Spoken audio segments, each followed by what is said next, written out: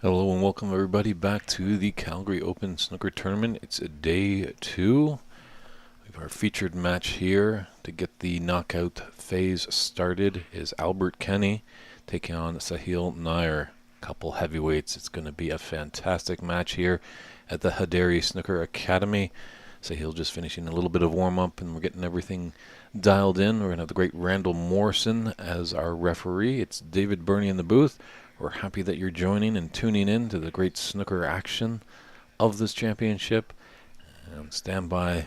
We'll get our match underway in a few moments' time. Stand by, everybody.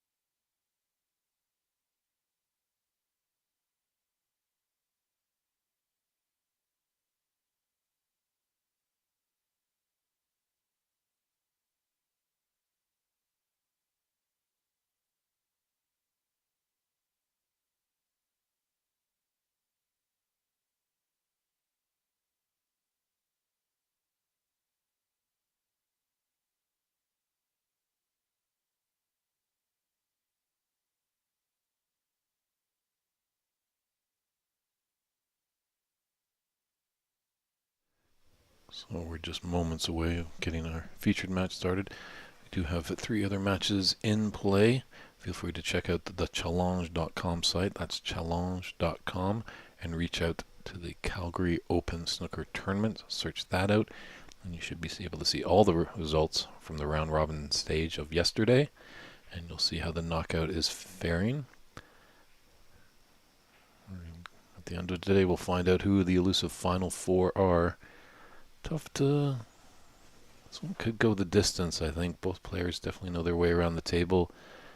I'd say, personally, if I'd see any maybe slight advantage, it might go towards Albert Kenny, just as he's the hometown boy here. He's sleeping in his own bed, whereas Sahil has traveled all the way from Toronto. But that's what we tune into sports for. You never know what's going to happen. The unpredictable can happen. Referee Morrison just getting everything set for frame one, and we'll be underway shortly.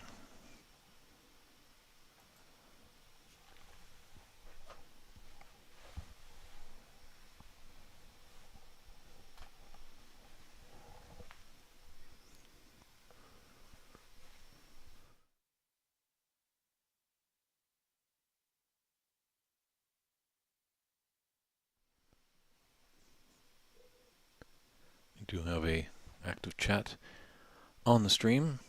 If you're catching us on YouTube or Facebook, if you search out YouTube, the Haderi Snooker Academy, that's where you'll find us. But feel free to chime in on the chat. If you've got any support for either player, go Albert, go Sahil. We'd love to hear that. If you have any comments or questions, something that you might be concerned about, and hopefully the picture looks good and everything sounds all right, do let us know if there's any hiccups there. Feel free to let us know where you're tuning in from. This game of snooker's played throughout the world. It's fun to see where we reach. We've got some viewers tuning in from Berlin yesterday. A lot of Canadians were tuning in, even some Americans. I think we had a few friends from Brazil enjoying the broadcast. So it's great to see. There's a lot of regrowth in Canada at this game. Our friends down south in America, they're experiencing a great growth of snooker. Well, this game is in a really good place. A lot more tournaments are popping up. As I was talking to Albert Kenny, as you can see in the top of your screen there, and he was just mentioning, just a few years ago there was only like really the BC Open and the Alberta Championship that he could play, as being originally from Ireland. Is working on getting his residency here in Canada that will allow him to play in more championships in this great country. But he was leaving, there wasn't much for him to play, but now there's a lot more tournaments popping up. So players almost are picking and choosing, because there are heavy travel costs that can happen. So once Sahil gets back from his comfort break, we'll probably be getting underway with frame one. It's a best of 7. It has been changed by Ramin Haderi, the tournament director. A lot of people were concerned about the best of 5 with the time, and since it's his room, you really can make the rules akin to benefit all.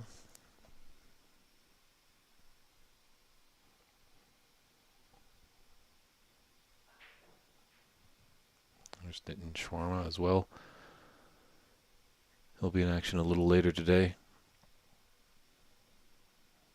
A lot of strong players here. It really is a toss-up of who's going to take the title come Sunday afternoon.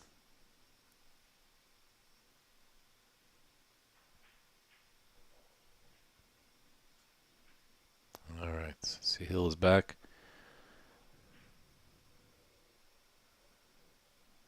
Referee Morrison just going over the rules. Coming to coin toss, shaking hands. Looks like Albert has won the toss, and he'll be breaking off here in frame 1.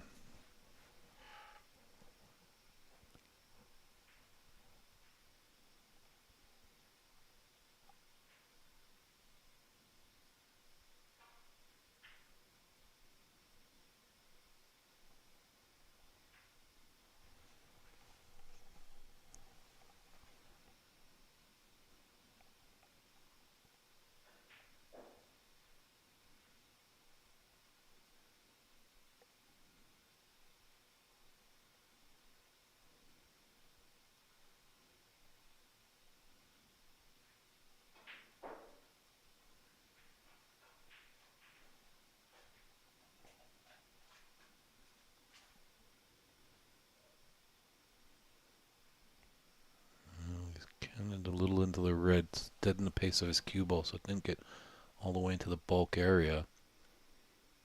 Definitely with these best of 7 matches, you can kind of let your hair down a little bit early on, maybe go for a few more shots. This looks like a shot to nothing for Albert here.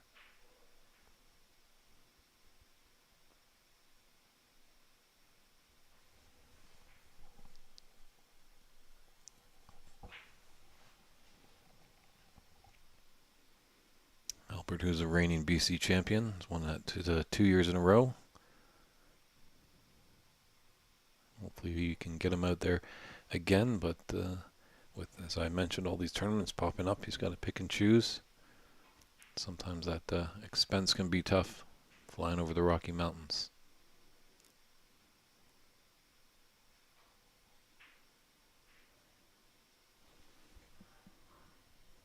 It's a great long pot. It's unfortunate that Sahil's kind of come up empty-handed. So we're queuing just even to flick off the black. Just got to negotiate a bunch of reds.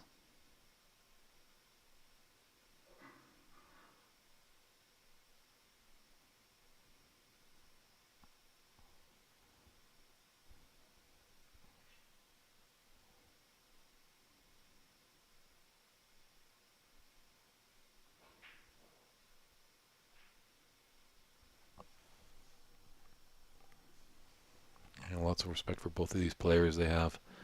They know that they're very capable. Sahil, who just recently obtained a 2-year card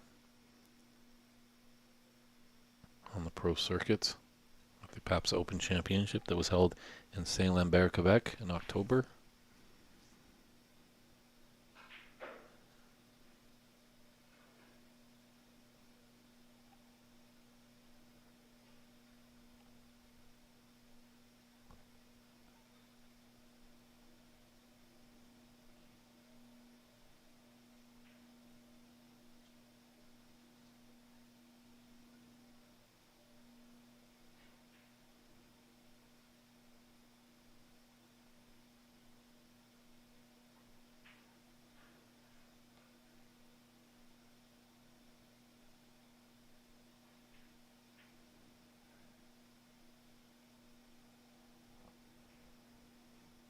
Sahil is used to this table. He played a few times yesterday, so he might have a little advantage here. Obviously, he's got some tournament play under his belt.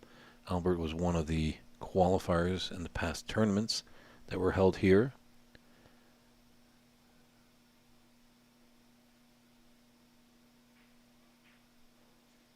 I think that's what you got to do with these strong players. Is you got to get in early. Don't wake them up. I did see that yesterday with Ranveer Singh going against Alex Paglian. Ranveer got the first frame, but then he woke up Alex, and Alex turned around and took that match 2-1. So Sahil can't really capitalize there.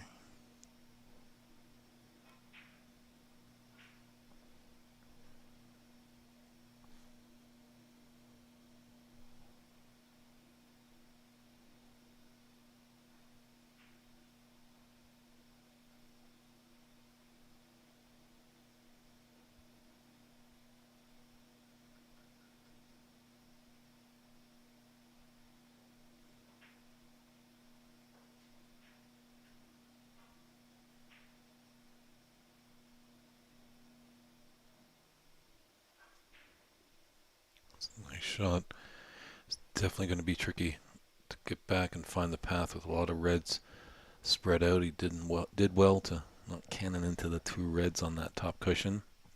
But he has left a long red open here for Sahil.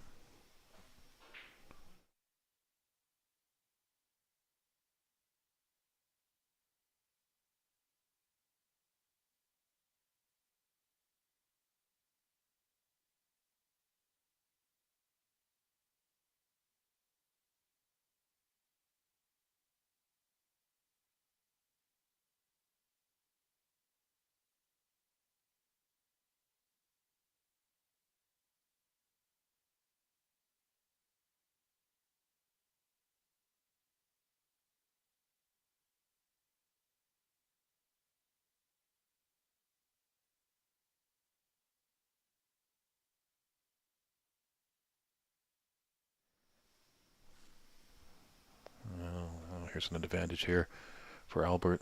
A long pot miss by Sahil.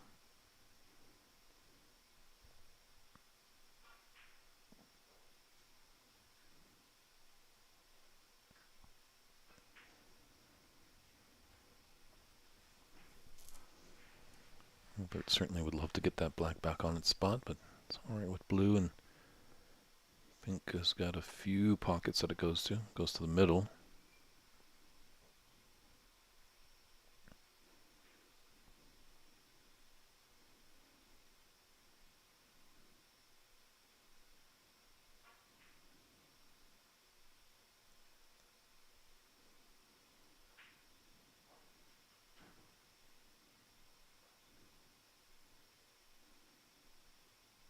There's a little bit of a tight room, so the addition of a referee, space is going to be at a premium.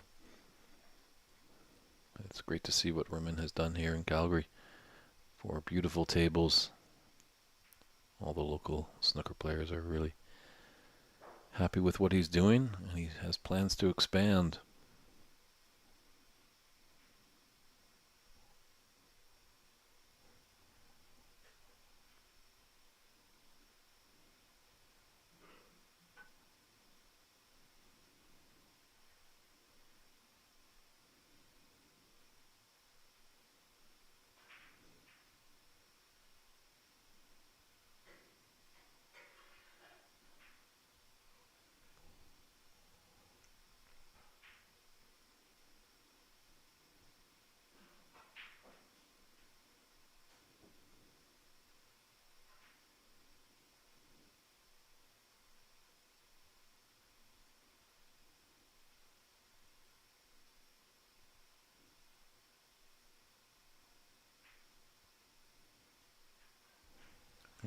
Talking with Albert in previous tournaments, he has mentioned to me when he was a youngster in Ireland that there were rooms that have like 20 to 30 tables.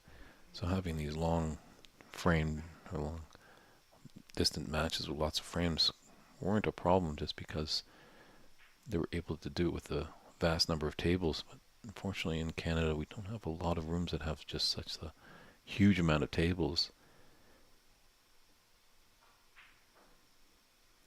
Because real estate is slowly becoming quite pricey in this country. And these 6x12 tables definitely take up a lot of space. I think we're just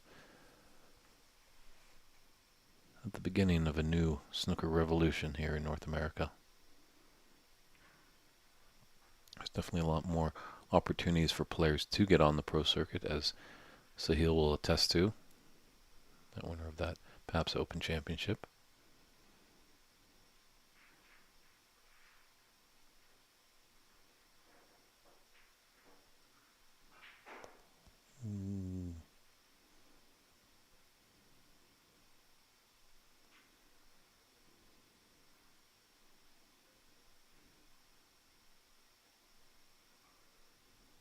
Maybe a little lapse in concentration there.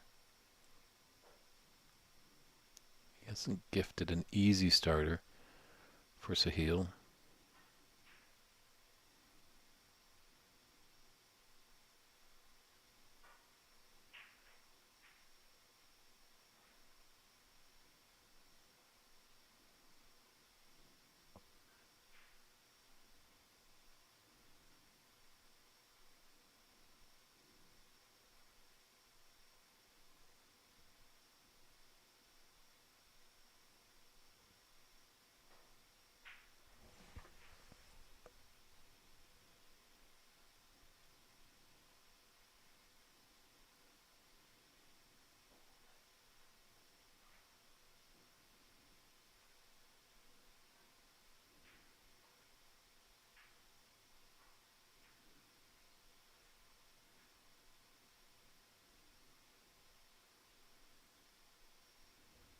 Have a little gap.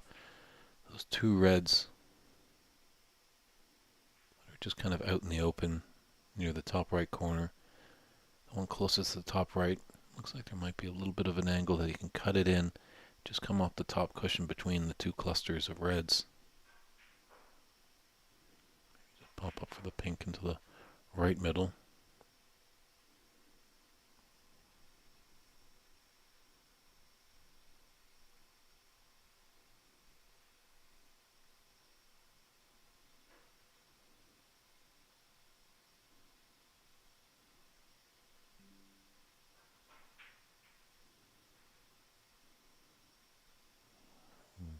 Able to find the gap.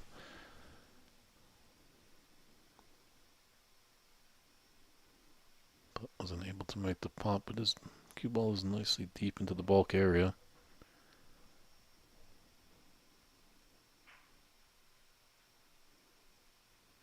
So we do appreciate the players using the tablets. Obviously Sahil is quite versed in that, as a lot of the OBSA, the Ontario Billiards and Snooker Association tournaments back where he's from, do use the tablets in conjunction with Cloud Snooker scoring app. Does definitely seem to be the wave of the future.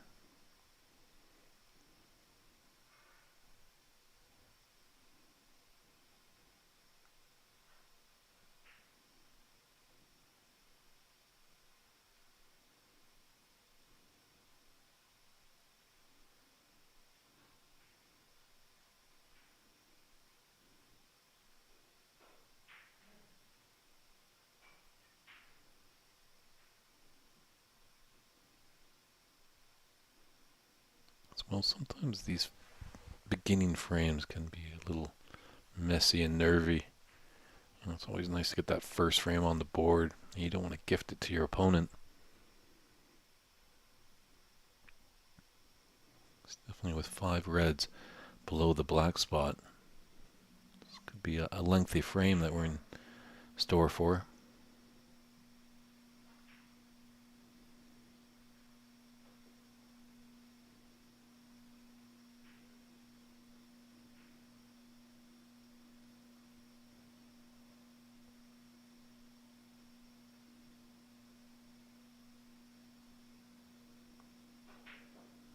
Now Albert putting referee Morrison to work early on. Maybe a little bit of chalk on the cue ball. Wanted that nice and clean for a true contact.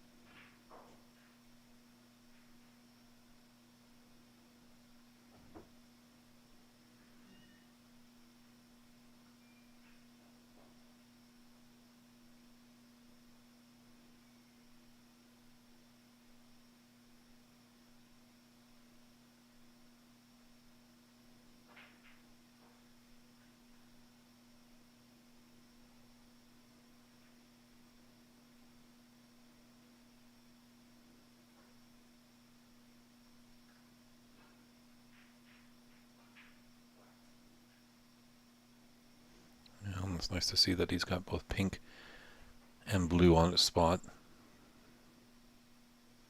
Obviously, love to get that black on that spot sooner than later.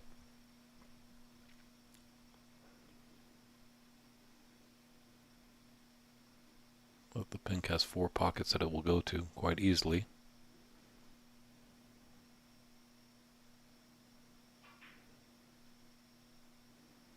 And valued at 6 points, he can definitely increase his lead by putting pinks.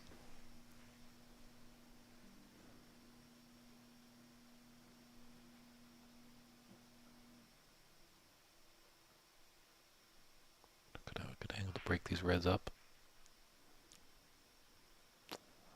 Just needed a bit of luck there. Might be a plant with those 2 reds near the top right. Really dangerous. If they were welded together, be a much better chance.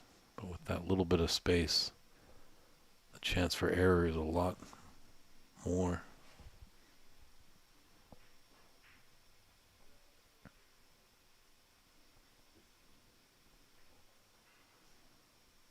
So a nice little break of 20 increases Albert's lead to 33-8 in this initial frame of a round of 16, best of 7 match.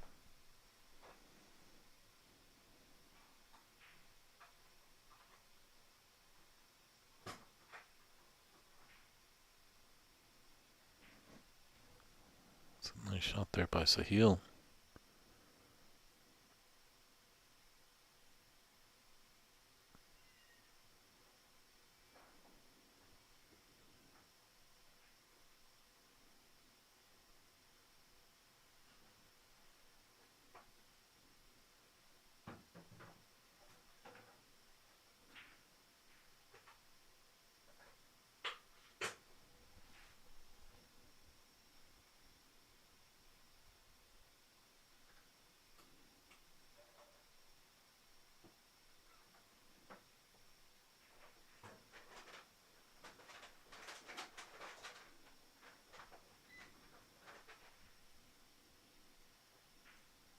That experience of playing yesterday, Sahil might just have a slight advantage just knowing the speed, but Albert's definitely a proficient player.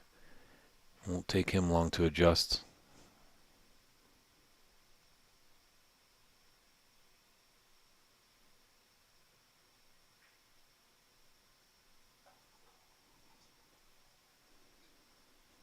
For all you youngsters here, newcomers to the game, these are 2 great players to watch. Really, after they delivered that cue through the cue ball, their head still stays down for an extended period of time. They're not popping it up, as we see so often with many players. As soon as the cue is going through, they're popping up their head to take a look and see where they're going. Just unfortunately got the horn there.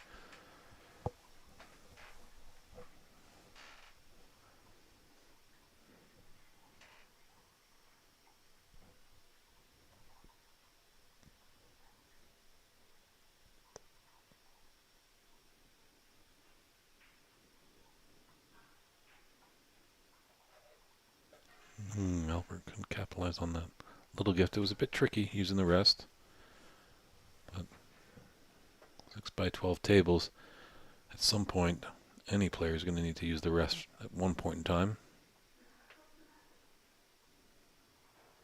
Can Sahil take advantage? Looks like he might have a good angle on this pink. He could disturb these 3 reds just below it.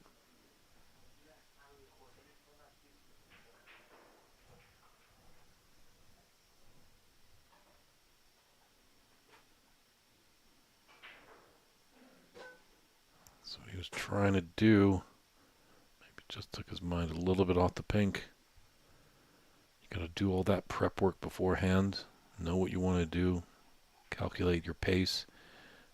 Calculate your what kind of action you want to put on the cue ball. But then when you're down on the shot, focus on that object ball and put it in the bottom of the pocket. Can't be thinking too much ahead, or something like this could have happened.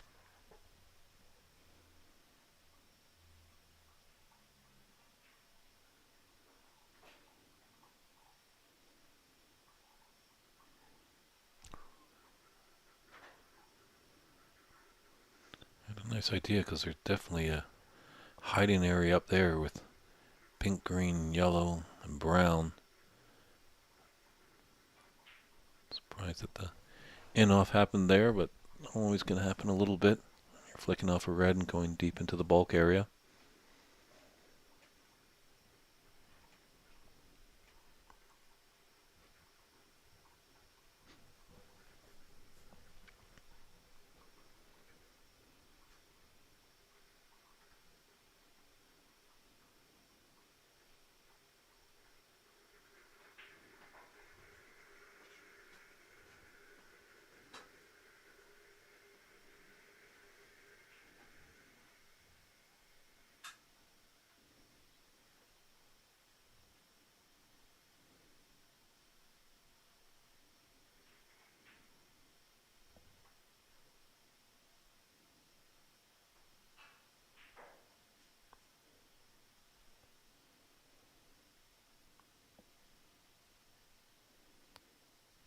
I don't think there's a path for this black into the yellow pocket, unfortunately for Sahil. So it might be a thinner of a cut. Looks like maybe he's taking it into the green.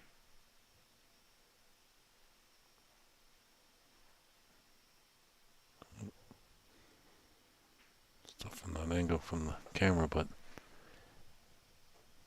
done well to get a safe white. It's nicely brought the black back down to the business end of the table. Looks like he's put Albert in a little bit of bother.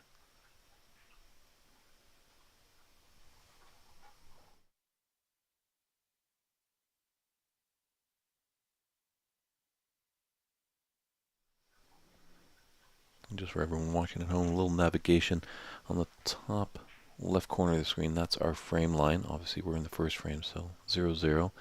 And then on the bottom there's the score that's in the actual frame that we're involved in. And you'll see that there is a number in parenthesis by one of the players, and that's just how much they trail their opponent.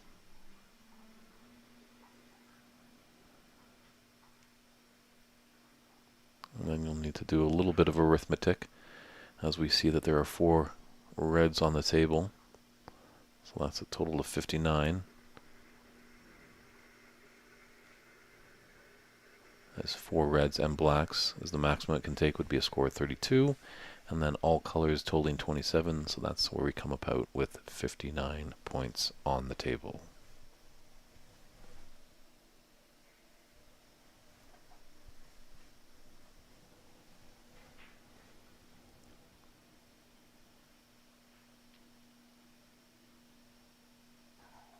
So everyone works together. Referee Morrison just trying to get it back as accurate as possible. We'll confirm with both players. If they're both happy with it, then it's play on.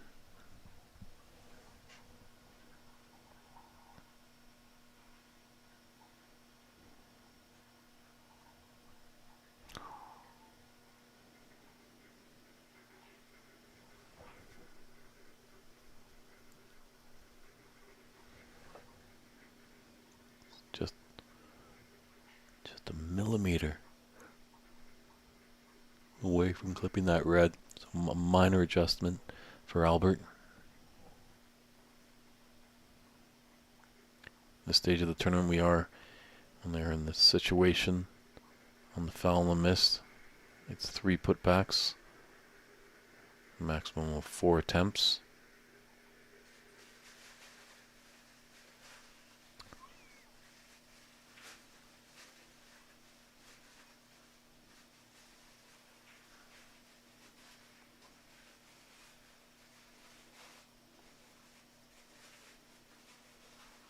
And so he obviously had the option. He could have taken the cue ball and put it in the D and elected to shoot from there, but there's no really clear advantage, so he's electing to put Albert back in. His 4th attempt.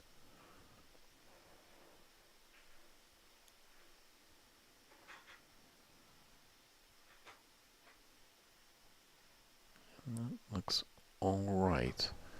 See, there's a thin cut to the left middle. I don't think that red passes the green into the yellow pocket.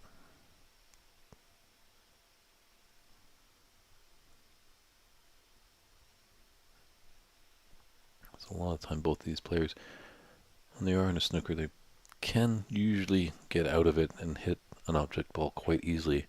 The big catalyst obviously is where do they leave cue ball and object ball afterwards. They don't want to leave a relatively easy starter where they'll probably be sitting for quite a while.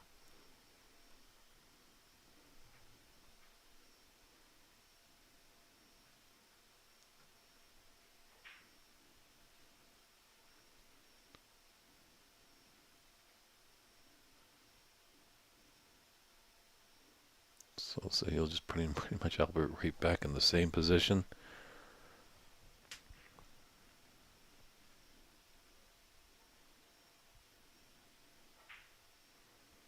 If Albert could just done on the right cushion, just ever gently, and just slide off and just kind of nestle on one of these reds.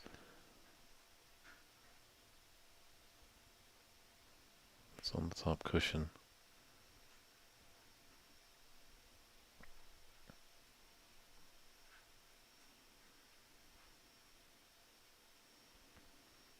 This really can sometimes do a number on the old brain box. Struggling to find some confidence getting out of these snookers.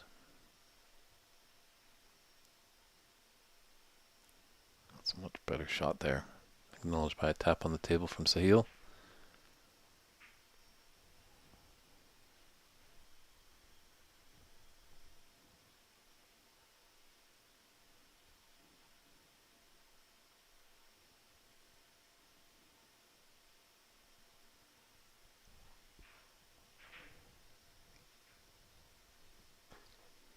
Sahil definitely inspecting this potential plant shot here. He's getting down on it, but I think he's thinking better here. Maybe a blind cut into the top left corner.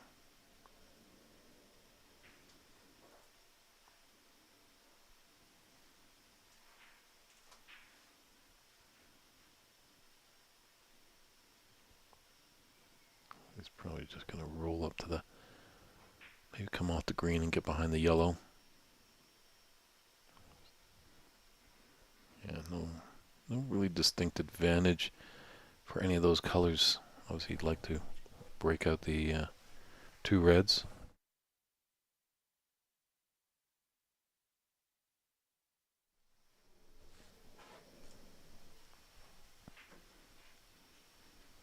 But why not put your opponent in a snooker and let them kind of disturb those reds, and hopefully you can get an advantage from it.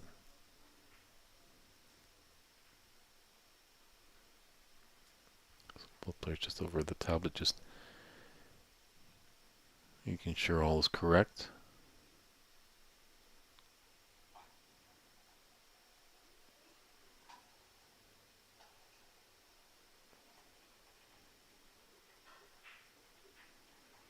You know, I hate to sound like a broken record sometimes, but we're always needing great people behind the scenes. We have some wonderful people that put these great pictures together, and a group of commentators in the country. But it's great that Randall has stepped up, Mr. Morrison, to be a referee of our featured match here. But it would be lovely if we could get someone just manning that tablet, just focused on keeping score. It would keep the flow of the match going. We wouldn't have a little bit of these delays. So if you're in the Calgary area, if you love snooker, if you want to get a front row seat, all we ask of you is just to do a little bit of scorekeeping. And there might be a little lunch involved, possibly. This looks nice.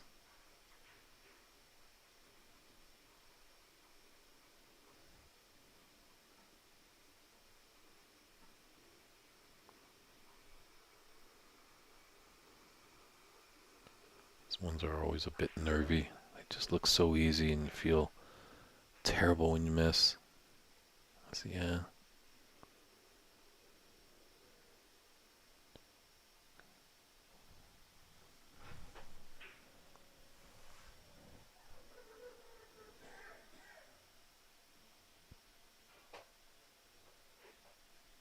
Just a slim advantage here for Albert, leading 34-31. First frame, best of 7, round of 16 match. It's a shame that this was a first round match. These are two heavyweights of the sport here in Canada. This easily could have been a final.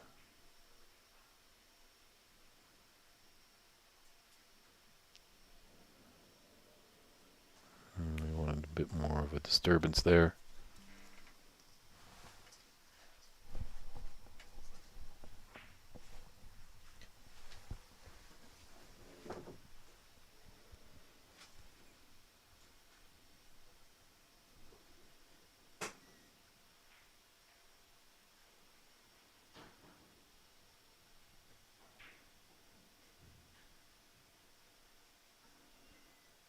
He's got a red open, but he's got a good cue ball. He's put that tight to the ball cushion.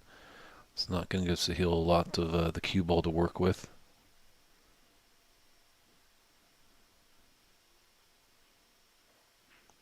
But a man that's proficient at the game like Sahil, obviously a more novice player might put some unwanted side just because they're kind of cueing down on the ball a little bit.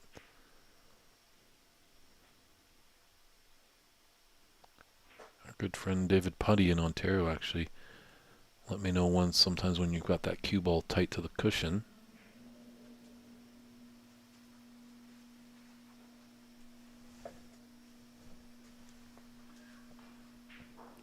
great long pot.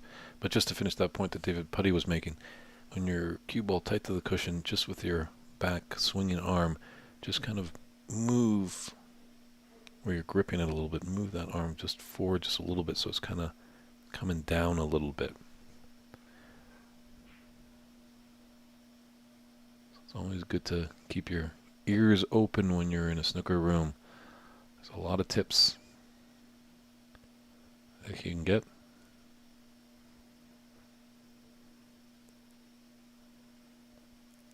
That's a little frustration. Definitely wanted that black to go in. It's been a seesawing affair here in the first frame.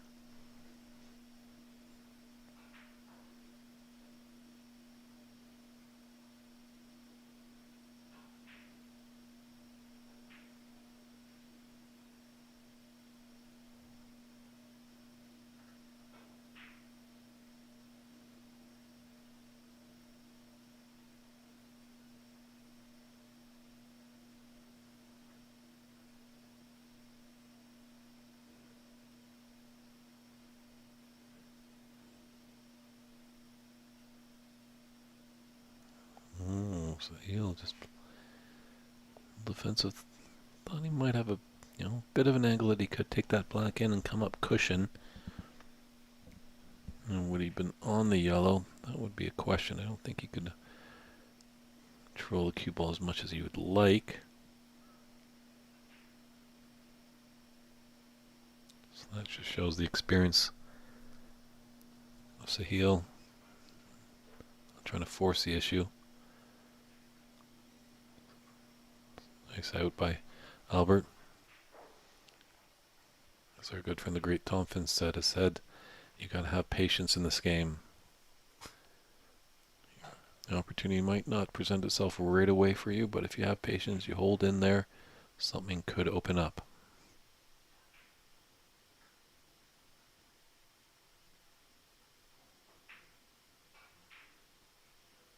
It looks like it has for Sahil. He opted to snooker Albert with his cue ball behind the black. Albert did a good job to get out of it and make contact, but unfortunately left a mid to long range shot for Sahil, and Sahil's done well to bury that yellow in the top left corner. Another long green, so it certainly is a little bit difficult.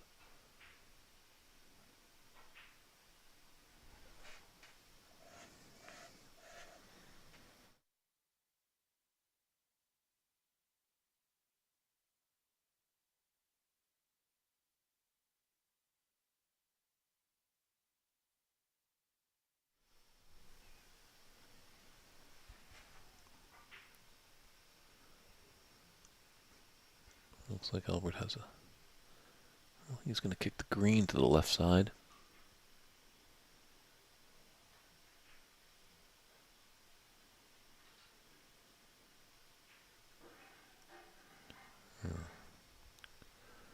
Quite safe there. Both object and cue ball relatively close to cushions and a lot of distance to travel for this cue ball.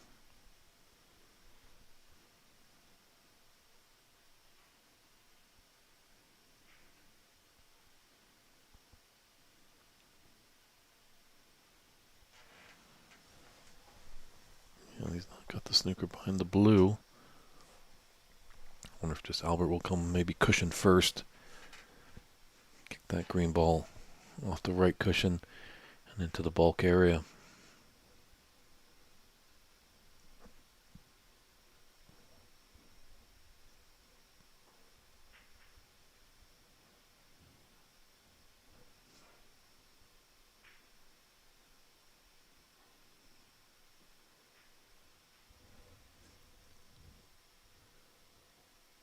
Well, he doesn't have the snooker, but he's definitely taken away the potting angle.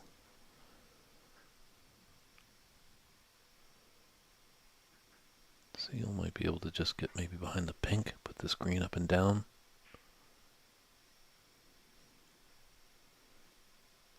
That was very nice with that little flick on the brown. I think there's still a coat of paint that of the green that Albert can see. Some very strong potters both players are, but they're equally great tacticians.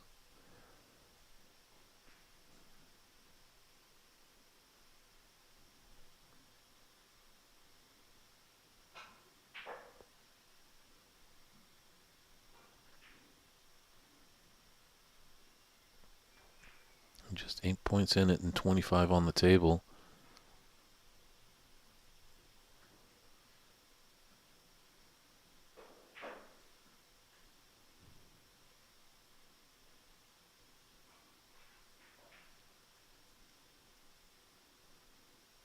Albert would need up to the blue.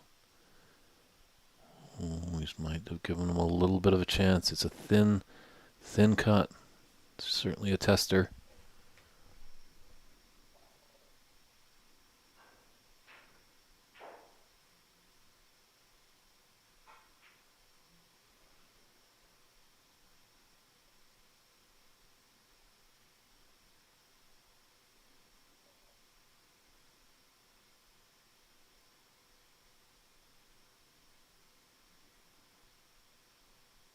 And Sahil would need up to pink if he wants to take this frame. So this green really important. Ooh, played the double.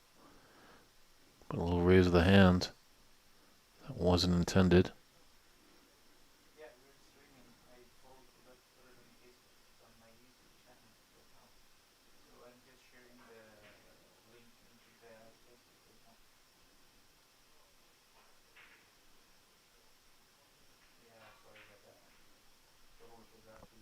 And this looks like first frame for Albert.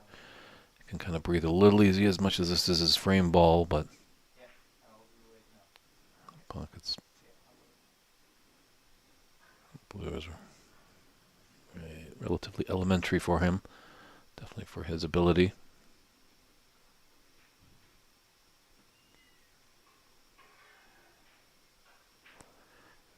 So Albert Kenny takes that first frame by a score of 60-34. So he's got the one frame on the board. That's always important to get your first on the board. Hopefully he can continue the good times rolling. But I'm pretty sure Sahil will fight back strong when we come back for frame 2.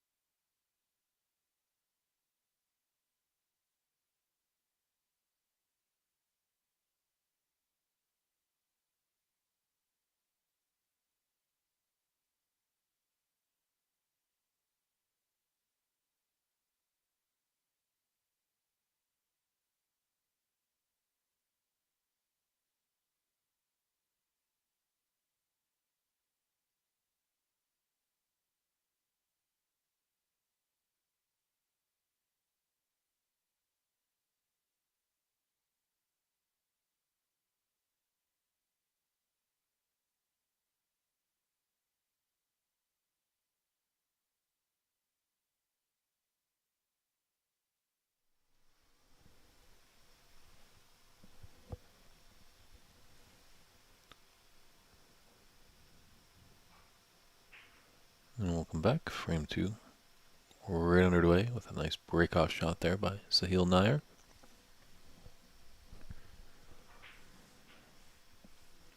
Yeah, seesaw first frame. We'll see maybe see if one of these players kind of opens it up a little bit. It's definitely going to help. Someone can get down into the balls. We'll see the red to the left of the black's covering that top left corner for the black, but it's open to the top right. Long black red here for Sahil.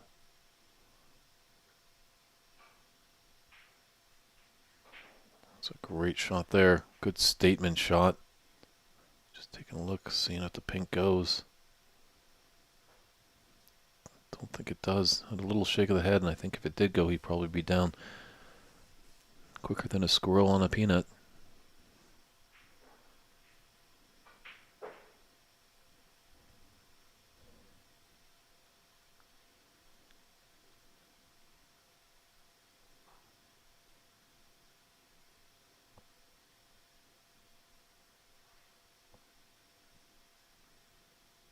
He's got space to go in and out of bulk. I definitely practice this a lot. Oh, selecting for the yellow pocket. A little bit more dangerous, but the ward was much greater. Obviously, that's a drill. These guys practice day in and day out, taking the blue off the spot and just trying the different spins to go in and out of bulk and avoid canning into any of those bulk colors. Obviously, with the bulk colors on their spot, it's more traditional in and out.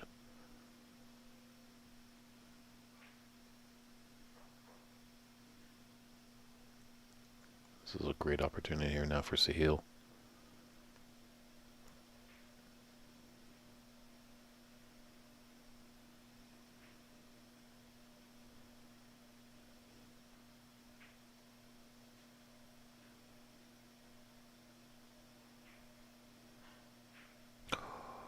Oh, disaster.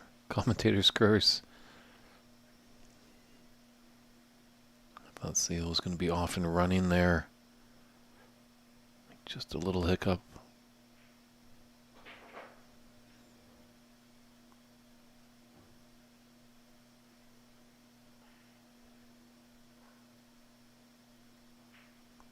Alright, don't do it on purpose. I definitely just saw that the world was there for Sahil. I don't think so. He will be too hurt by it, as back at that PAPS Open Championship I was commentating on it, one of his matches early on. Kind of noticed a little something. It might have been maybe that he was coming up a little bit too quick. But he was telling me a little later in that tournament that his wife was watching the match. She said, the commentator was saying about this, honey, maybe you want to take a look at that. And he did, and he applied it to his game, and, well, he won the tournament and got the 2-year card. So he was very appreciative of a little bit of my insight.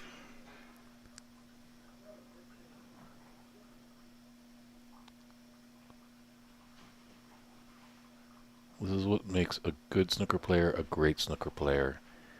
As opponent was often running, looked like you were going to be sitting for quite a while, but now you've been gifted an opportunity, and you just want to have your opponent sit there and stew about that relatively easy shot that they had missed. Don't get out of yourself too much, Albert. Obviously, he's mapping it out, but now when he's down on the blue, all focus is on this blue into the middle.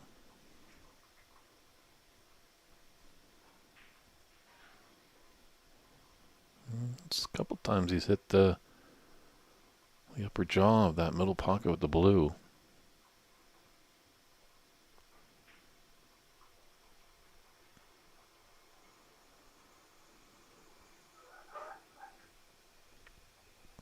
Albert, I believe, is the head pro at the Ranchman's Club here in Calgary.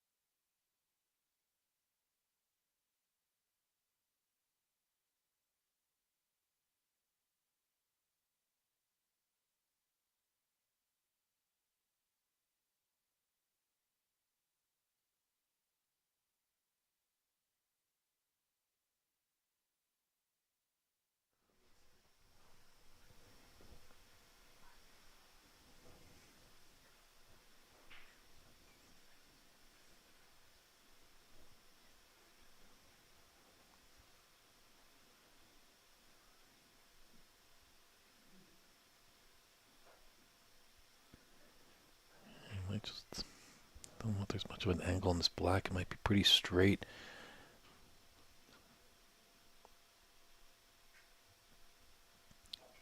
Sure, just if he stuns it and takes this red that's out in the middle, or out in the open on the right side of the cluster in the middle.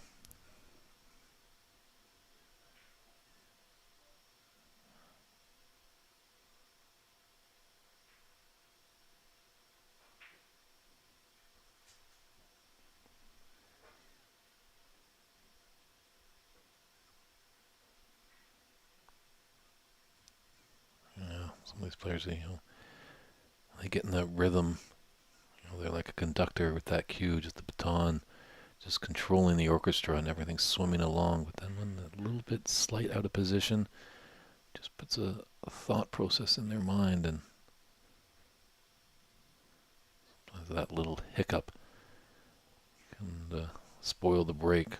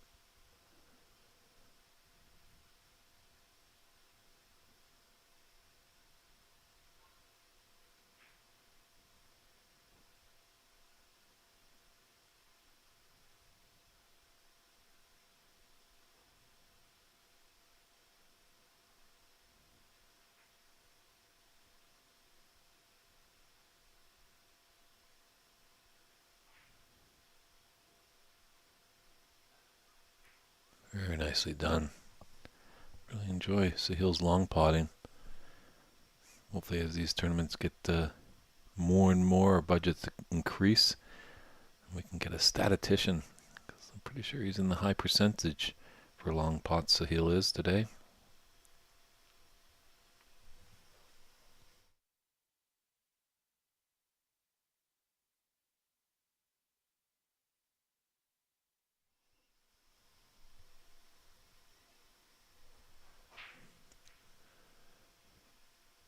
Natasha, thanks for tuning in. The president of the Sahil Nair fan club. If anyone wants to make a donation, they can reach out to Natasha. Natasha's actually Sahil's wife, so thanks for tuning in.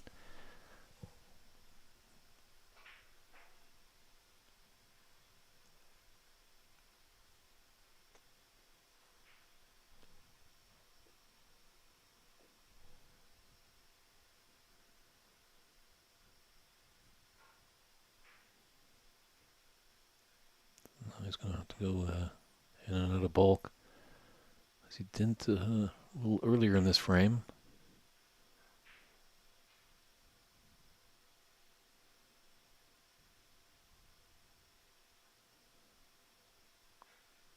I'm going to like that to run a little bit.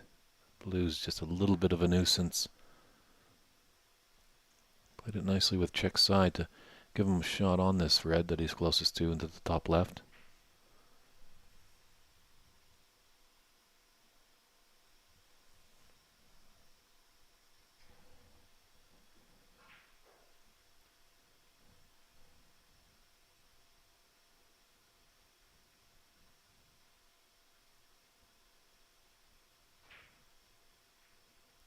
Yeah, just maybe a pain with that blue.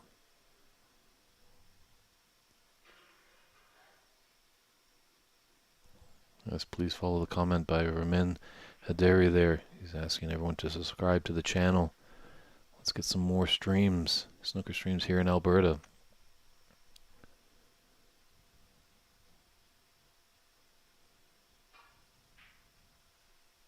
It's a great long pot there. Albert seems to be potting long pots as well, quite effortlessly. Yes, with the subscriptions, that's just showing potential sponsors just the numbers. As you know, we all do it for love, but it does come down to dollars and cents sometimes.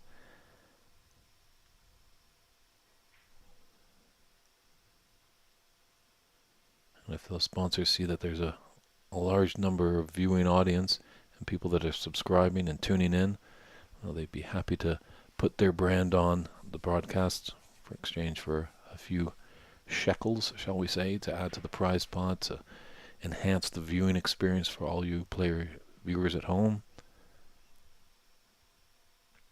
Ontario Snooker Tour is asking, yes, this is the knockout stage. This is the round of 16, so we've got 16 players. All matches are best of 7, excluding the final. That is going to be a best of 9.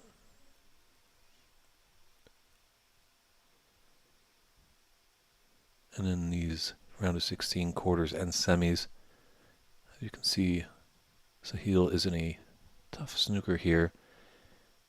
Foul on a miss is called. He has 4 attempts, 3 putbacks. But then when we reach the final, it reverts to more professional status of unlimited attempts, putbacks, obviously until we get to the snooker's required stage. So appreciate all your questions, comments. Keep them coming. Keep the support out there too. Whether you're cheering for Sahil or you're cheering for Albert. Also like to hear where you're tuning in from. It's definitely a perfect day in Calgary to be indoors. I think it's minus infinity. It's definitely pretty cold out there, so we're happy to be indoors watching some great snooker action.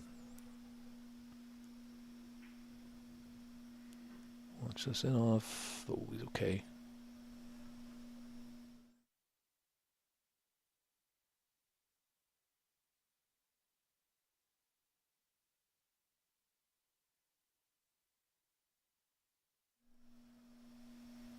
Curly Conqueror, thanks for tuning in. Maybe one of the greatest handles I've ever seen. The -1 in parenthesis by on the scoreboard, as you see, it's just how much player is trailing their opponent. So as you can see, it's 29-28, and then in parenthesis with Albert Kenny, there's a -1. So Albert is trailing by 1 point. And in the top left corner, in that blue bar, that is our frame line. So Albert took the first frame. It's a best of 7.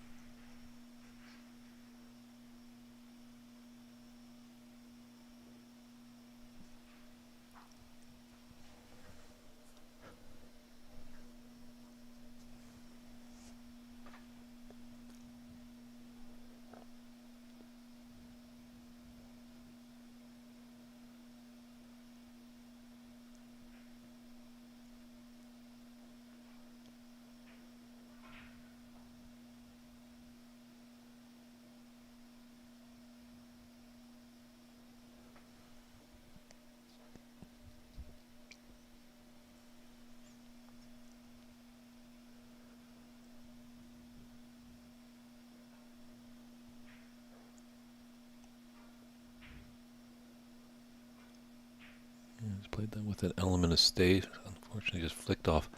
Very fortunate for Albert. They flicked off that blue. Looks like that was going to be definitely running back into bulk, but Albert's got a good opportunity here. Good angle on the blue. Come down. There's some reds open. Black is open to both top corner pockets.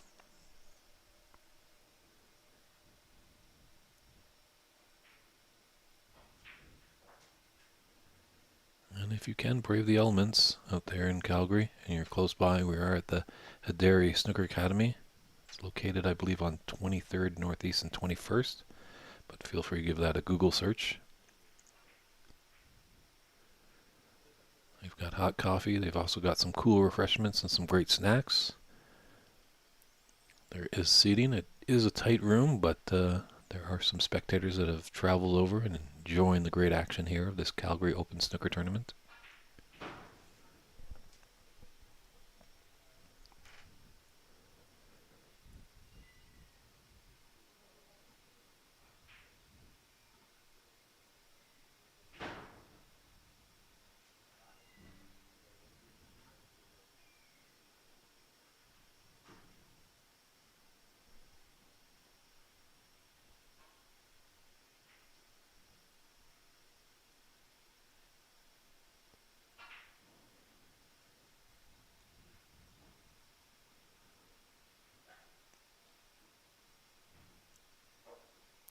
A little shake of the head by Albert. He thought he was going to get a bit more action on that. Get a little higher on that red.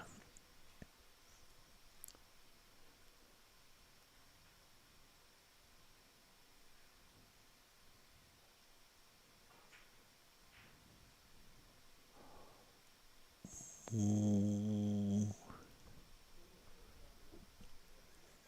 Not yet.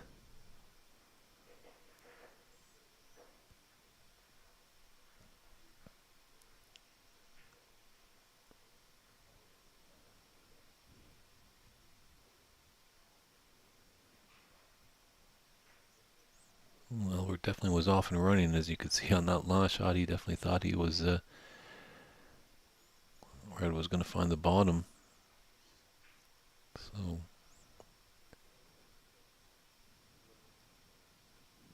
an easy red to get things going for Sahil, but obviously both players are concerned on that red on the left side.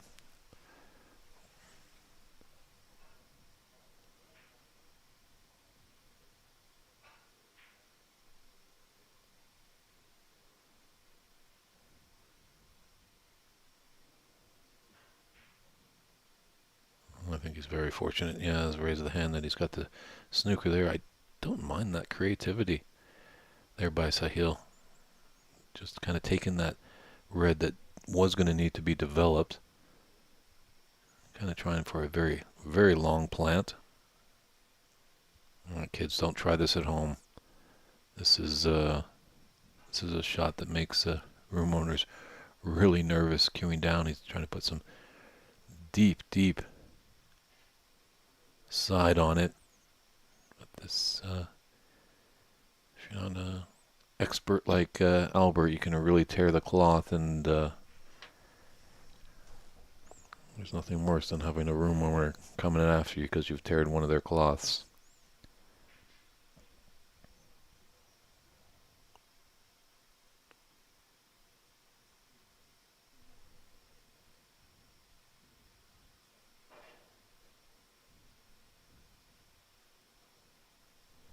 Unfortunately, Ontario Snooker Tour is asking about live scores of other tables. Unfortunately, they do not have the Cloud Snooker. They do not have the tablets. This is, the first one for Ramin, so there's definitely lots of stuff that he's learning about. A lot of stuff that he needs to figure out. But hey, you only learn by doing, so we appreciate all the work he's doing, and hopefully in the future that he can get those tablets up and running on each of his tables and provide that live scoring, because that is a great asset that Cloud Snooker brings. Really helps the viewership, because sometimes one of their favorite players might not be on the TV table, but with that live scoring that you mentioned with Cloud Snooker, they can quickly go on the website and follow their favorite player, even if they're not on the stream. So, baby steps out here in Alberta. Just glad to see that there's some great competitive snooker in the Wild Rose province.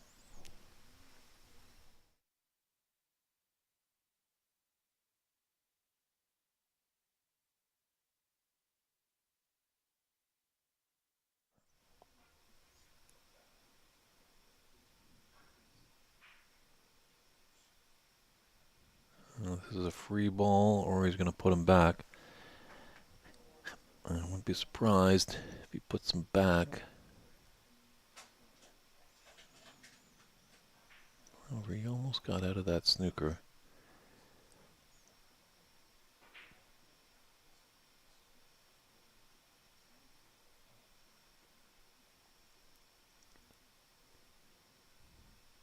Now he can use a free ball, and with that yellow there, as long as the free ball doesn't snooker the path to the red, he should be alright, because that's one of the rules. When a free ball is awarded, you cannot use that free ball to snooker behind.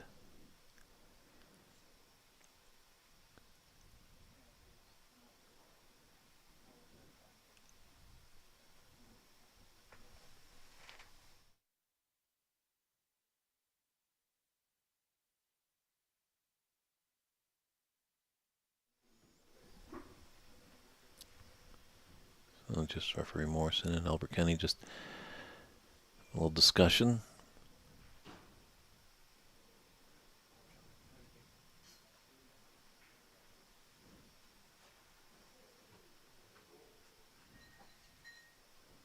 And obviously, if Albert's happy, referee Morrison will obviously check in with Sahil as well. Get both players in an agreement. It's attempt number 2.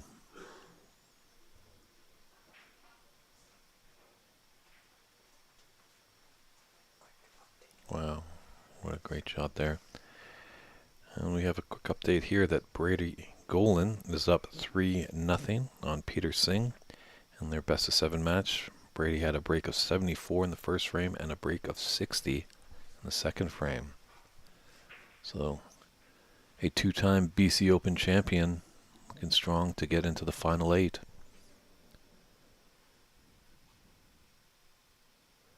Obviously, Brady has a long history. Probably the only player here in the room that has played at the famous Crucible Theatre in Sheffield, England.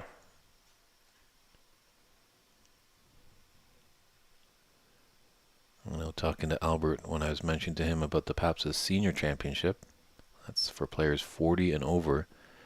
The winner of that championship will compete in the World Seniors Championship that is held at the Crucible Theatre in Sheffield, and his eyes just got as big as saucers, as that would be a dream for him.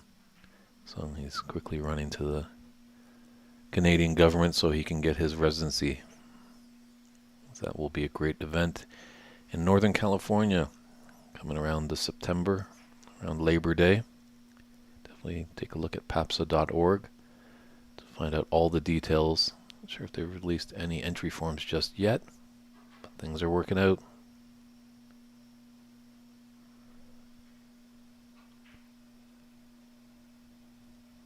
Great to see our good friend Wayne Binder tuning in. Wayne, it's been too many years. Are you out here in Alberta? It'd be great if you could pop by and pay a visit. Wayne, definitely a very strong player. Usually come from the Maritimes, so he's always has some great stories. I believe you learned a lot from Cookie out there in Halifax or Nova Scotia, somewhere in that province. Feel free to correct me if I'm wrong, Wayne, but hope you're doing well. Thanks for tuning in.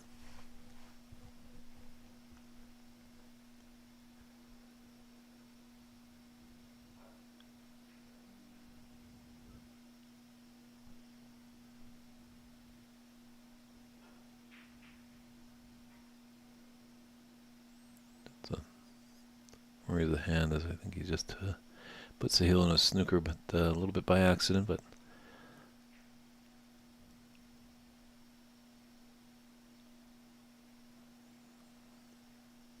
you know, these are tense, and so often than not they do come down to these colors with only 5 in it. 27 on the table. Sure, it's anybody's second frame here. Albert would love to take a 2-0 advantage, but Sahil would like to put us at a 1-1 tie.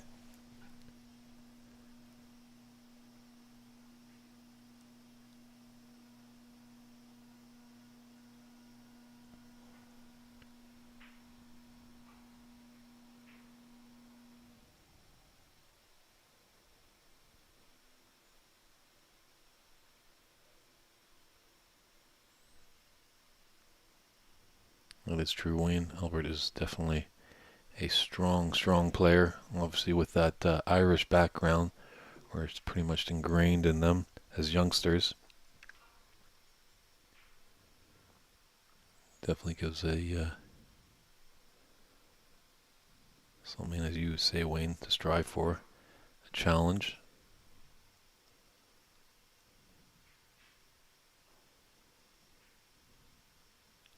Hey, Hustlin147 Canada, thanks for tuning in.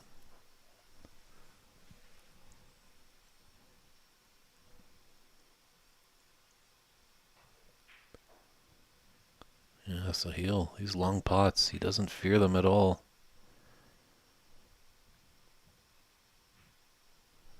And hello to Vineet Desani out there in British Columbia. Vineet, always a great help for me when I put on events in British Columbia. And he's got a couple of youngsters that really are enjoying the game. So look out for that Desani name. We do have a junior championship coming up February 8th in Richmond at the Top 147 Club. So if you're 18 and under and you're out there, if you want to participate, feel free to reach out to me.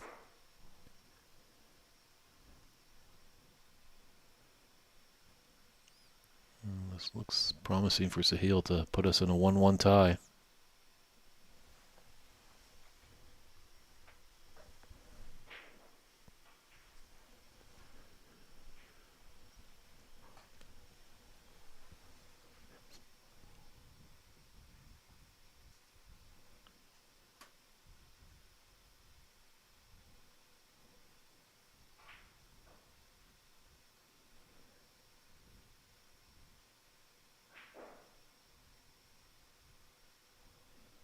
So Sahil's taking that.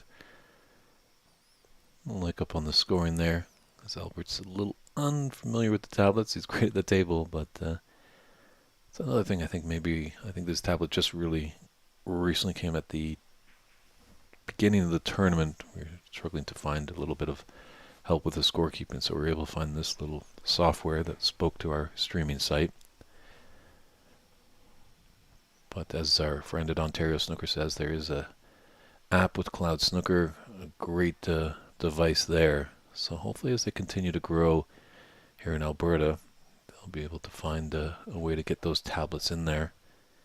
Maybe at some point we can put a little production together and just give a how-to to all the players of how to use the app, and so they're not struggling too much with it.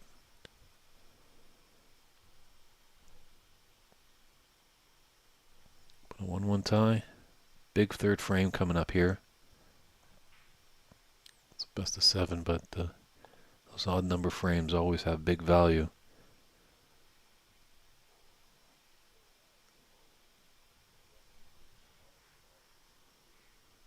Great to hear support for all players on both sides in the chat. Great stuff.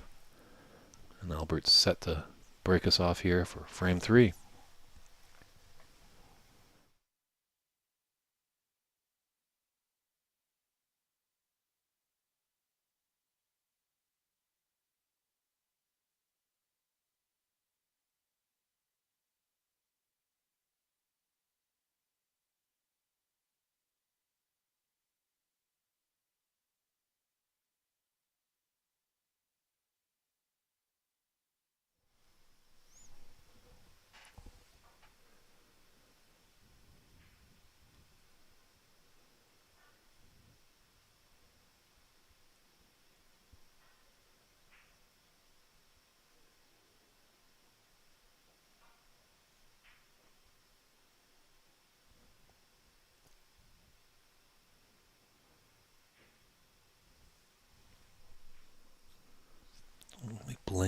taking that long pot. It's a good statement shot. Unfortunately, he's just left a very easy open here for Sahil. Sahil trying to break out those reds early. Just missed.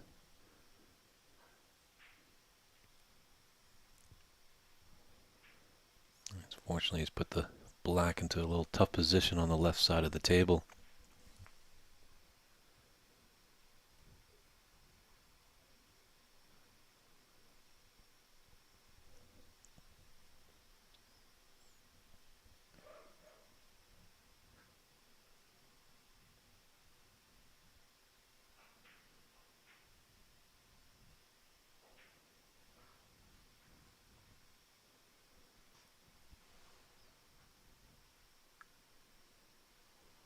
Well, I think that pink has just covered up that pocket.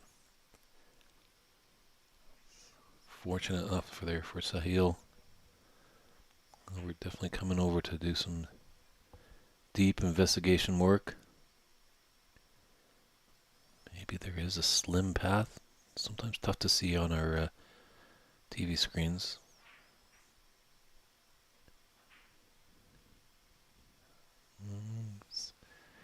Both players showing that creativity side that is definitely important. Obviously, technique and fundamentals paramount to be a good player. But you really can excel if you have an active, creative mind.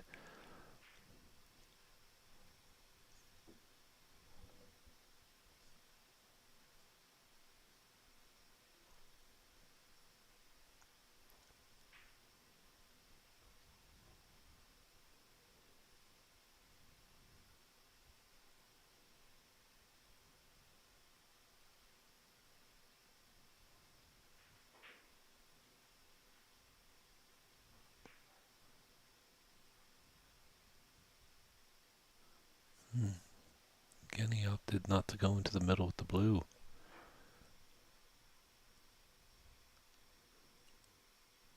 It was a bit of an easier shot for the blue in the left middle, but obviously maybe he was just a little self-doubt. If he was to miss it, the red's going to come into the cue ball's going to come into these reds.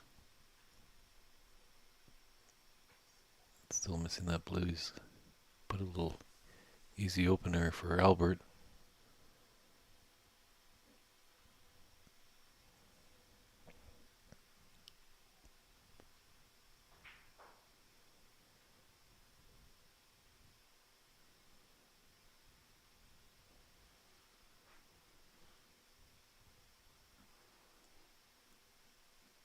After this red, a lot of these reds might be opening up. Taking that top red into the left top corner.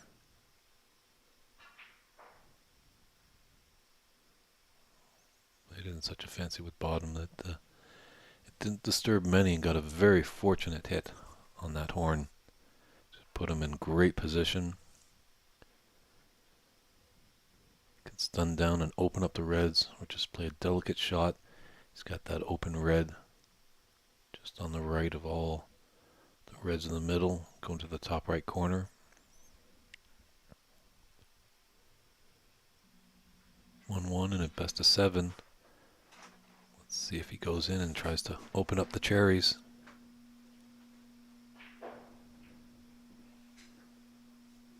Oh, he's just unlucky as much as he got that fortunate hit off the jaw to be nicely on the blue. Red after that blue just finds the pocket and there's a foul of 5 points.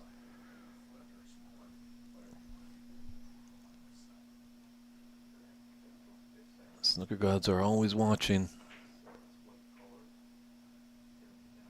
Definitely in these more longer frame matches, the run of the balls kind of evens out from time to time. Sometimes in the short frames, you feel like opponent's getting all the flukes.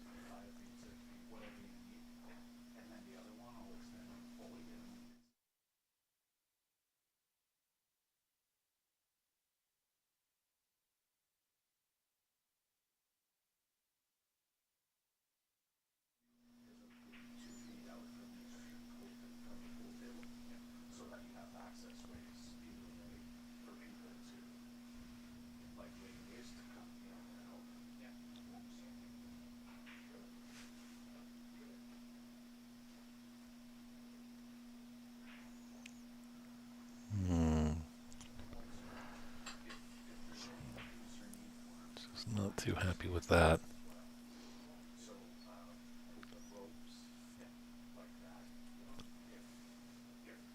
Oh, it's our great friend Warren Saffel. Thanks for tuning in, Warren. It's been too long. Not sure if you're in the throes of tax season as you usually are when we have these broadcasts, but if you're in the area, I'd love to see you in the room. It's been far too long. We're overdue for a visit.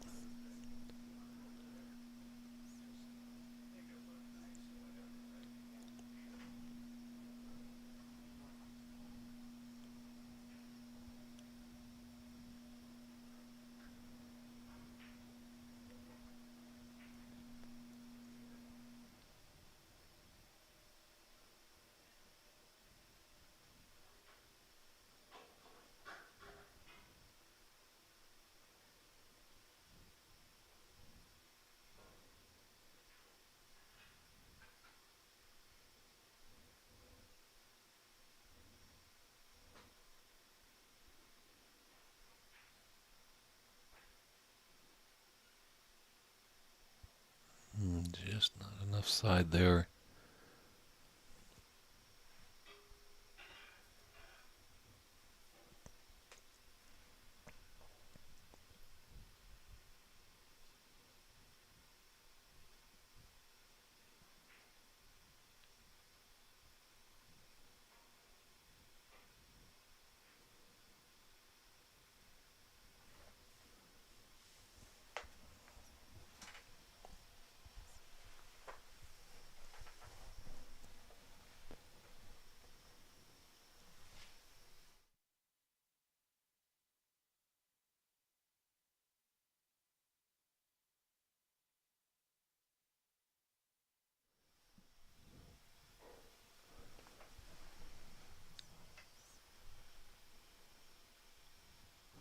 Okay, Warren, you rest up.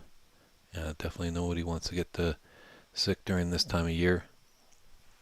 But sending you all the best wishes to get well as soon as possible. Maybe there's a hint that the Western Canadian Championships might be played in this room come May. I don't know if any details have been released. I think there's some hemming and hawing, shall we say some rumors. If that does happen, we'll be definitely back in Calgary.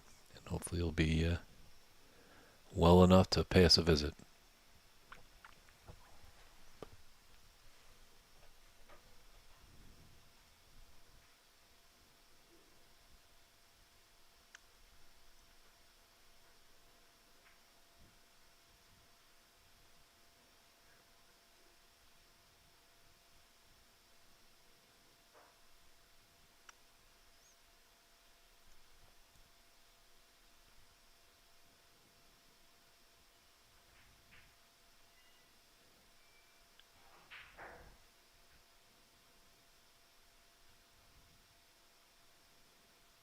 It's a nice pot, and he's definitely opened up these reds, but this color's getting a little difficult. He's going to have to cover a lot of area. He wants to play the aggressive pot shot and go in and out of bulk.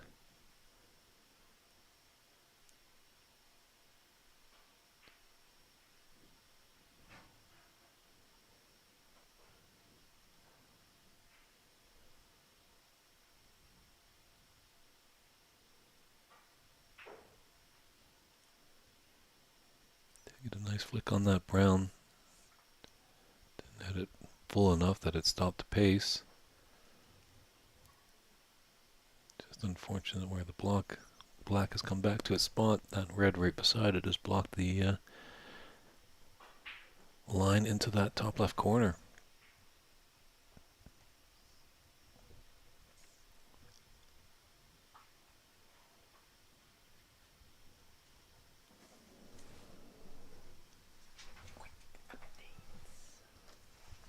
Just some updates around the room.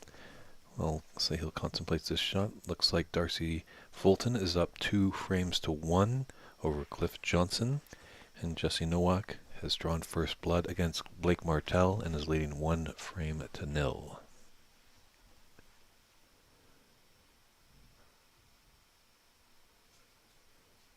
Appreciate Roman being a runner. He's doing a lot of things, wearing many hats this weekend. He's doing a great job. This is a big tournament. A lot of big hitters have come to play.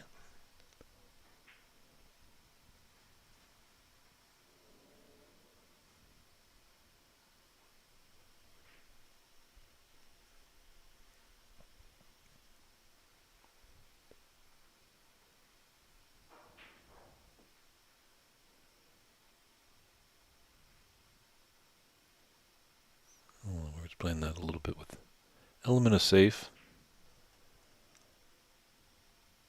Fortunately, the angle on the pink isn't that great. Come down. And you have to hit this and maybe take some sides and come off the cushion, shoot it down table.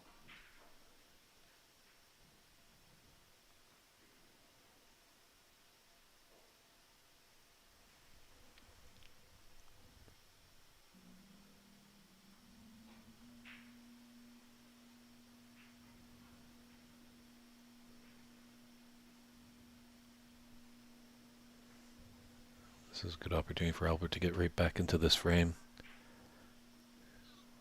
Only behind by 11 points, but a couple reds out in the open. Oh! How did that happen? Once again, I'm not doing this on purpose. I thought, Albert's ability, he was smooth sailing to at least get close to tying the frame, if not taking the lead, but there's maybe a little hiccup there.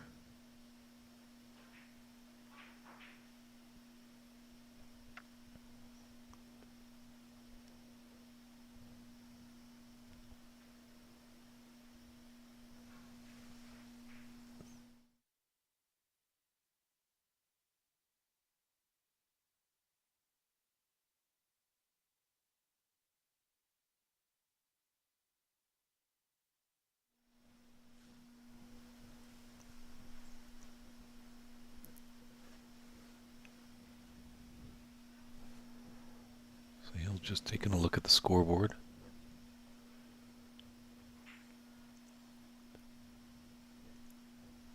He's going to need to do something with these two reds on the right side of the table. They're out of the way, and being a right-hander, not too bad if he gets behind these reds to put him into the top right corner.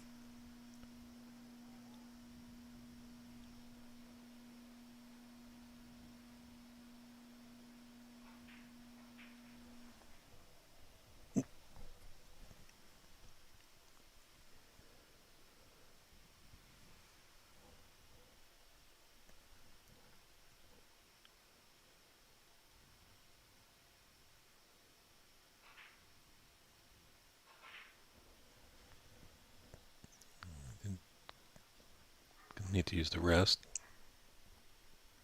Far enough I didn't need it. But just got to be mindful of the yellow that he's going over top. Just needs a little bit extra hardware.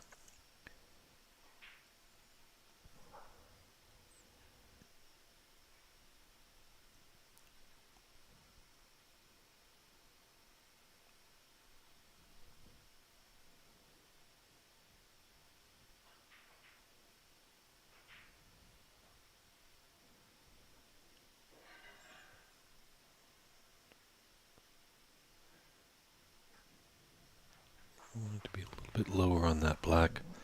Just got the angle to maybe come off the left cushion. Give him a better chance on this red. There might be a little angle, but he can go two cushions.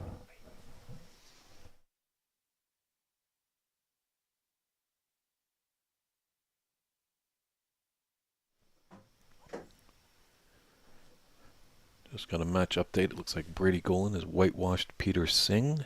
So the two-time BC Open champion. I believe he was a Canadian national champion.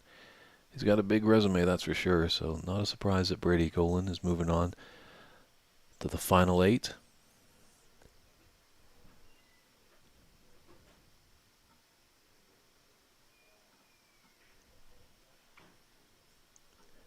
If you look at the challenge site, search out Calgary Open Snooker Tournament. That's where you should see how the knockout round is phasing, who potentially Brady might play as his opponent.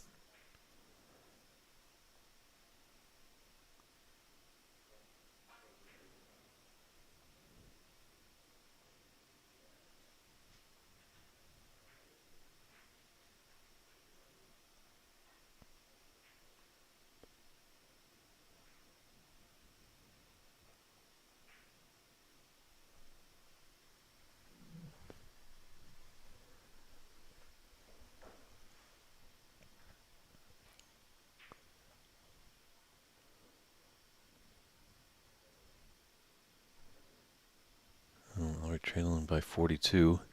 There's 35 on. But always with that final red, there's always a chance of a free ball, so some big extra points could be there. Ooh, did Albert get the luck of the Irish there? Has that green just helped him ever so slightly? Just took away that potting angle onto the red into the green pocket.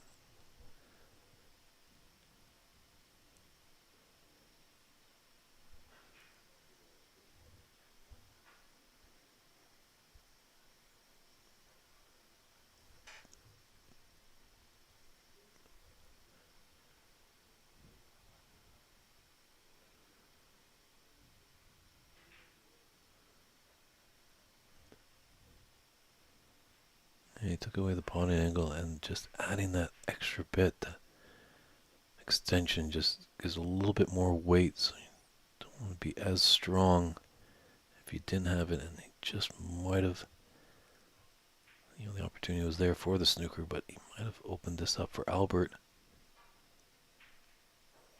Oh, that's a concession there, so that in-off, unfortunately, for Albert has put him down 2 frames to none. We'll step aside for a few short moments and be back with an important frame for the local man. Albert doesn't want to go 3-1 into the interval. Would be happy to go 2-2.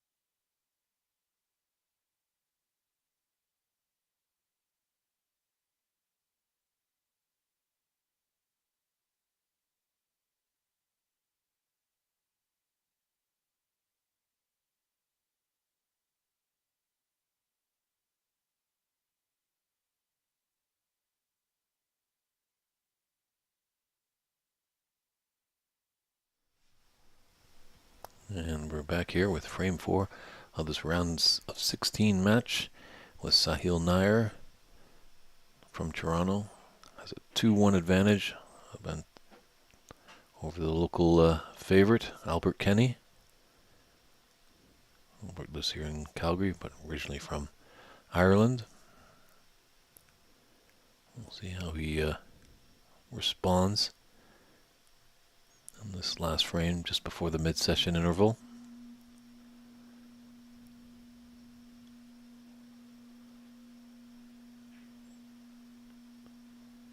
Definitely, if he's able to get this frame and put it 2-2, that little break is going to be well received. As well, we've seen sometimes in this game, if a player goes down 3-1 going into the interval, they do well to give themselves a little bit of pep talk. Obviously, the player that has the 3-1 advantage wants to continue playing, keep the fire burning.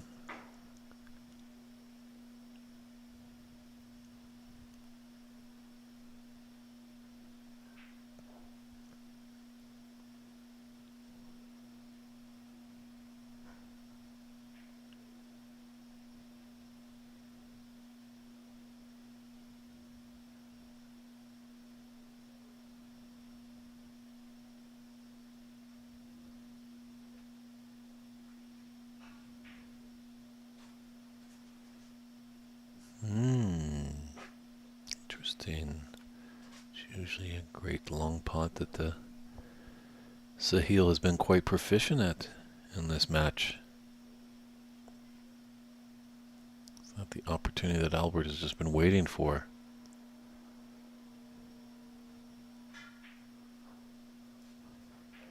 A little funny contact there. I think you heard that all the way up in Edmonton. As you can see, Albert inspecting his cue. Great little shot there at the bottom of the screen.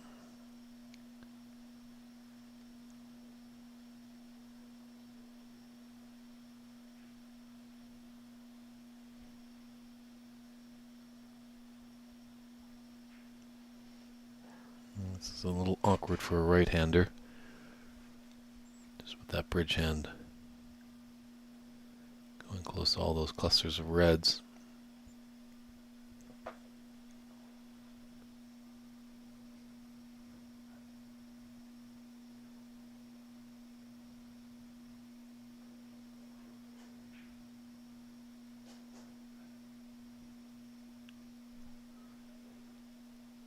Well, great to see that, Wayne, you're going to stop by, but unfortunately I won't be here. I can't share a high five and a coffee.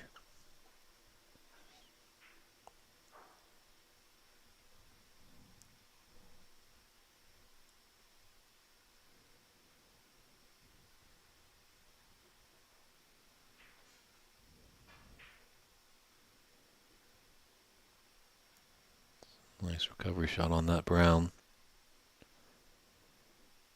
See, that's a nice angle on this red. You can maybe just stun in there and get an angle on the yellow or green to naturally come back down to the top end of the table.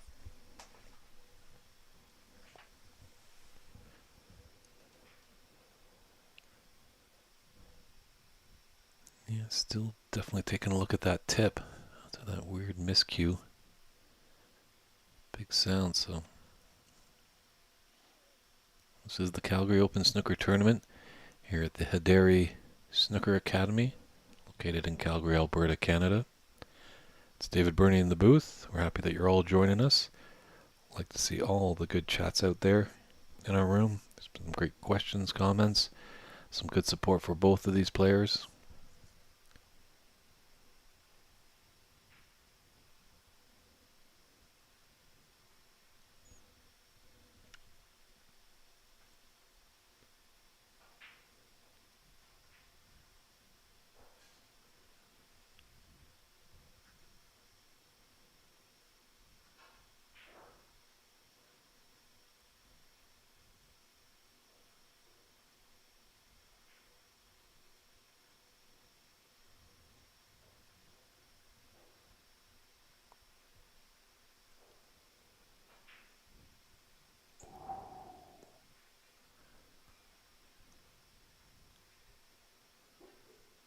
He's just not finding that killer instinct. Just as we see sometimes, just sometimes players just need to break out the screwdriver and tighten those bolts just a little tighter just to get that killer stroke.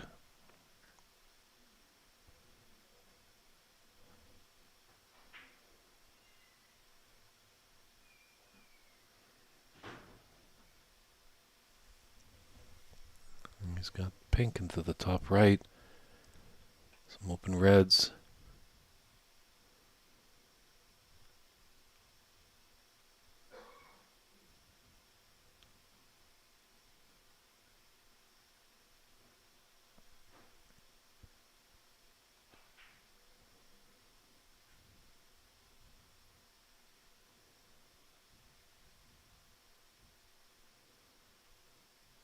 And the pink is covered.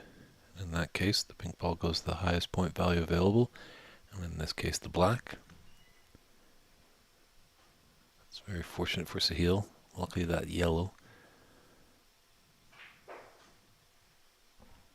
Apologies.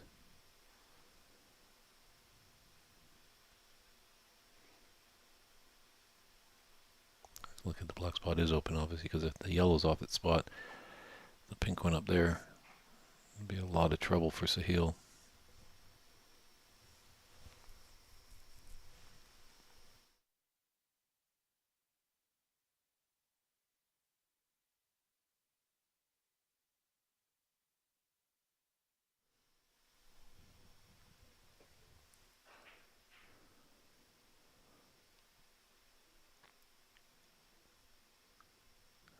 wasn't playing to open them up, which is interesting. Just playing to attack the open reds.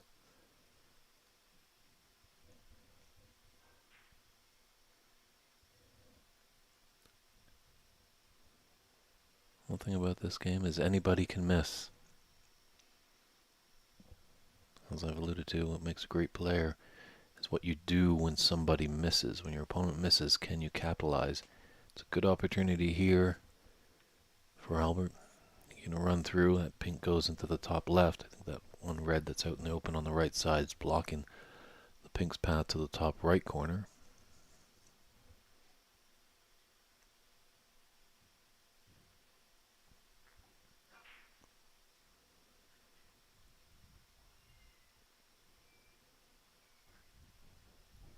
Playing a little aggressive there, opening up some reds.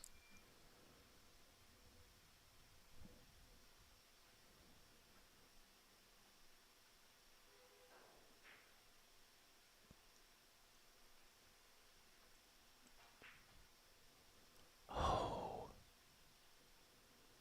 what if that tip is just giving him some issues?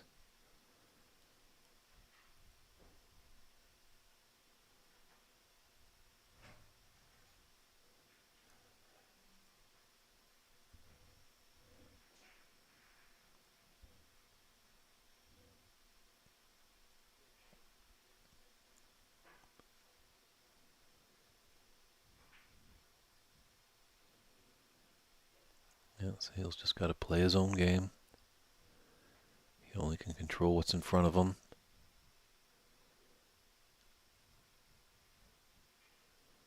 Definitely a good opportunity here to extend his lead.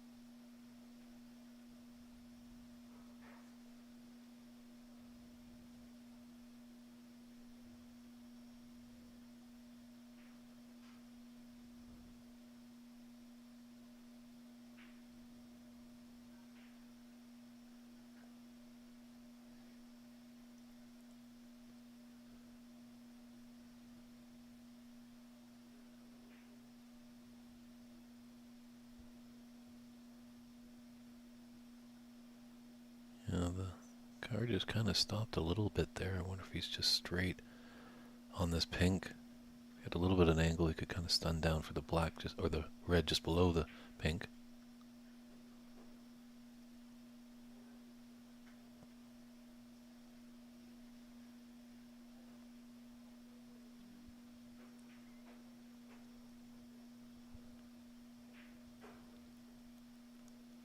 Does have a little angle on this red. Come back up for that pink.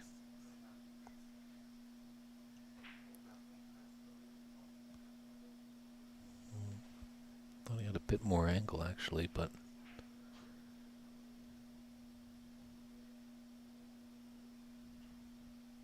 see those two reds by the pink spot. Looks like the bottom one of the two will go into the top left. I don't know if he can hold for it. He's really got to put this pink in dead weight.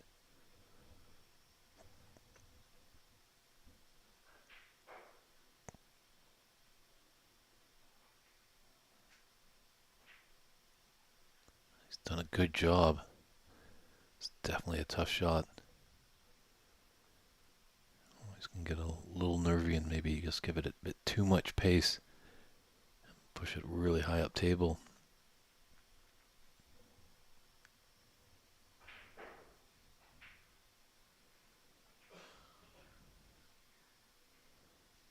This is good stuff here by the newly awarded 2-year Pro Tour ticket holder.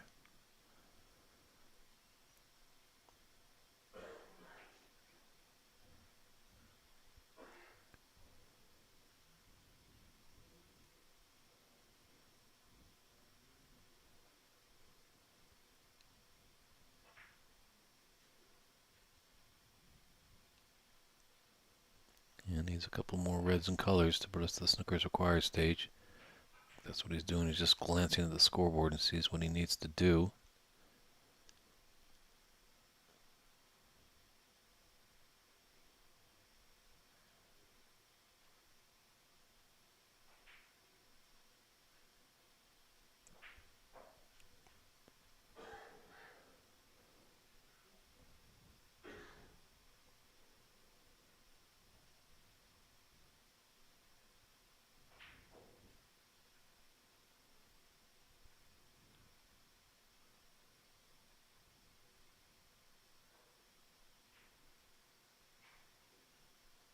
Yeah, 41 in it and 59 on the table, so a couple of reds with colors put us into the snooker's required stage.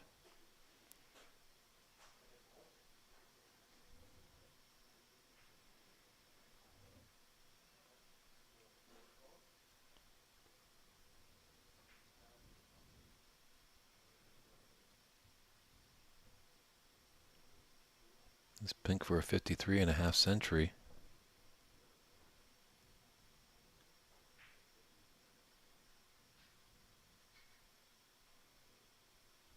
Apologies, he's red and pink just came up. He needs the red and pink color afterwards, or that half century.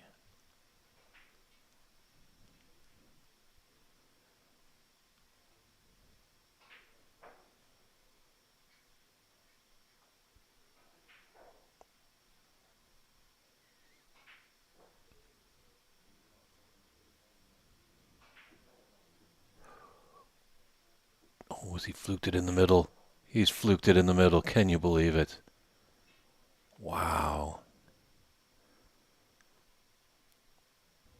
Well, I think that's going to anyways be end of break, but 55 in it, 43 on, so Albert is going to be needing some snookers if he wants to get back.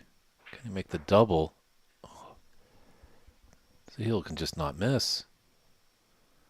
Probably could have put a blindfold on him and he'll still make his pots.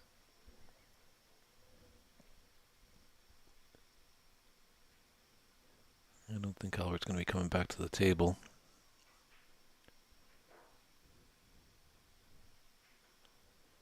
Come on, Zahil, let's run the table here.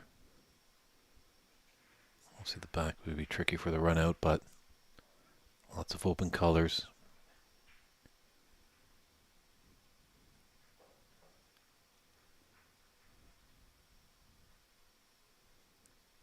Just wanted that maybe to pull up just a little bit sooner. Just not on the right side of the blue for that yellow. I'm going to have to go up and down the table. Not a difficult shot for his ability. So potential 94 break on. Alex Paglione, if you tuned in yesterday, has the high run of the tournament so far with an impressive 136. That was on the stream table, so you can go back and watch that on YouTube. So Albert's going to have a lot to think about in the mid-session interval.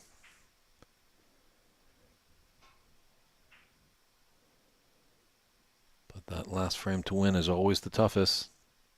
Both these players will know that.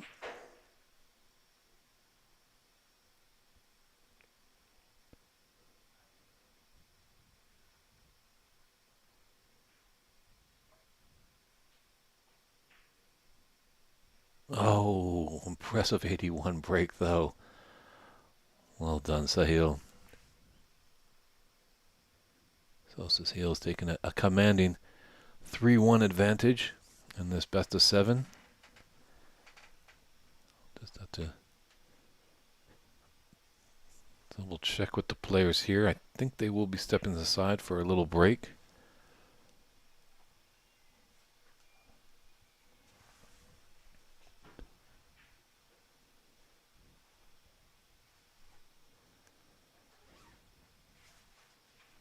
Looks like referee Morrison is setting up the table.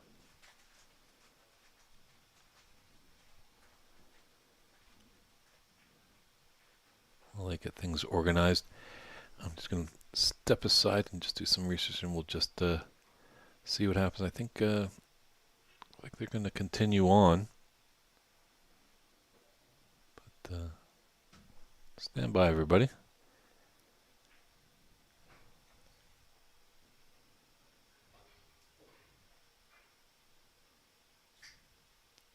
Yeah, as we see in the pro circuit, obviously, yeah, there's, mid-session intervals that usually happen after the fourth frame.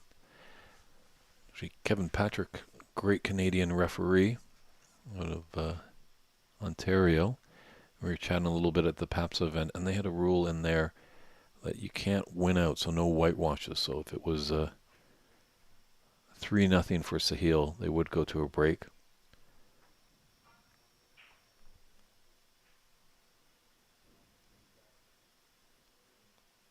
So they're going to continue on.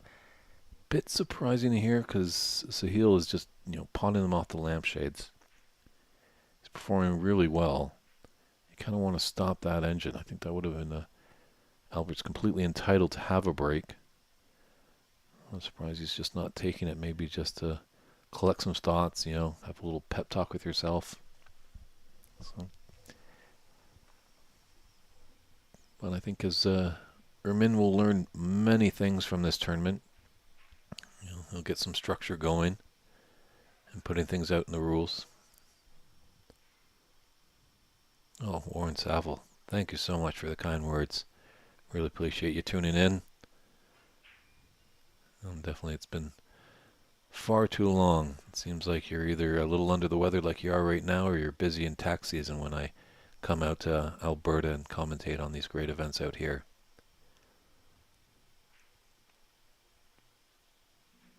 If you're all wondering who Warren Saville is, he's the man that stole Craig Stadler's mustache. I think Warren's the snooker walrus, shall we say. Hopefully you still got that beautiful mustache, Warren. And thanks again for those kind words. Glad that you're enjoying the great snooker action here at the Calgary Open Snooker Tournament. It's day 2 of a 3-day tournament.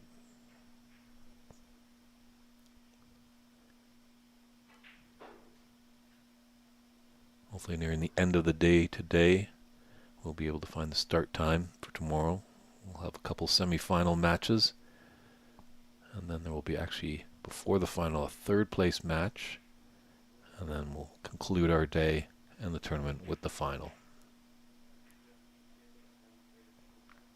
Sahil, once again, showing us that he doesn't fear the long pots.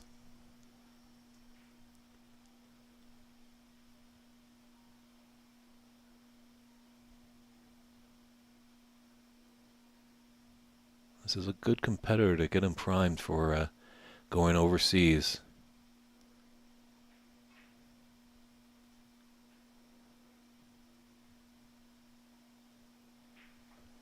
I think at least the one thing that Sahil has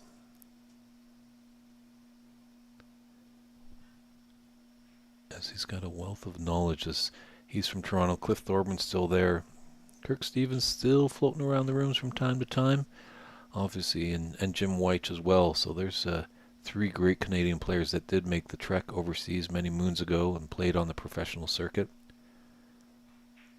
I think that might have just been the one tough part maybe Ahmad Ali Al-Assaid from America had, as he won that 2-year card a couple years ago in 2022 at the PAPS Open Championship.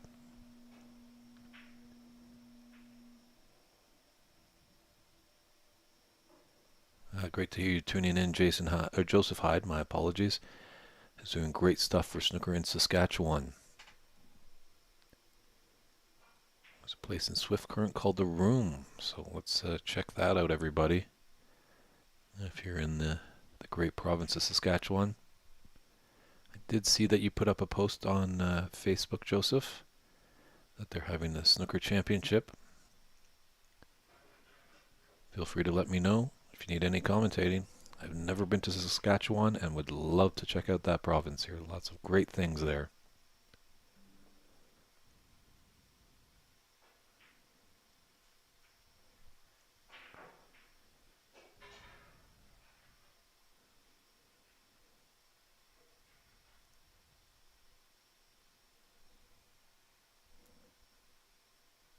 if I can't make it out for your tournament, Joseph, wishing you guys the best of luck.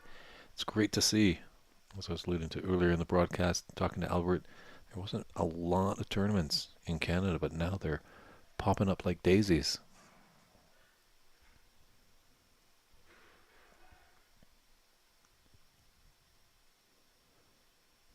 This is putting the frame all into Albert's hands here. Lots of reds open.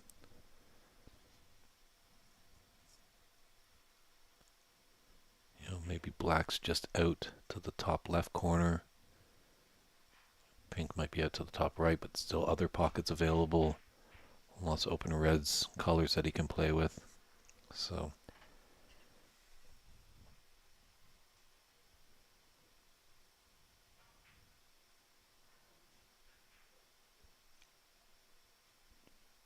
you get one back, Albert.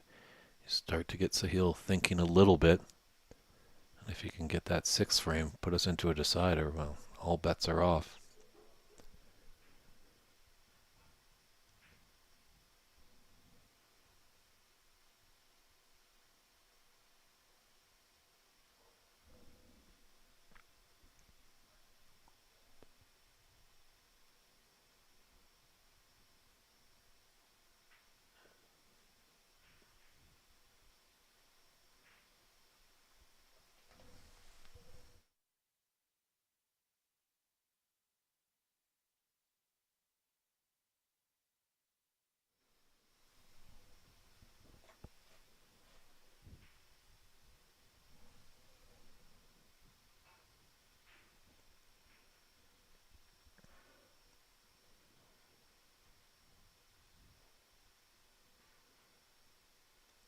Albert just waiting for our good friend Tom Finstead just on the adjacent table to take his shot.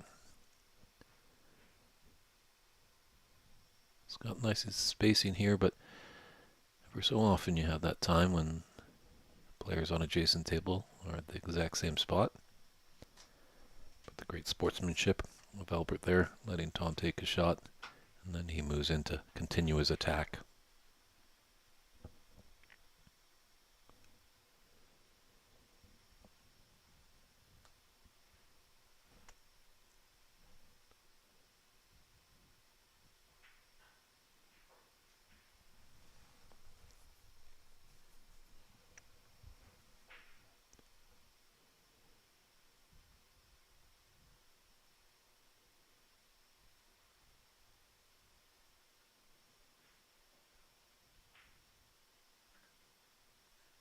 And just small little compact shots.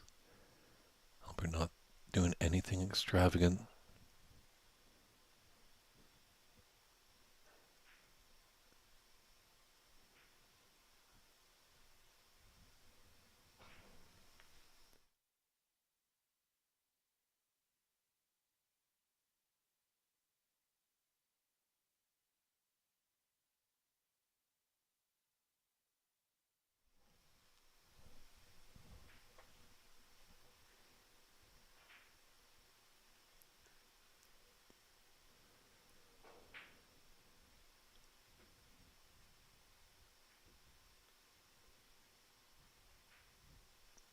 All Sahil can do is just sit and watch, hoping just for one opportunity.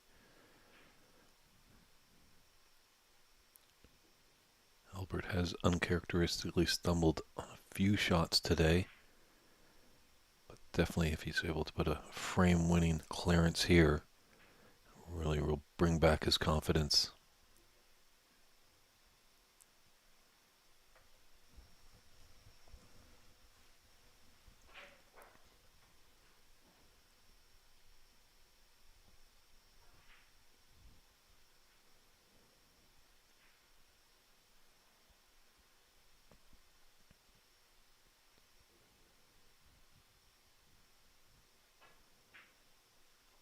It's a good angle to come off the cushion for the black.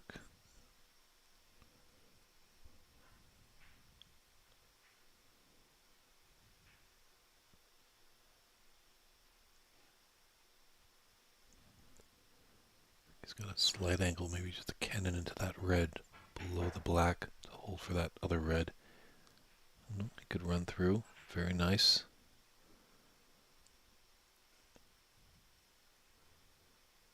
Choice of reds.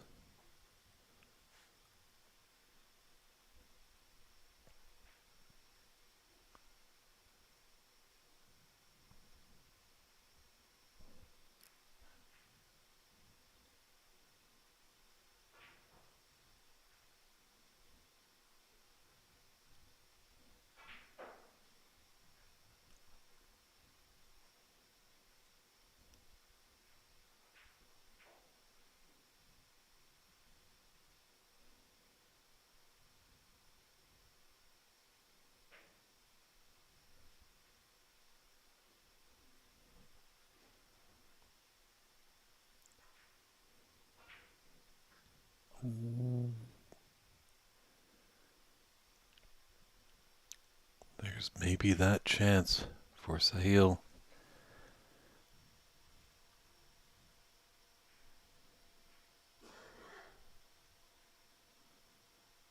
As the scoreline shows, there's only 1 point in it, so it's still anyone's frame here.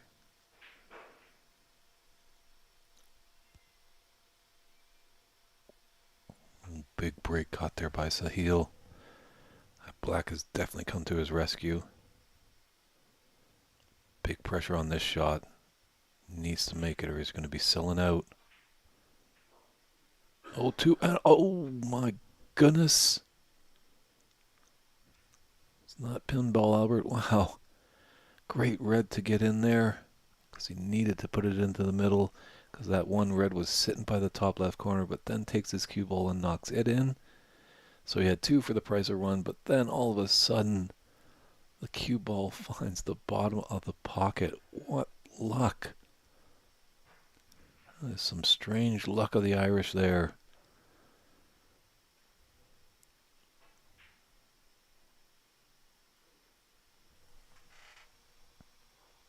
Okay, so now we've got the score, I think, a little bit more up to par there. I'm not sure what had happened there before. Apologize for that scorking because it looked like Sahil just needed 1 point, but now that's a bit more appropriate because Albert was at the table for quite a while. It's got a 54-point advantage.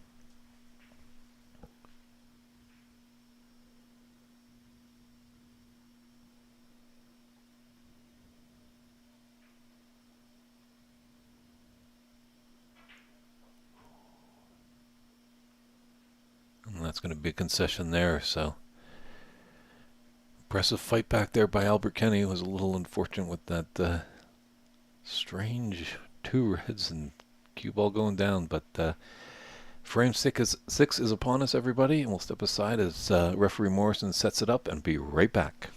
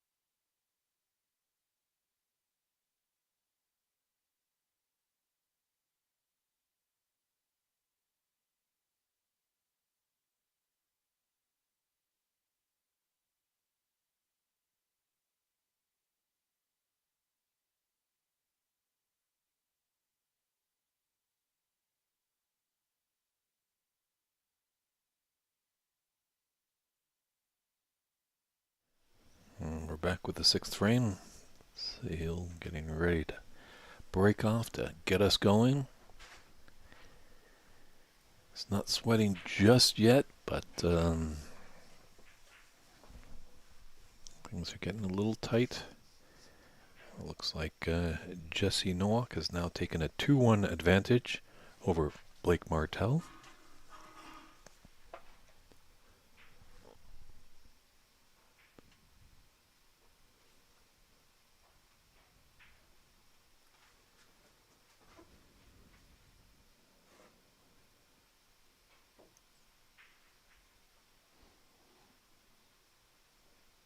Yeah, dangerous long pot, obviously, to the top left.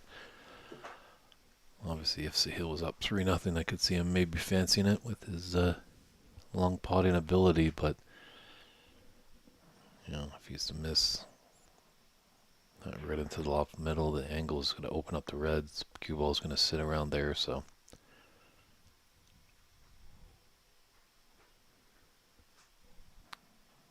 If I can find some updates, Warren, for Tom's match, I will let you know. John Ditto, I do believe that is the plan, to get Alex Paglian onto the stream table after this.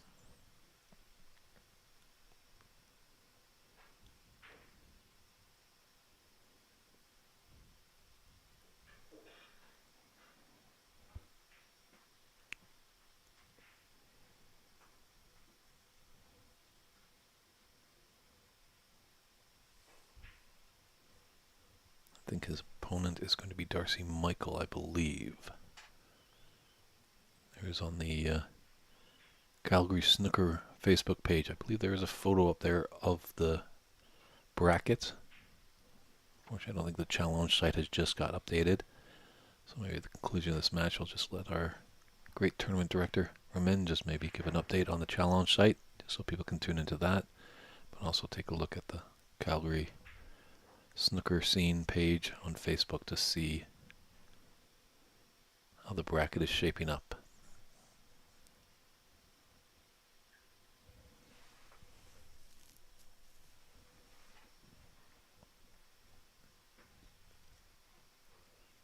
Right now it's Sahil Nair of Toronto with a 3-2 advantage over Albert Kenny.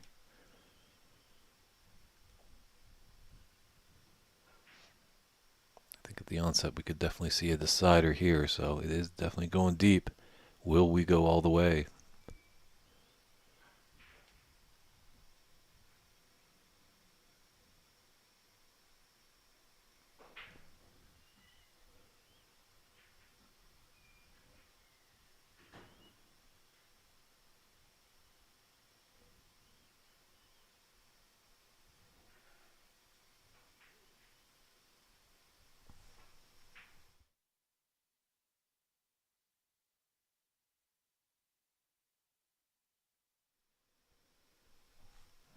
Sahil drops his head in disgust, as he has left a easy open here.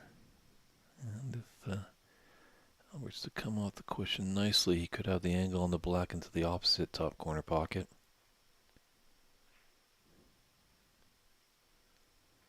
Always got to watch out for that yellow pocket. Always okay.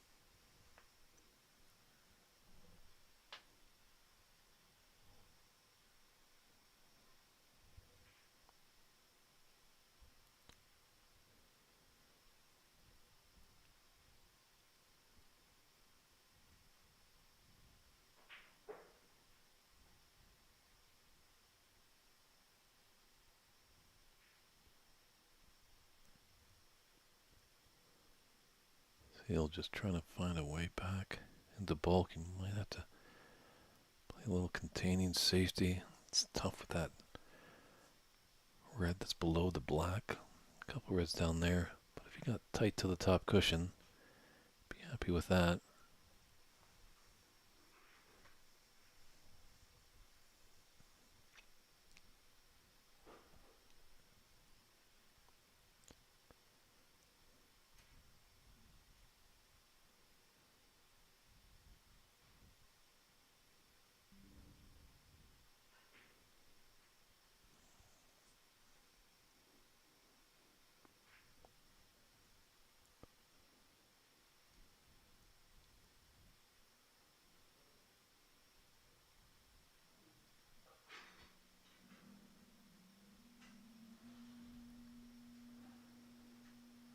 It doesn't look like Albert's going to put him back. Sees that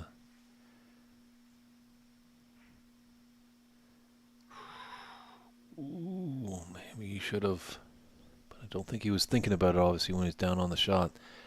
Obviously, saw that probably Sahil would have made a few adjustments and probably had a better safety shot. Thanks, John, with Baggy Lion. Much appreciated.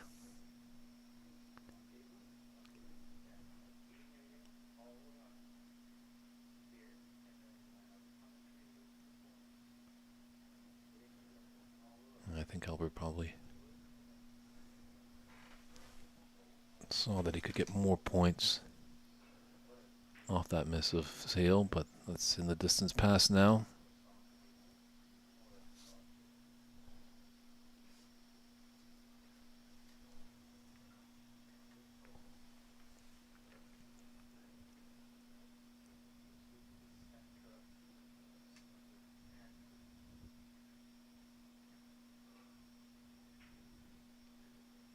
There he goes, potting those long reds. Seems to be Sahil's bread and butter this afternoon.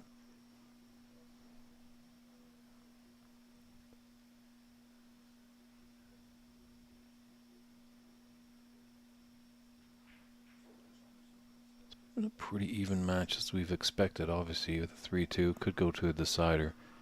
There might just been a couple just missteps by Albert that are very uncharacteristic.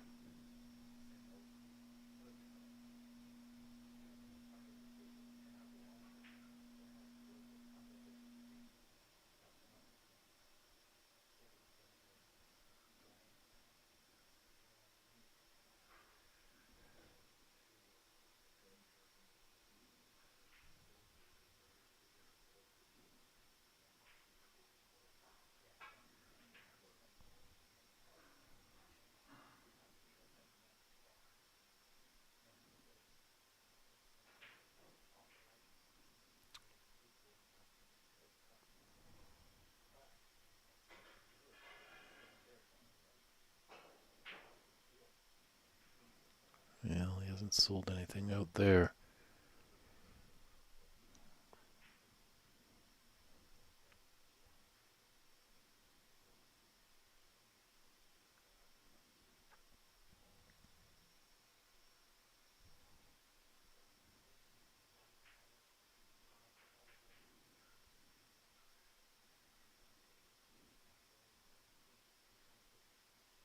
Very nice shot there.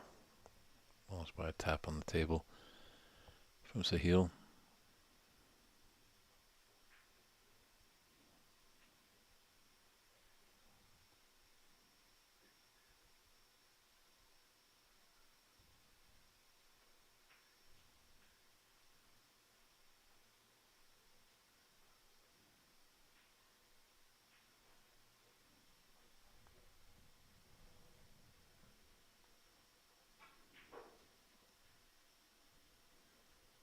Well, Albert's got a blind red, and to the top left, this cue ball's going to be definitely shooting high up into the bulk area.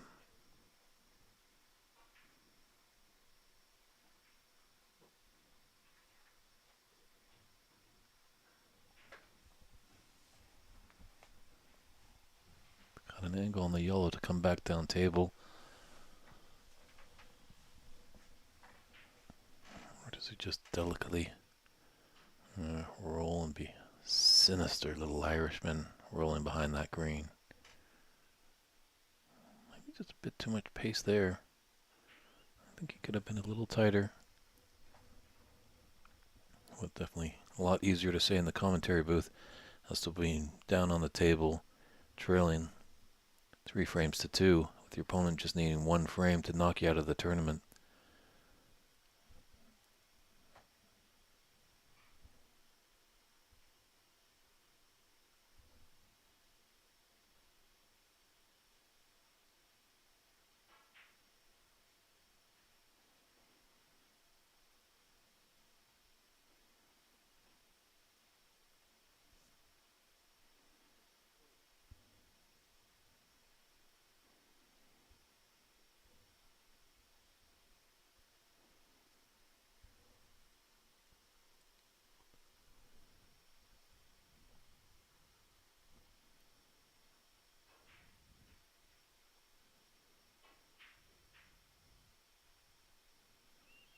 Oh, he's done well to get behind that green. Round of applause there from the crowd. Acknowledging what a great snooker that was. There's lots of reds down here for Sahil to hit. Big thing is he just doesn't want to leave an easy starter. That's why he's just giving it utmost care.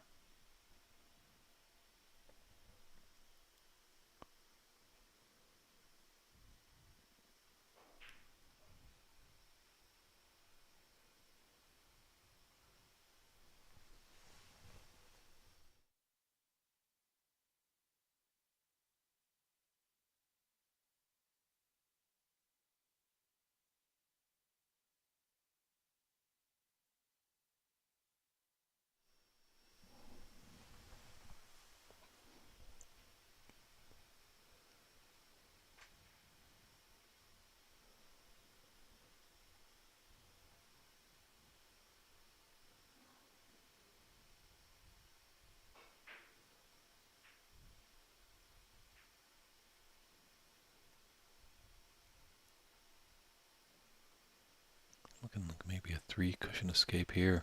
Come off the bulk, the left, the right, just nestle into a red.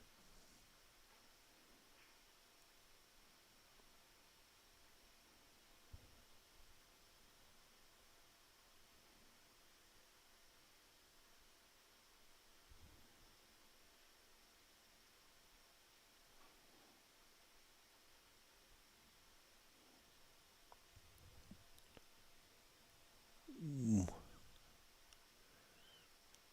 Amazing how when you don't want to find the gap, you do find the gap.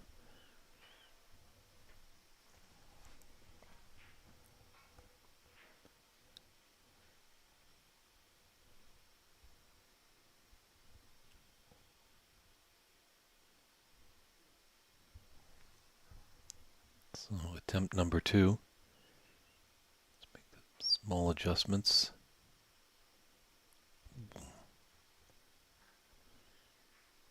Starting to get a little costly for Sahil.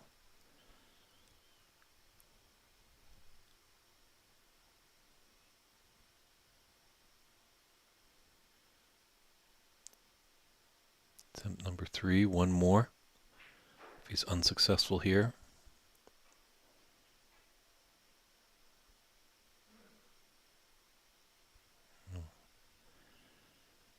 The fully intended shot that he wanted to play as it gave those jaws a little bit of a lip service in the middle one, but was able to make a contact on a red. This is a thin cut for Albert into the top right.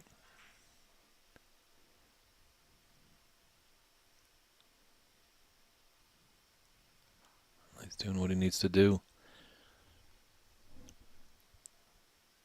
You know, he had him in a tough snooker before. Got 12 penalty points there. 8. And then he's put his opponent back in the snooker, so might just be doing a number on Sahil's head here.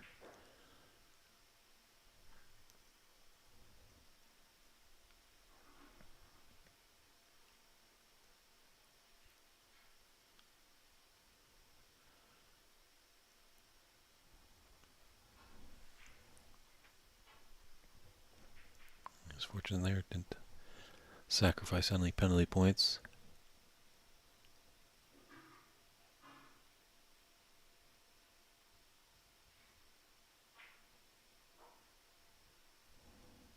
That was a great shot there. At that pace, oof, that had every chance that it might just squirt out, but the red goes. He's on the right side of the blue.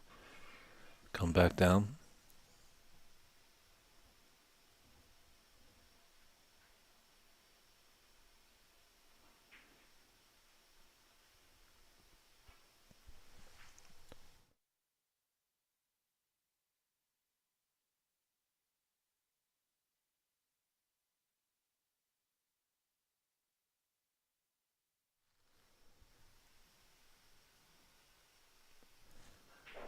And he's certainly got a lot of work ahead of him.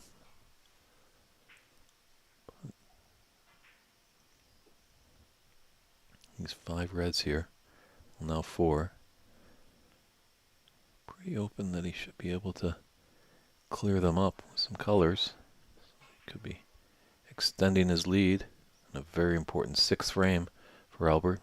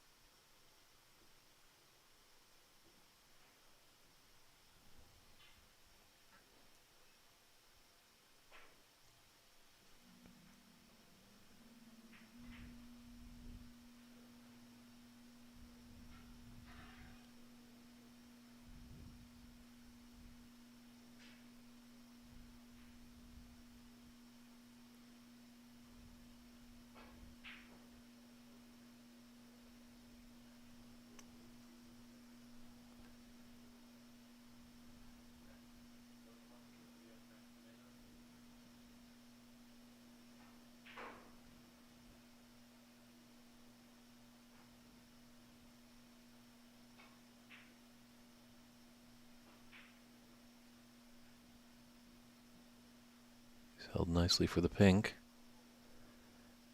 Those 2 reds just beside his cue ball, the right one. Looks like actually both will go into the top right, actually.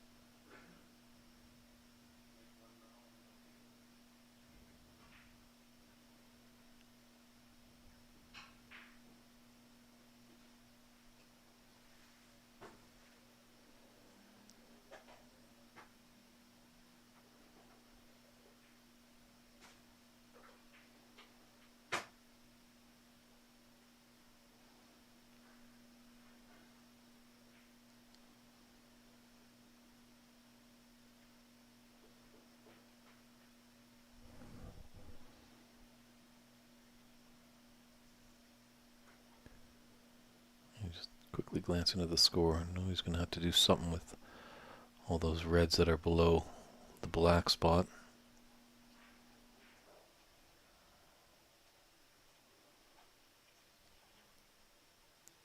One right of the black is definitely maybe a safety for him.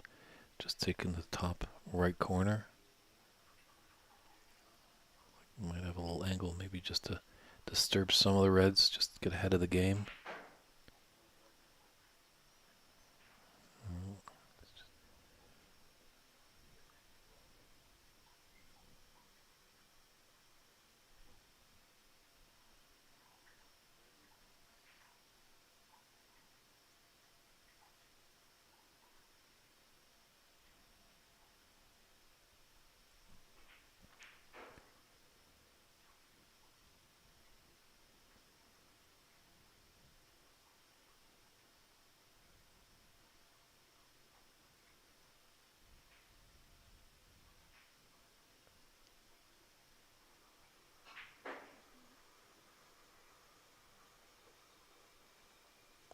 He's got an angle to disturb him.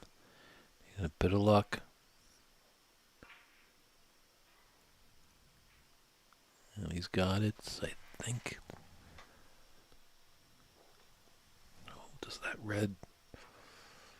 Oh, it doesn't go by the black.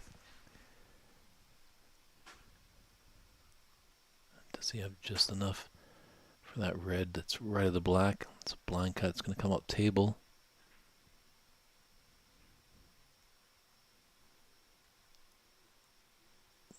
Just didn't have enough. He willed it with all his mights. So here's a chance for Sahil.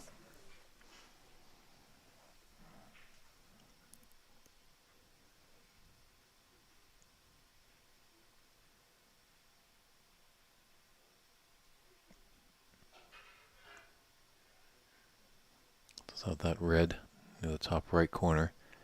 Just as in an insurance policy, just in case he goes wildly out of position. After a color, it could save him.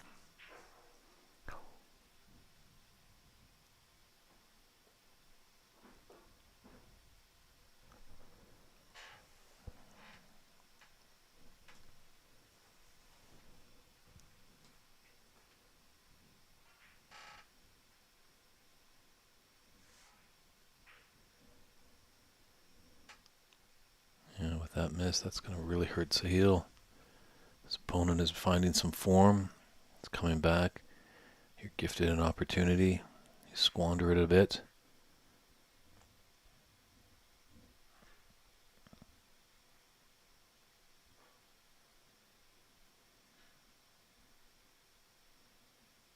$65-4 advantage, 61 points. 67 on the table, just this red to put us into snooker's required stage.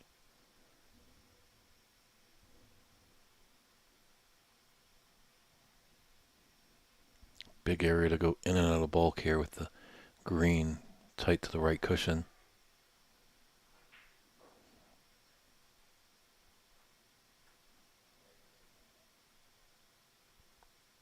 Oh, pretty as a picture. Just enough, I think. Can he get by that pink with the angle? It looks like it on the screen.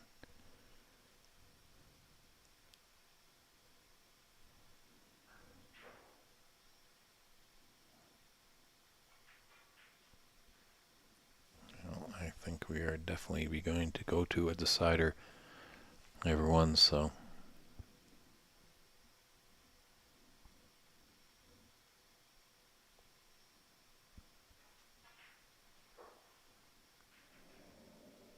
Very nice little can on that black. Some updates from the room. That Darcy Fulton is leading Cliff Johnson by a scoreline of 3-1, and Blake Martell and Jesse Nowak are tied 2 apiece. And right here at our feature match, looks like Albert's going to put us into a decider. Misses that pink, but I don't think that's going to matter. All right, here we go. We'll let referee Morrison set up the table. This is your cue. Go get that cold drink because we'll be right back with an exciting deciding frame of this round of 16 match between Albert Kenny and Sahil Nair.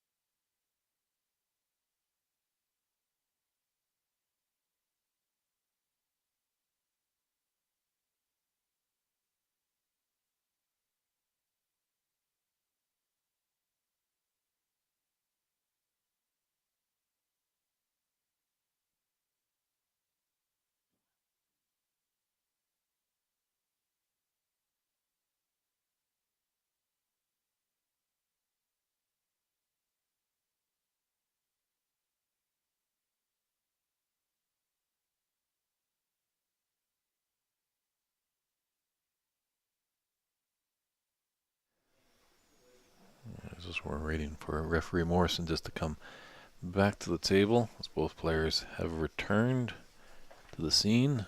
We're going to be getting this deciding frame underway momentarily. Just a little update. Looks like Darcy Fulton has dispatched of Cliff Johnson by scoreline of 4-1, and Tom Finstead is leading his match 2-0 over Vishal Moore. So try and keep the updates as they come along. This is around a 16 match here. It's been a great match, good feast for the eyes. There's been some fun breaks, some good tactical stuff. Referee Morrison has returned. Only these players are just one and maybe a chance or two. It's a shame that one of these players has to go home. Two top-notch competitors. So we'll see if the Alberta Open champion, two-time BC Open champion, lots of accolades back in Ireland. Albert Kenny breaking off. Can he take it? Or can Sahil Nair? The tournaments in Ontario, but definitely a proud owner of a pro tour card. So all of us here in the land of the Maple Leaf will be cheering it on next autumn when he starts his campaign over there. But can't think about that now. He's got business to do. He'd definitely like to hoist the trophy on Sunday evening and be crowned the Calgary Open snooker tournament champion.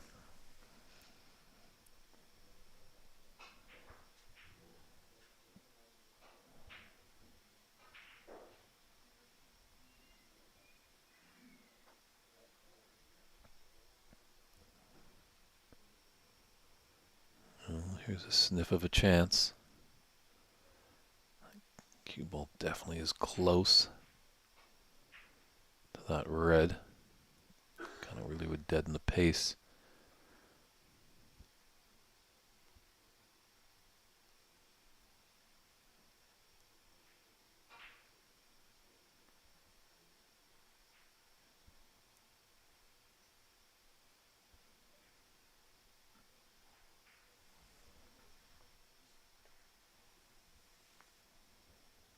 So he lost the pathway on this red, just left of the bunch to the top left corner. Try and clip it in. Come off the top cushion, avoid the blue, hit the right cushion, get up into bulk. Oh, can you believe it? He can't believe it. A great long pot, which he's been doing all day long. Just unfortunate that he goes in off with the cue ball.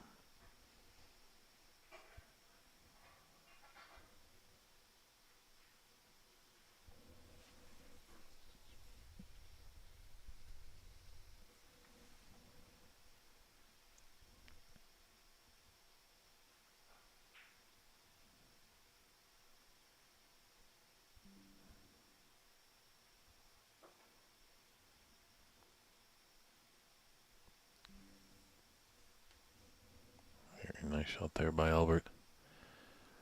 Seal can just take one cushion and just kind of nestle into the reds.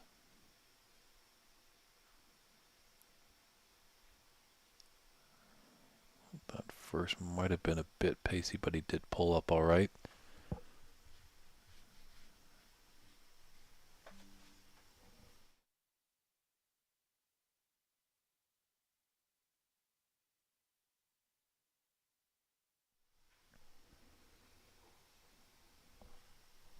Nice shot by Albert.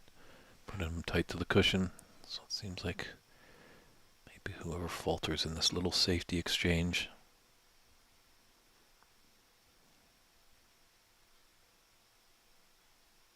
It's a little short of pace.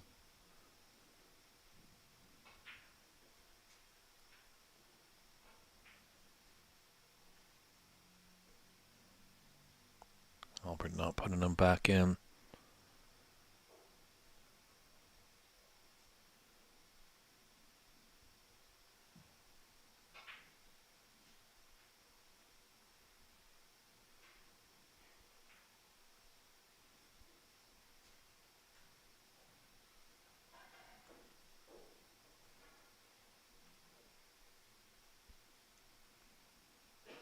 He's got 3 reds right now. He's got the red by the black. He's got the red just below a cluster of reds in the middle of the table, and then that other red that's just above that red I was alluding to looks like it will pass into the top right corner. So Albert can put a good opening statement here.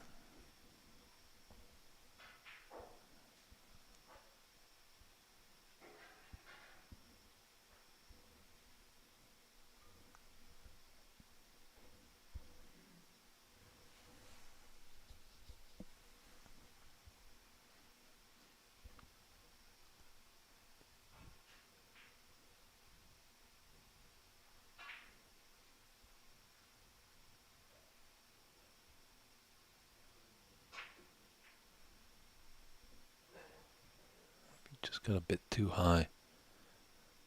Nice to be in a bit low. Run through. The natural angle wouldn't put on that open red to the opposite top corner pocket. I just have an angle maybe to stun up.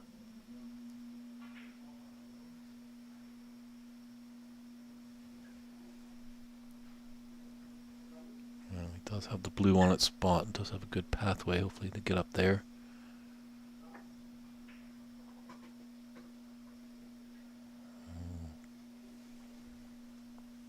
So he's done playing with a little bit of top, so he took that angle away just to stun in, and now he's opened up a couple more reds.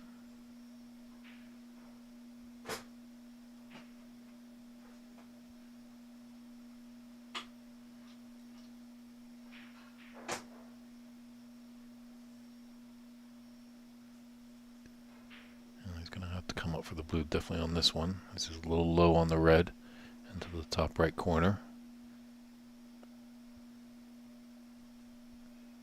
Played that quite nicely. Right side of the blue. Frame 1, maybe he's going to run into these reds and open it up, but siding frame, he's just going to delicately roll through, maybe with a little bit of stun just to float down a little bit to be on that open red left of the bunch.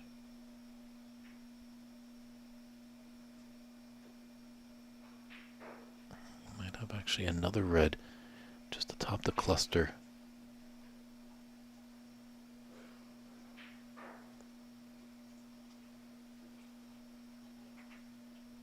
Just having a look at it.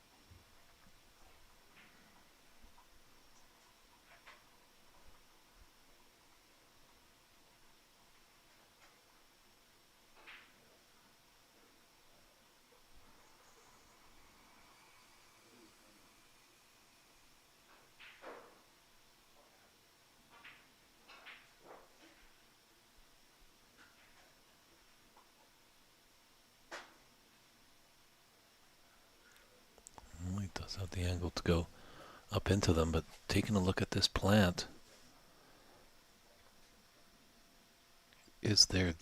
trouble is there's a bit of space. Those two reds were welded together. It just makes the plant so much more easier.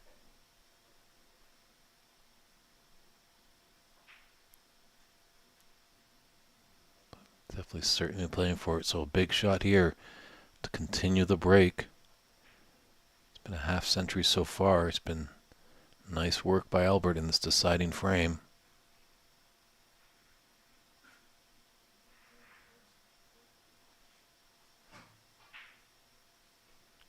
Wonderfully done.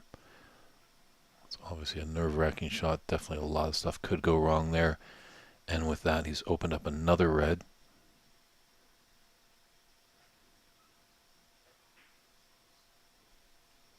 Let's take it one shot at a time. When he's down on the shot, plan his attack. Obviously, not fortunate at the Women's U.S. Open a couple of years ago down in Ox Billiards in Seattle at Onyee. It's great to hear her process. She's thinking 2, 3, 4 shots ahead, but then when it comes down to the shot, that's all she's just focusing on. She's done her routine beforehand. The homework is done. Now she just needs to execute. And that's what Albert's doing here.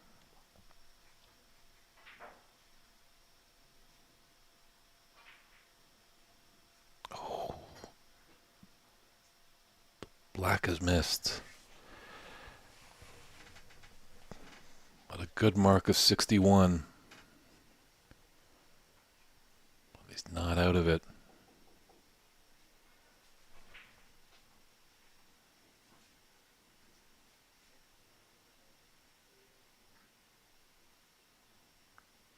$75 points on the table. So Sahil can still battle back.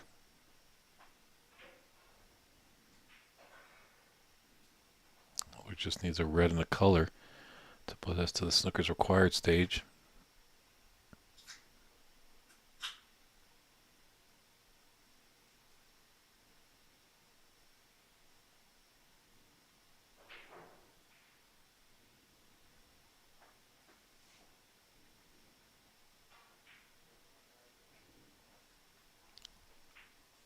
Oh, he's hoping he was in BC, hoping for that earthquake to make that red drop. Is this the opportunity for Sahil?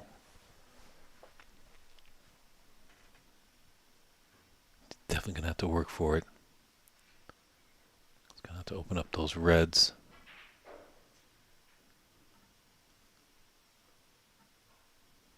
He is going to need blacks, but he doesn't need all blacks with these reds.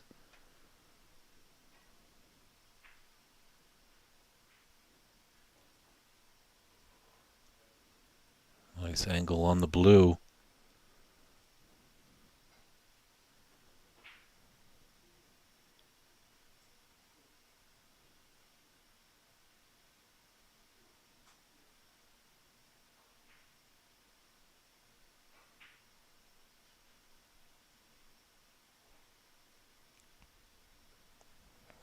I think he wanted to run into it. Not off the cushion, so end of break, but it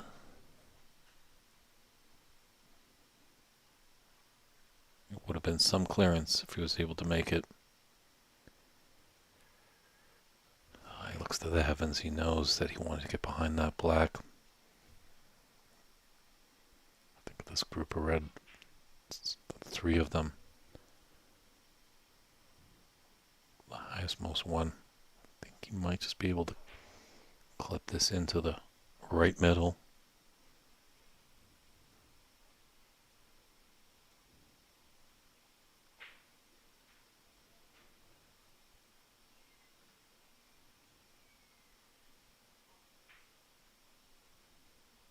Ooh, just a bit too much. Yeah, off camera you could see Sahil's head was just in his hands there. He knew that there was a chance, but Albert just wasn't able to connect. Just nerves of a deciding frame. This is only the round of 16. We've got quarters, semis, and finals to go. Exciting stuff here.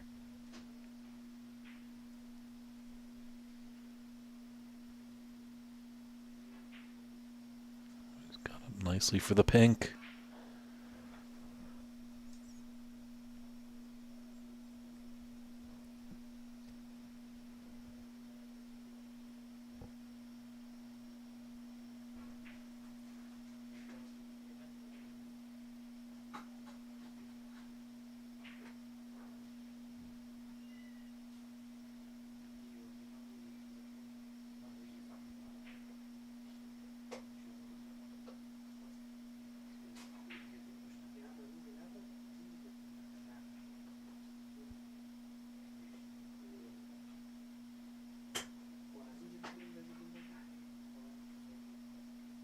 Just asking the referee to clean the cue ball. Wants to make sure he's got everything in order before he takes his shot.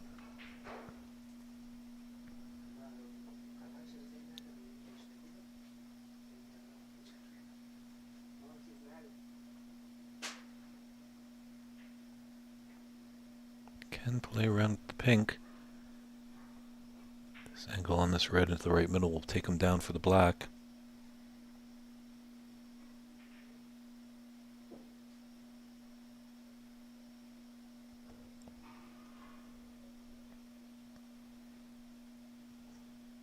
Boy, are these nervy shots.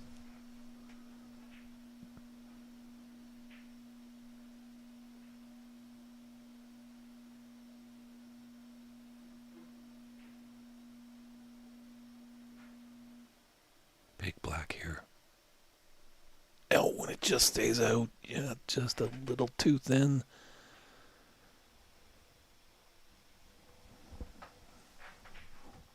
Well, he's left a long red on. Tricky long red.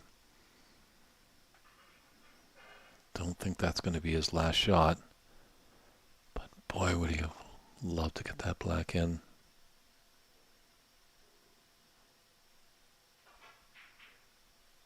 Wow, great long pot there by Albert.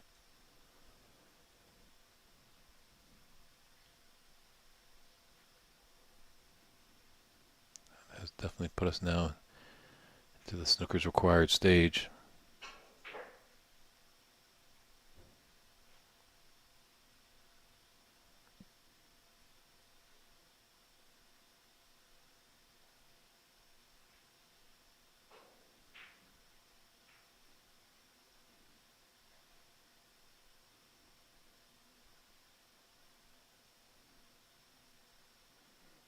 He could have really gone for the juggler, maybe taken that yellow and come off a cushion to be on a red.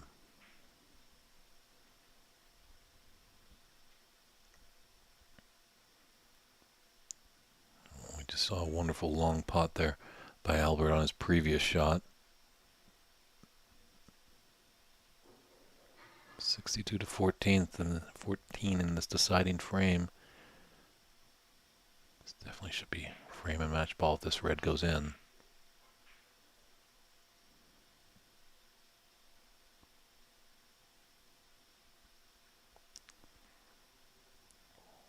A great cannon on the brown.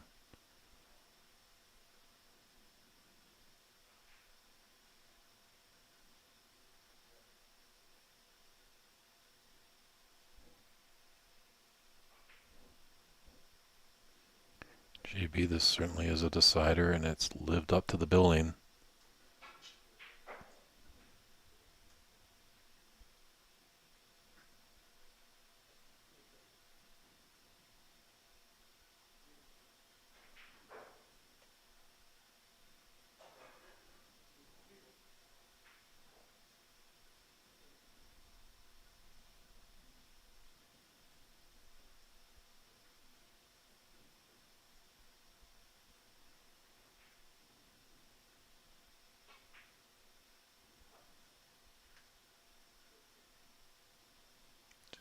Glance at the scoreboard.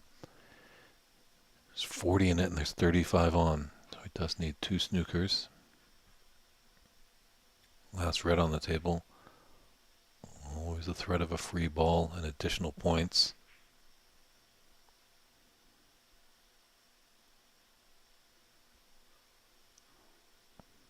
Oh, what a shot that was. Tap on the table, applause from the audience.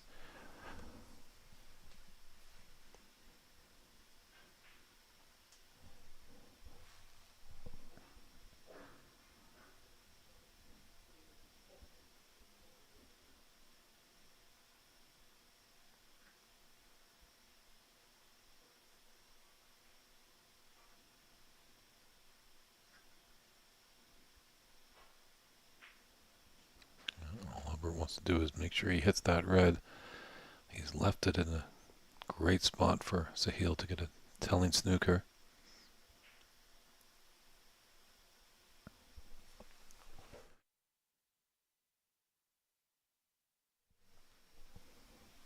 Yeah, usually in these situations where you need 2 snookers, you maybe need 4 or 5.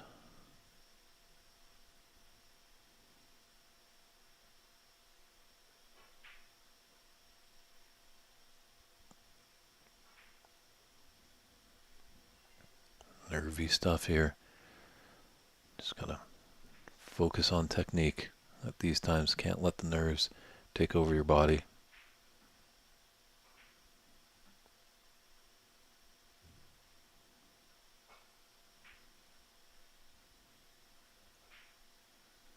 He's not going quietly, that's for sure.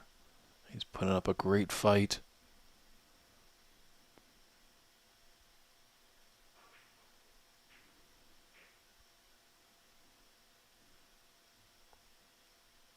What a retort that is. When your opponent is needing snookers, it's always great to put them in one.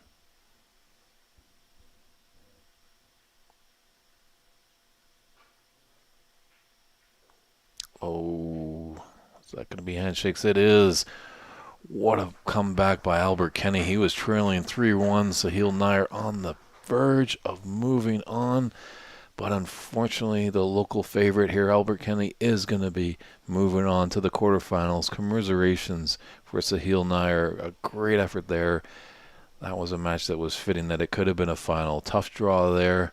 But we wish all the best to you. We'll see you again, Sahil. I'm pretty sure, and we'll definitely see you on the pro tour over there come this autumn. We're going to step aside for a few short moments, give everyone a little break to get a cool drink or some hot cocoa on this cold winter's day in Alberta. It looks like our next match on the TV table should be, I believe, Alex Pagulayan taking on Darcy Michael, but we definitely will confirm that.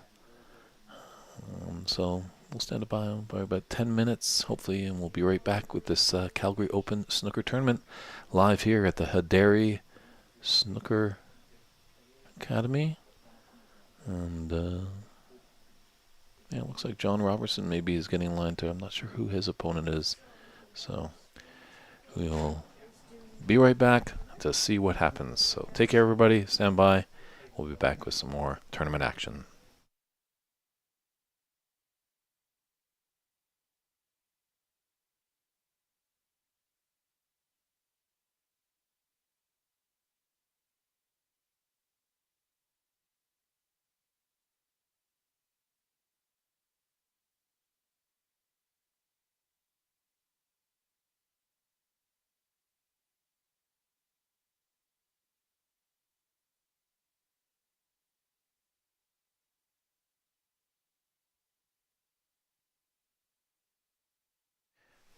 Hey everybody, just a quick update just before I go off the air. Just been updated by our tournament director, Ramin Hadari, that our next match on the TV table is going to be Ranveer Singh going against John Robertson.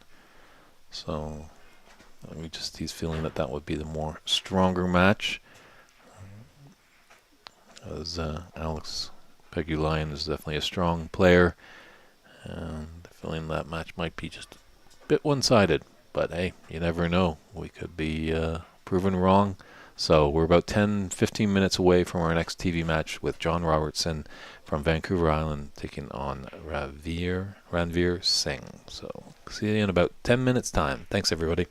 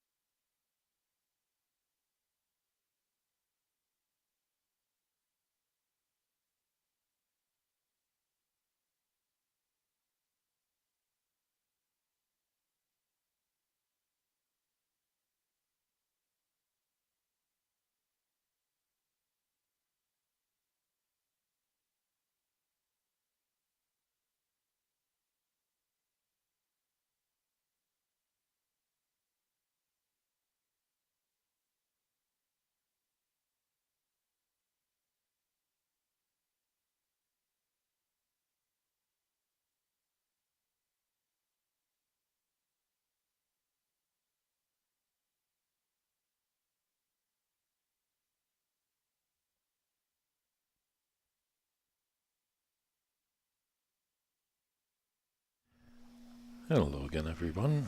Sorry to just take a little quick of a lunch break, so we've kind of got this match in session. It's just the beginning frame. Looks like Ranveer Singh from Toronto. It's quite a commanding lead in this initial frame. We've got referee Randall Morrison manning the table. This is a best of 7 match. He's taking on John Robertson from British Columbia.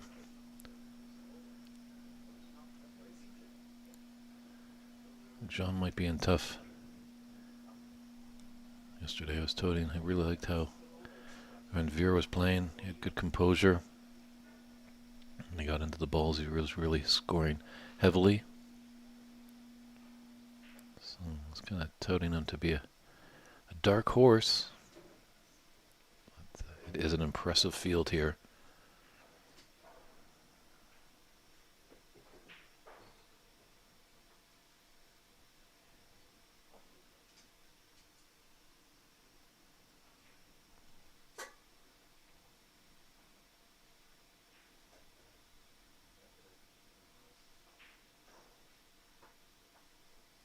Yeah, if you have any comments or questions, feel free to fire them away. We got a good active chat.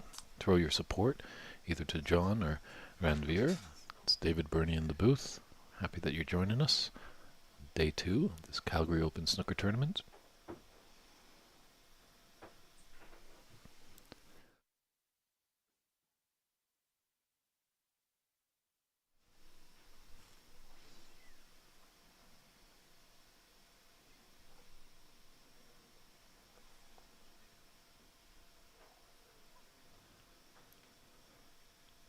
So this black put us into the snooker's required stage.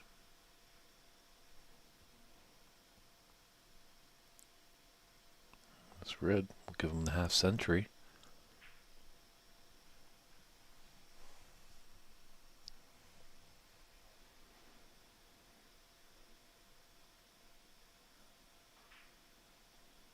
Oh, just broke down a bit.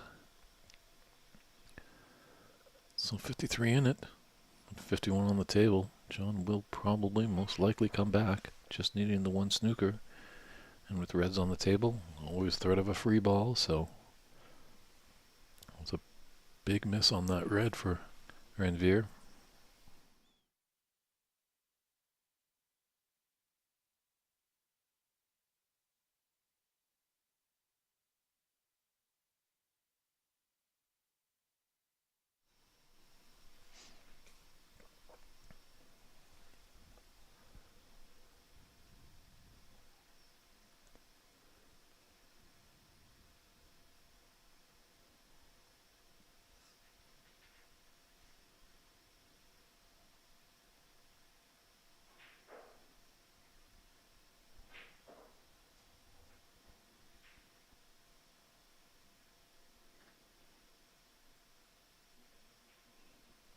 Very interesting, as both players are left-handed. You don't see that too often.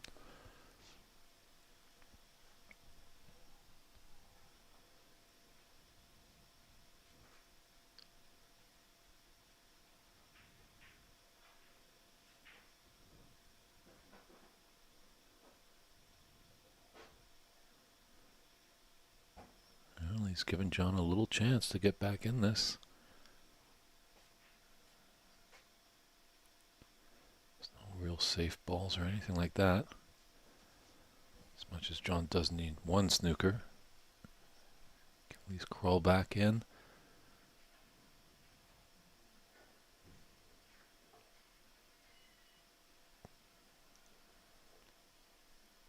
Needed a bit more pace on that.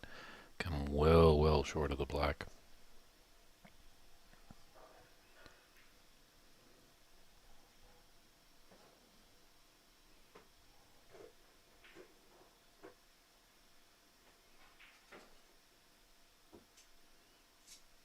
And that's going to be a concession there. So Ranveer Singh takes this first frame.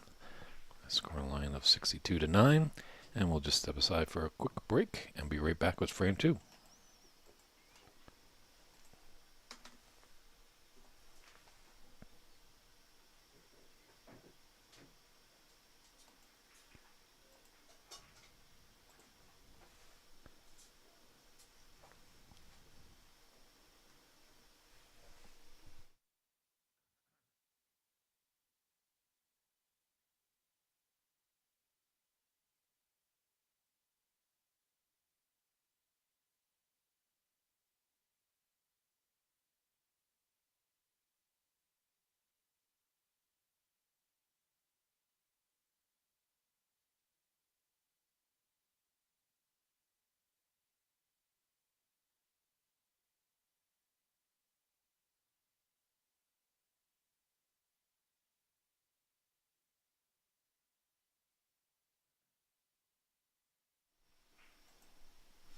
And referee Morrison just doing the finishing touches to put the pink on its spot. And John Robertson ready to break us off to get frame 2 underway.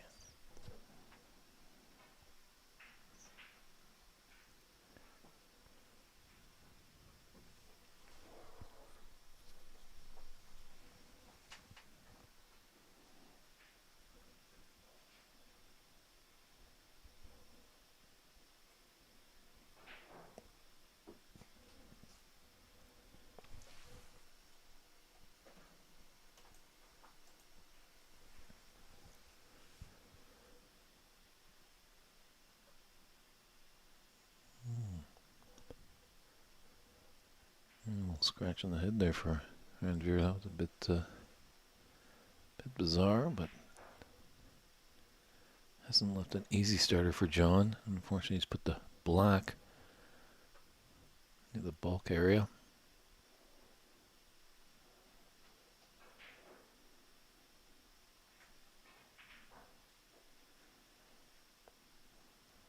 Well struck ball there by John. Good confidence booster.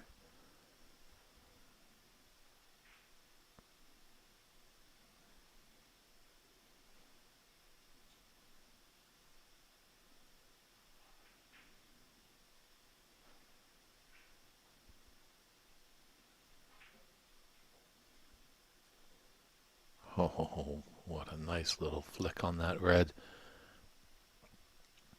Put him nicely onto a red into the top right corner. Can just draw back ever so slightly to be on the pink. And if he can stick and hold for that pink, he's got a red just to the right of it.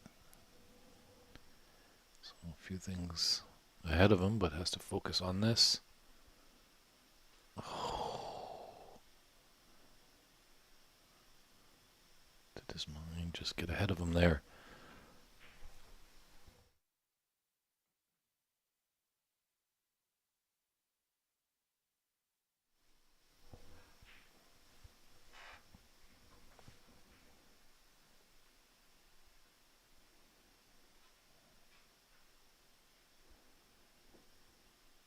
Great weight on that cue ball.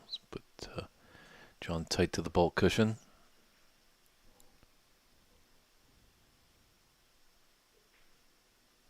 The winner of this match will play Albert Kenny. There is a bracket up on the Calgary snooker scene page. Not sure if it's updated, but you can definitely see how the 16 worked. And possibly over on challenge.com. Search out the Calgary Open Snooker Tournament. I believe that's where some results have been posted. On the knockout side, there's obviously a full listing of the round robin results. That was a tremendous red there.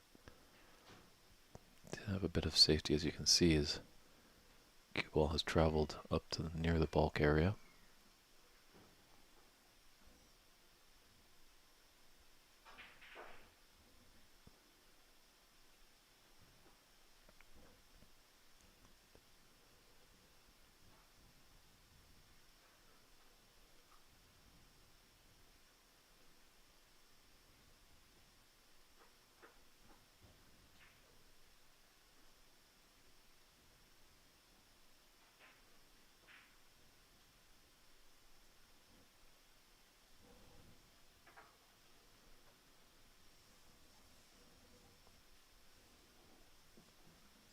Wasn't able to capitalize on a great red.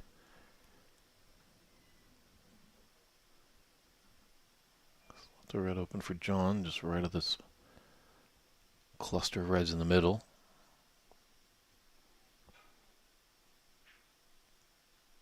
Just have to jack up a little bit, just kind of hit down on a bit just to accentuate the angle. That just makes the pot that much difficulter. Is he going to be fortunate? Oh no. That red might just sneak into the middle, but unfortunately it did not. So he's gifted Randveer a chance.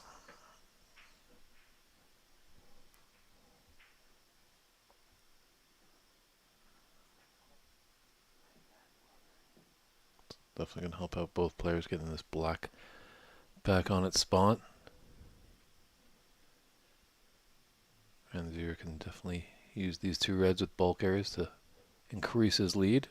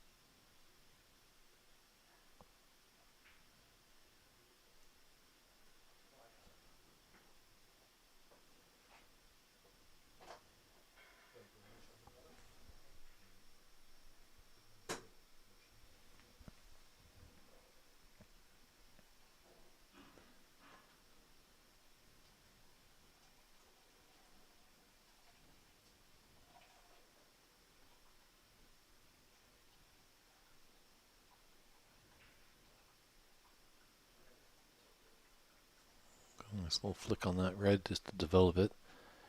It is a tricky red into this green pocket.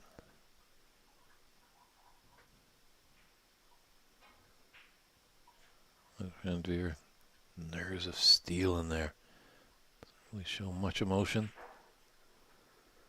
Just gets on with the task at hand.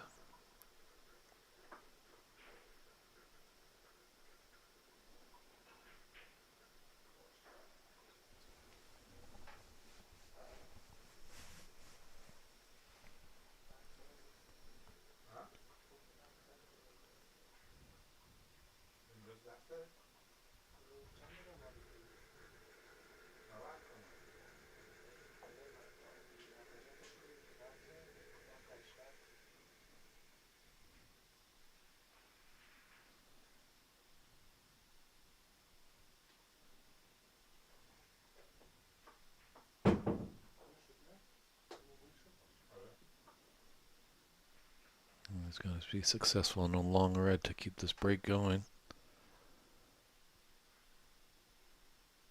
Just got to negotiate that yellow. Just a little bit of an annoyance.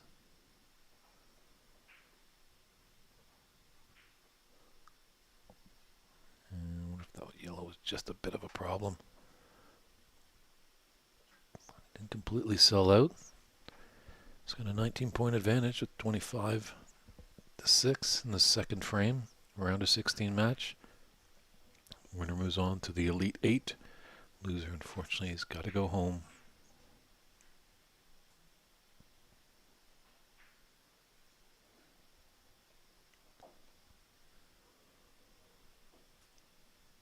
Just looks like John's just struggling a little bit with the speed of the table. See, that one ran up way too much for him to be on the black. Previous shot he had a red into the middle and it just pulled up way short of the black. So hopefully he can get the speed under wraps.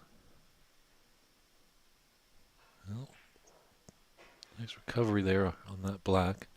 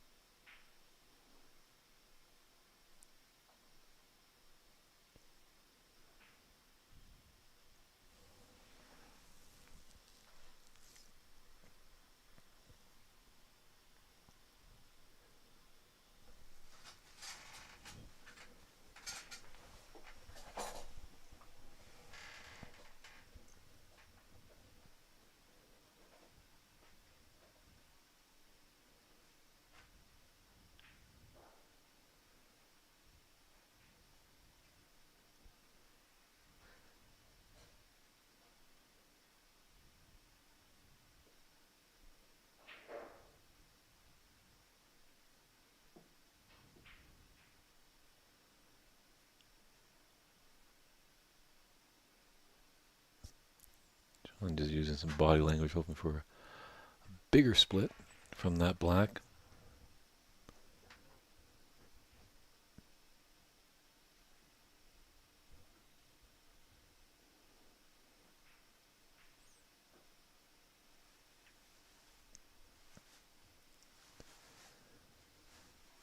If he can put a good break together here, I'll definitely build up his confidence, help him learn some more about the speed of the table.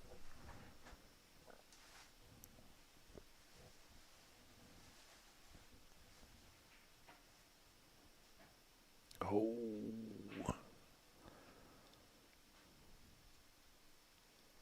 John just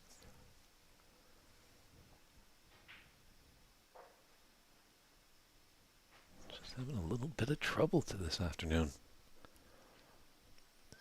Can't believe some of these shots are not dropping for him. This is not what you want to do. And Veer, when he's in the balls, he's as deadly as anybody. Oh my. Commentator's curse.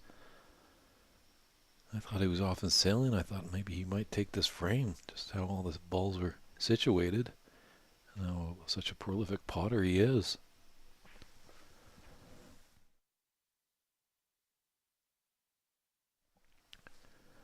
What's going on here? Both players just... This top right corner pocket is just not wanting to bring any red down to the bottom.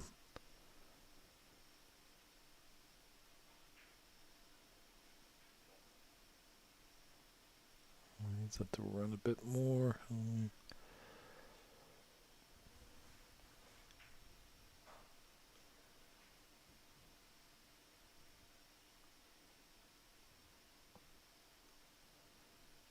Looks like he's got a pathway for this black.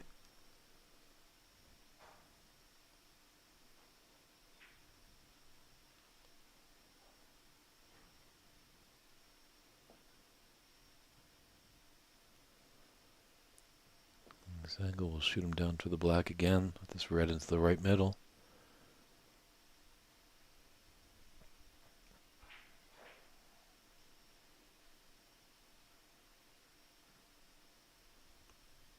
Really good opportunity here. 3 open reds in the middle of the table. Black is on its spot.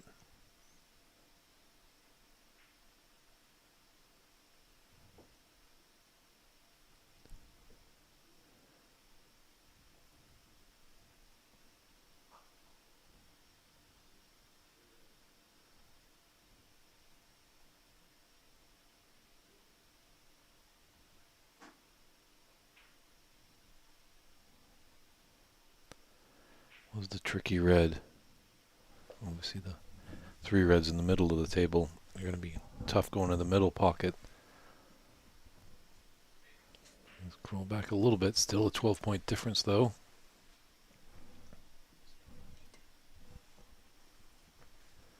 Just an update that Nitin Sharma has defeated Ken Jewett in a whitewash, 4-0. I believe actually Nitin will be battling Brady Golan in the next round. I don't have the tournament bracket right in front of me, but I'm calling on memory from seeing it last night of just how things were working out.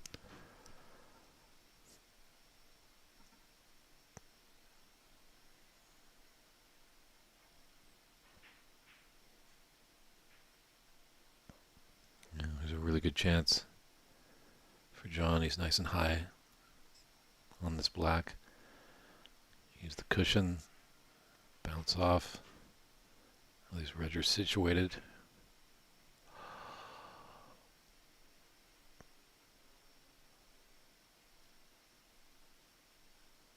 Can you believe it? There was a great opportunity there. Just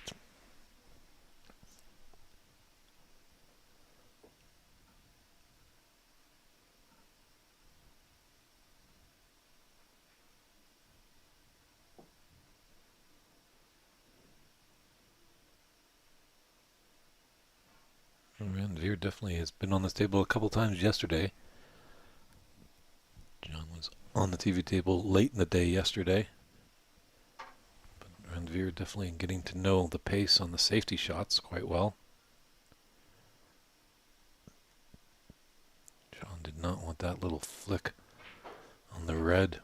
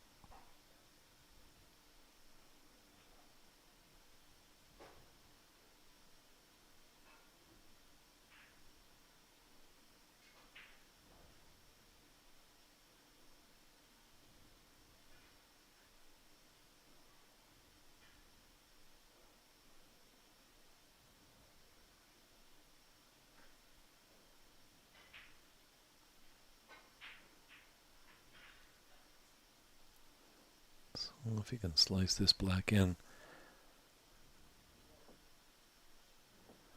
be at the snooker's required stage.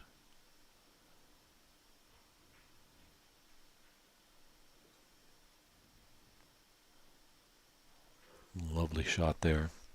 Judge that pace beautifully.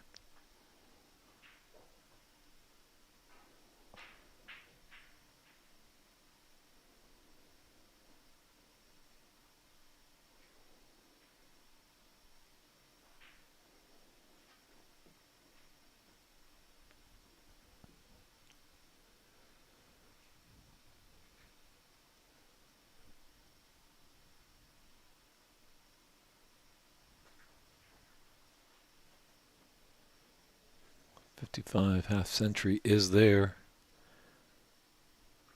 And Veer, obviously the pink is not on its spot, so it might be a bit difficult to get the half century, but definitely he's more happy that he's got another frame to the good on the board. And we'll have a 2-0 advantage in this round of 16 match.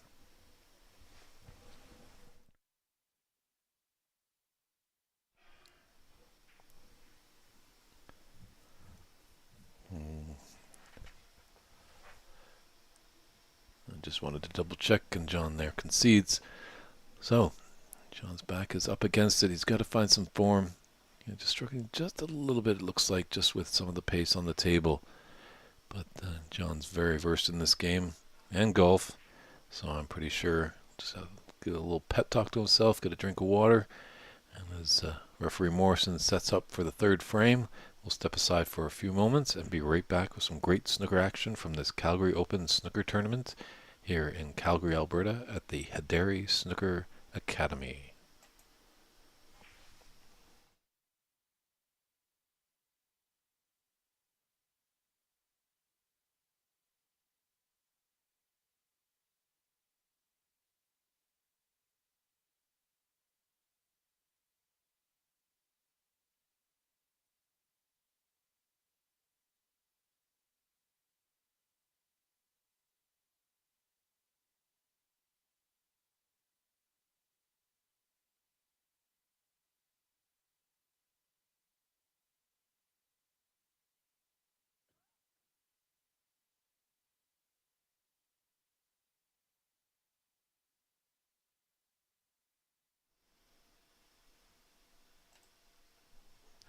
And we're back with frame 3.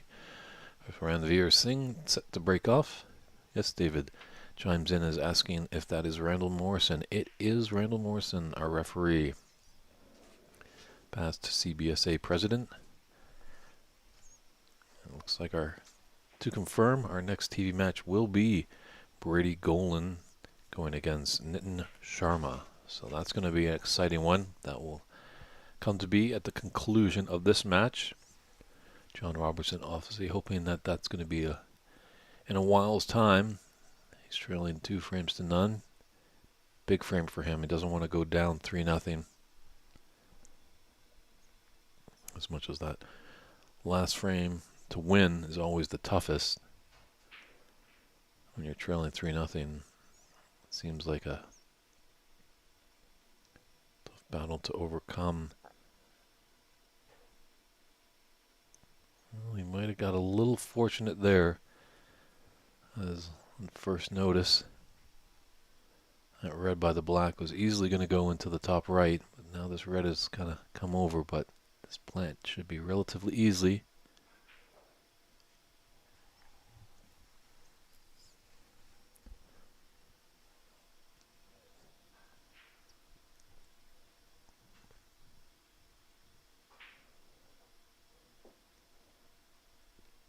And he's in again. Got a few open reds that he can deal with.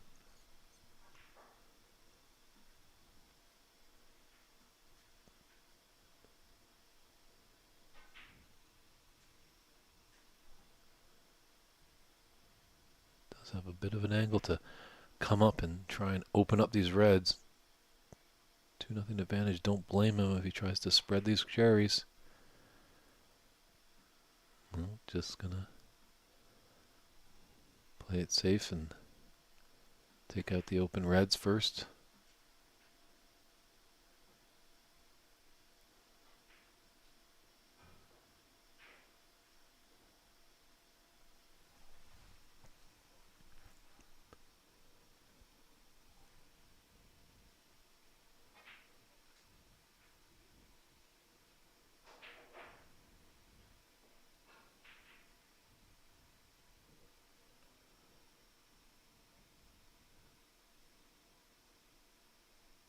I think this could be end the break. I don't know if there's the path.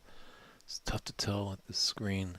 That potting angle is there on this red past the blue. Oh, it is. Great shot.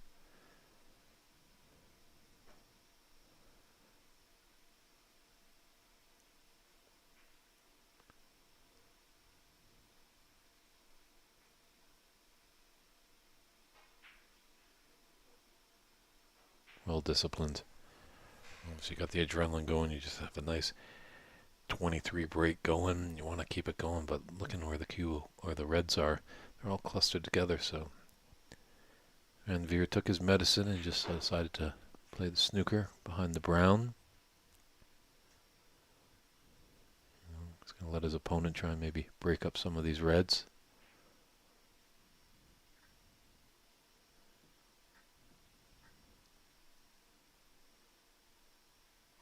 Judged quite nicely. Acknowledged by a tap on the table by his opponent.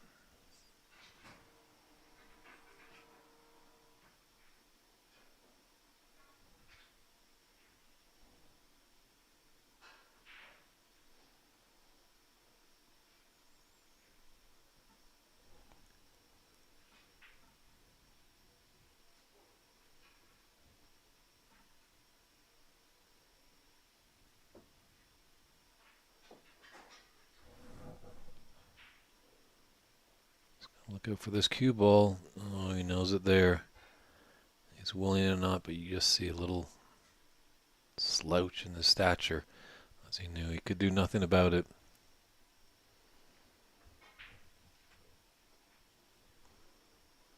So that's going to help John just get the machine going.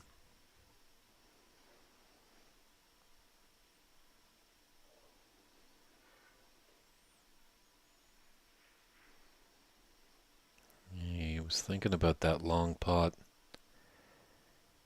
It's not a bad idea, but definitely trailing by 2 frames. And you know your opponent, you're going to give him a chance and he gets in, he can score heavily.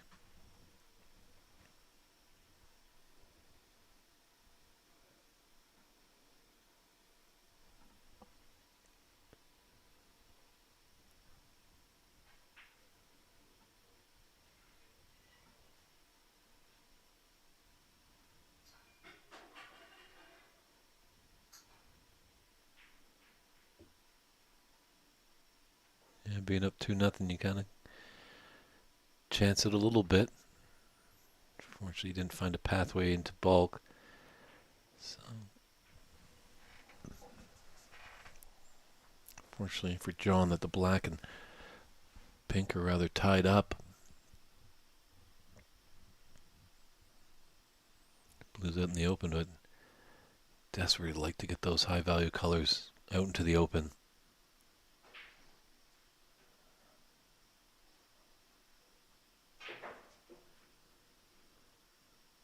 He's got a good angle on the blue to disturb some things in the middle of the table.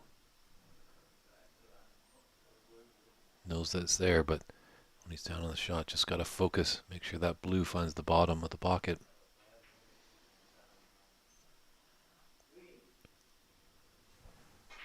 Well, he's brought out the pink nicely. He's got a red into the right middle, can just hold there, have the pink into the top right.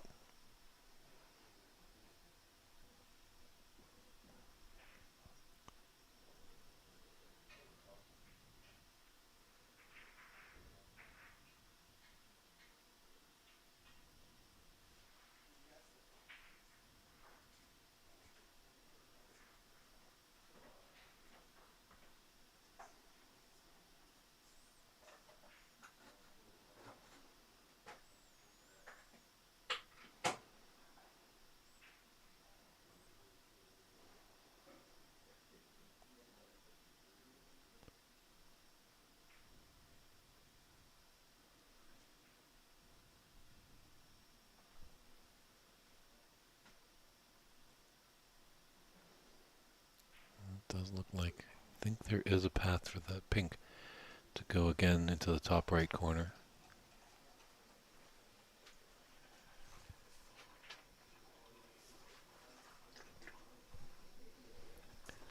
And it looks like Blake Martell and Jesse Nowak are going to a decider. They're tied 3 frames apiece.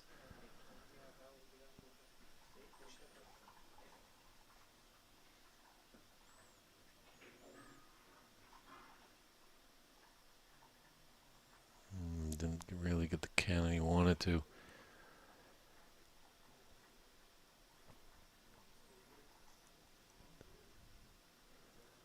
These 3 reds near the cue ball. The higher one definitely goes to the left middle, but it's tricky.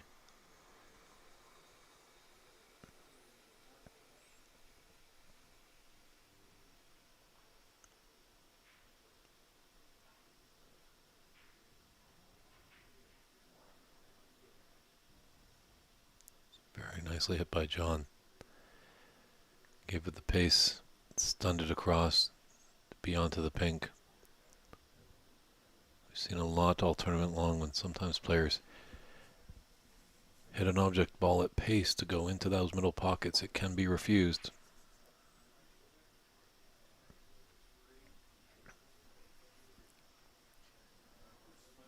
Well, John's gone into the lead with his 26 break, leading 30-23. Lots of points on it, but this is going to do good for John's confidence. Struggling a little bit in the first 2 frames, but now he's kind of finding the flow of the table. It's definitely a game of momentum, as we saw in our previous round of 16 match. Sahil Nair had a commanding 3-1 lead. And then Albert found something in the 5th frame to take it. Took the 6th, and as we know, he took it into decider.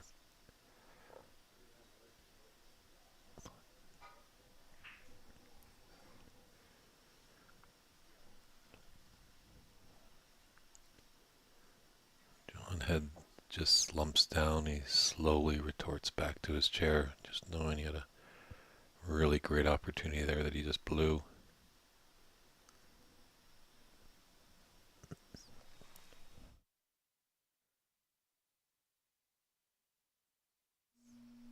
So when a player makes an easy mistake,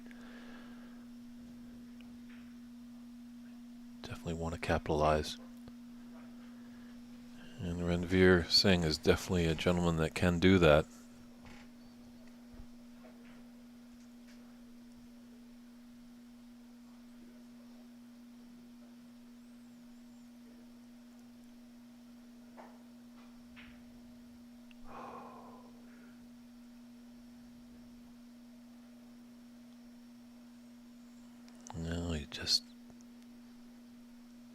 frozen there. Perplexed how that black did not drop for him.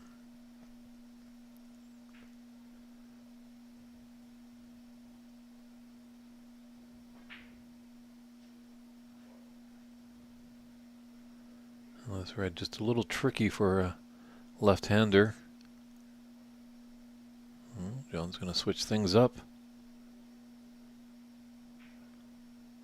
Not sure how well he plays.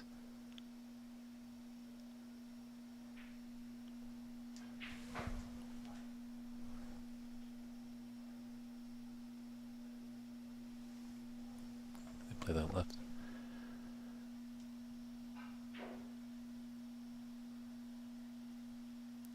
Good enough to channel his ambidextrous. It was a better shot for a left-hander. My apologies.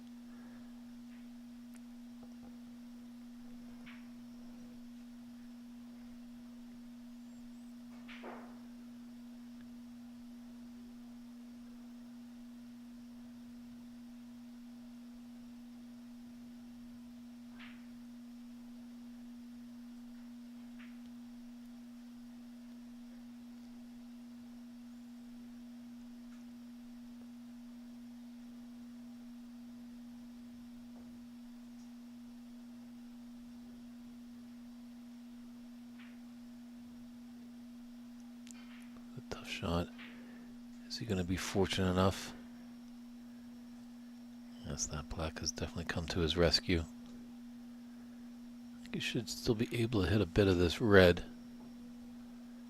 But being able to pot it is very difficult.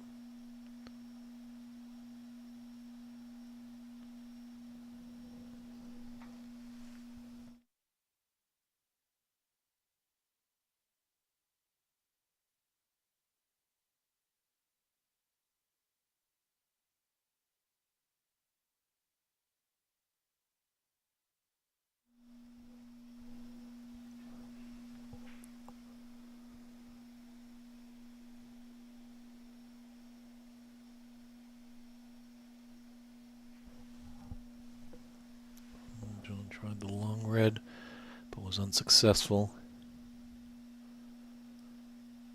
And Veer might be able to get behind the green here. Just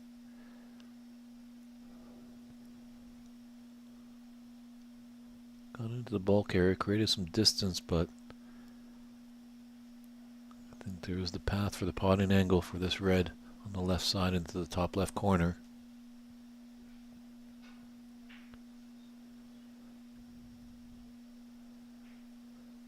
And certainly gave it a go. The unfortunate part is there's quite a sitter there to the left middle with only 15 points in it and 59 on the table. Still anyone's frame.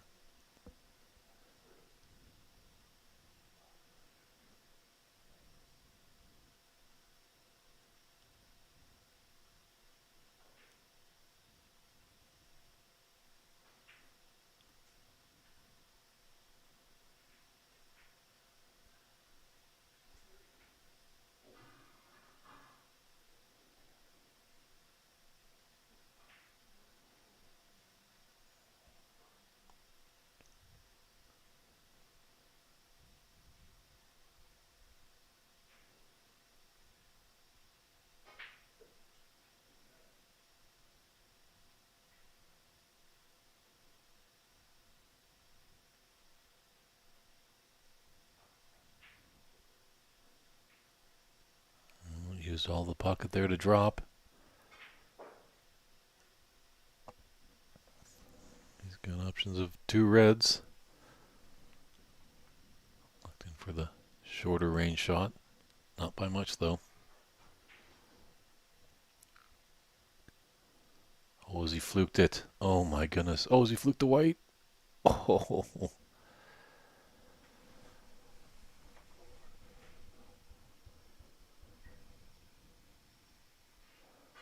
I have seen some interesting play on this TV table all tournament long. Probably just around at the halfway point. Can you believe it? Maybe just a little bit of adrenaline pumping as he fluked that red in. Just maybe, maybe one more lap around the table just to calm the nerves, because that's a blue that Randveer makes 99 out of 100 times.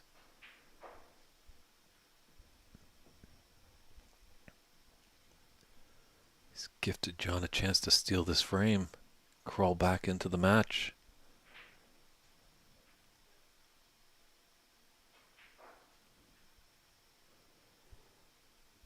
He's going to need these bulk colors, and they're all over the place. Only yellow on its spot.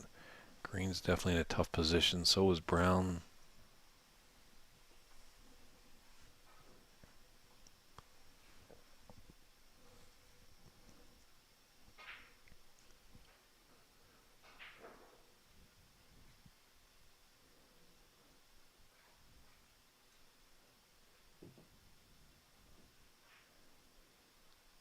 Now, this is definitely tough bridging here for Randveer. But it's definitely there, this yellow into the left middle.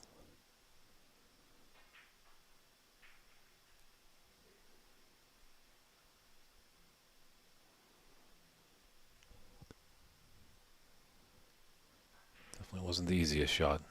Might look a little easy on the table just because it's wide open in the left middle, but as you could see on that picture, he was just, bridge hand was eating up the pocket there on the right side. Oh my.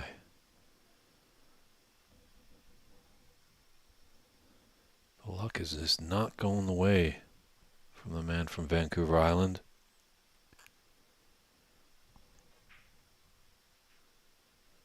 But sometimes things could turn. These longer frame matches, the snooker guides are watching.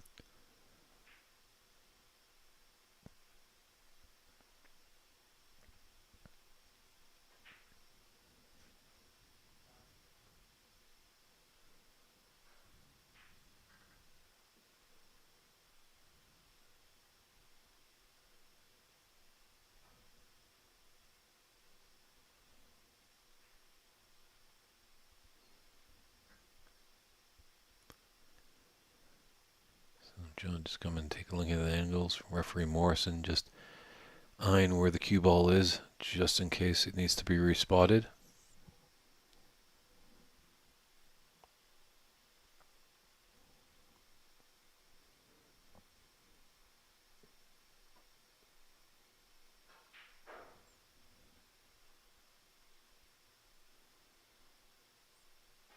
Oh, this is going to be costly, I think. Oh, very nicely done by John. I thought he was going to cannon into that black, but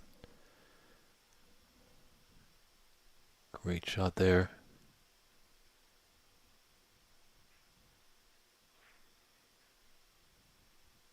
Definitely a nice retort there by Randveer.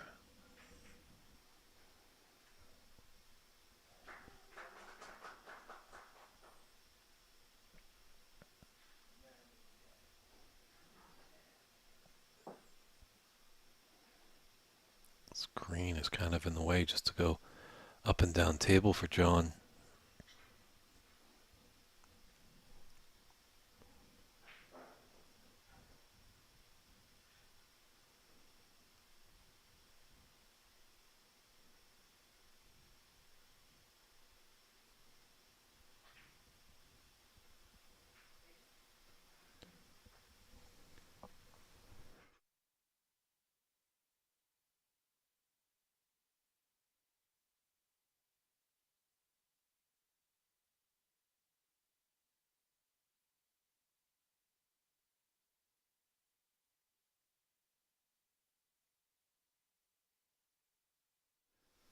It's a good hit by John. He has left the pot open there. Definitely potential to pot the yellow. Maybe Randveer could clip off the green and get behind the brown. He's trying to get behind the black there. Is their path. Looks like John definitely can hit it, but they can't cut the yellow into the top left corner.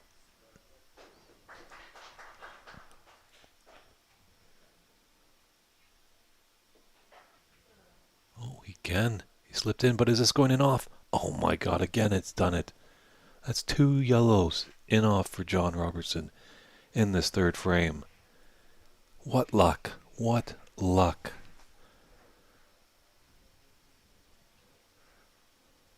Hey, there's a little bit of emotion there from Renvier. He's going to have another chance just to get this cue ball tightly behind the brown. Do not adjust your sets is not a replay from 5 minutes ago. Renvier finding the humorous side of that. One person not finding that funny matter is definitely John Robertson. Can you believe 2 in-offs on the yellow? Chances are in the millions.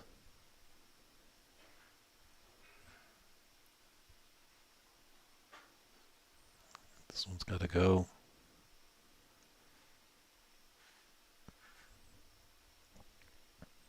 Renvier just nodding to referee Morrison.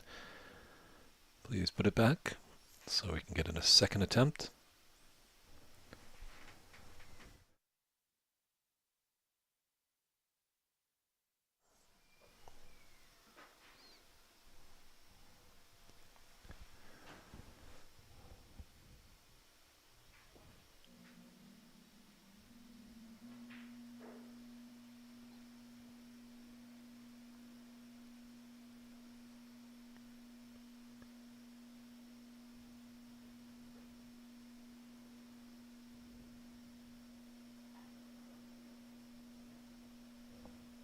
Much better pace that time. But this definitely is another opportunity. Get his cue ball behind the black. Just ran on a bit, but as he put it into the middle, so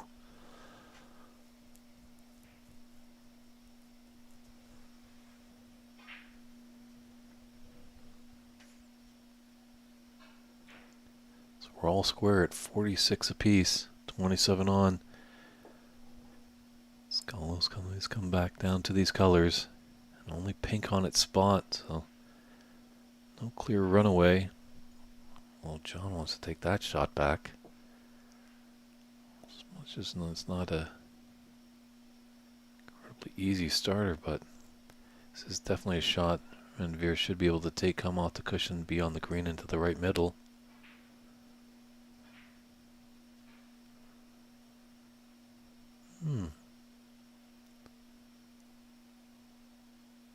Bit surprised he hit it with that much pace.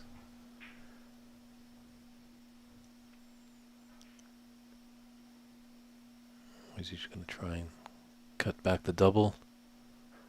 Looks like he's going to put the green behind the brown.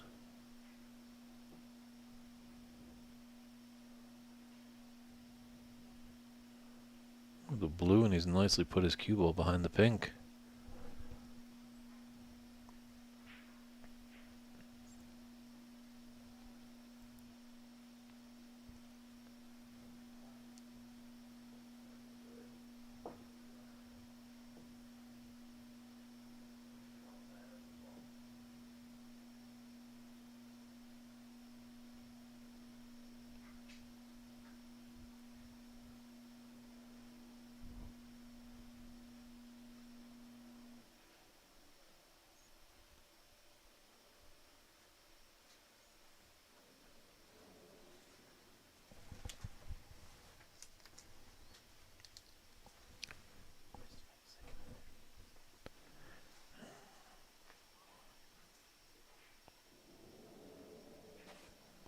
Nice hit there by John. There might be a little bit of a path for this green to go to the top right corner. Just an update while Renvier gets ready to take this shot. Alex Pagulayan is up 3-0 over Darcy Michael.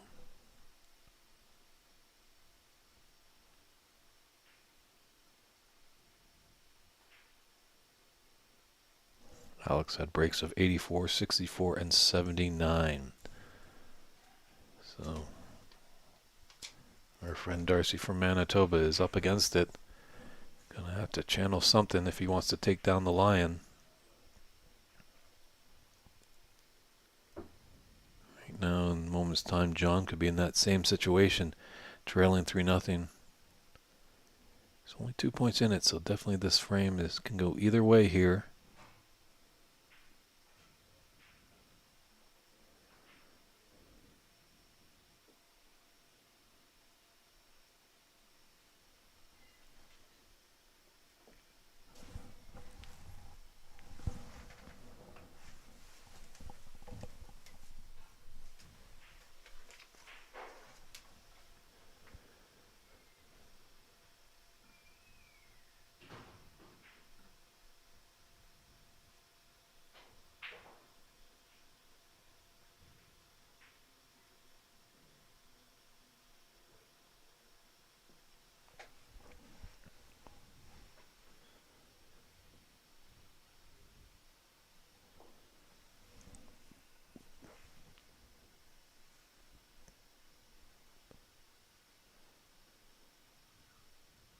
Oh my goodness.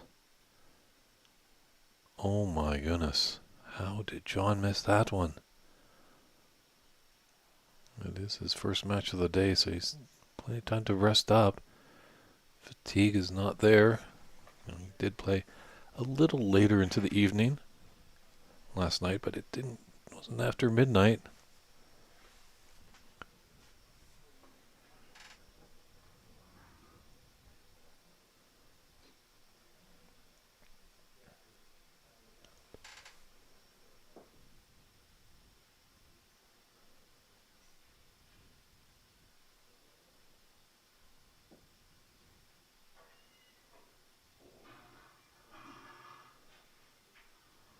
Ooh, can't convert on that green. It's a golden opportunity. Definitely unfortunate that blue ball is covering up the green pocket for an easy brown, but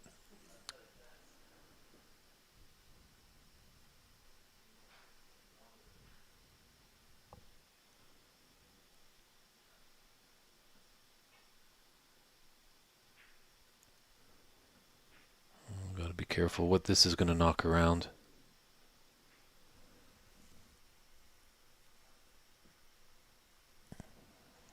John just having a look around where his opponent went to. I wonder if he just went to relieve himself for a comfort break. Be a good idea just to let the referee and your opponent know. Sometimes when nature calls, you do have to go, but it's good to inform people before we send out the search party. So John trailing by 7 points, big frame for him here. He's got to at least make it 2-1.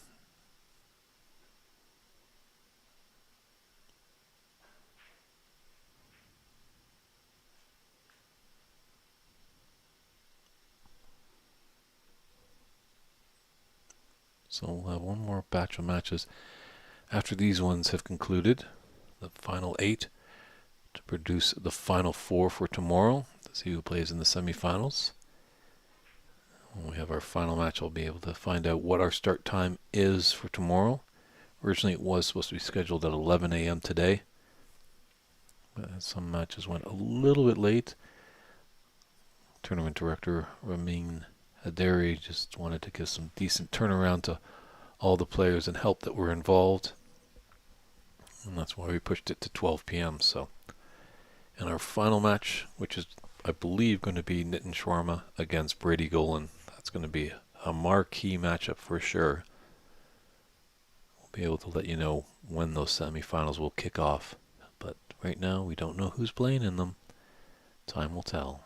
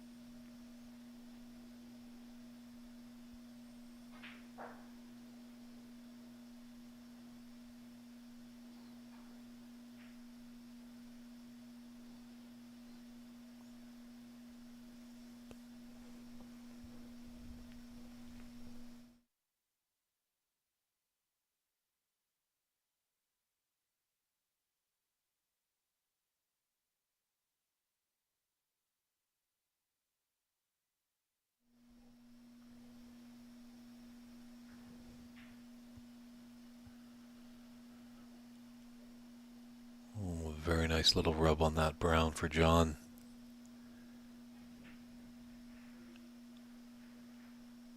Looks like he does have the snooker.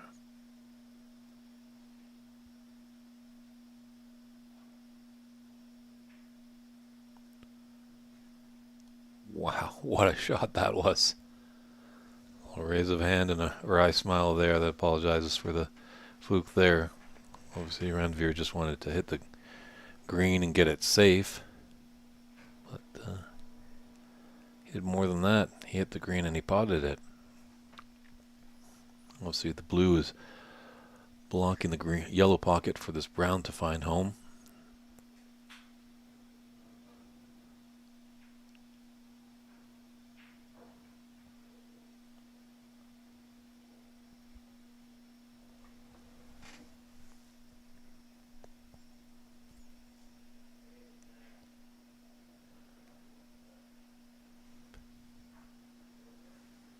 So, Ranveer Singh just needs brown and blue to take a commanding 3-0 lead in this best of 7 match.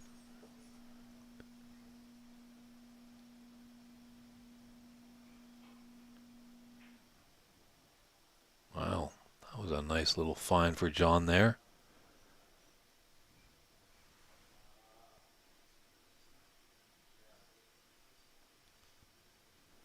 Once again, Ranveer has left the table. I'm not too sure what that's all about.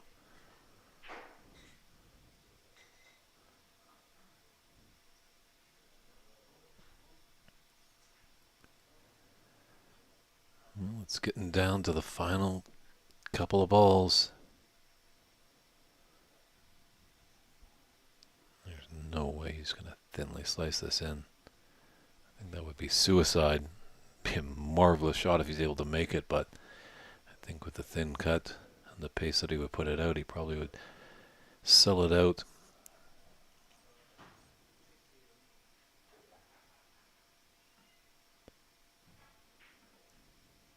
Both players need both pink and black.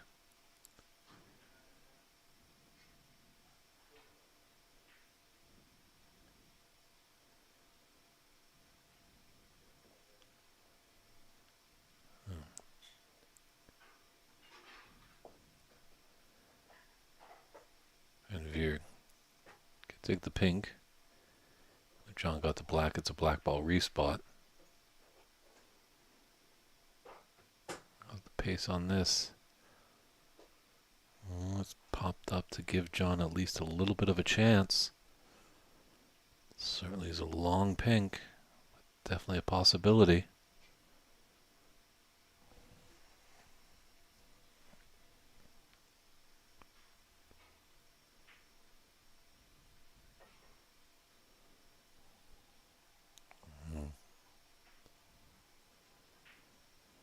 Middle pocket almost swallowed up another cue ball.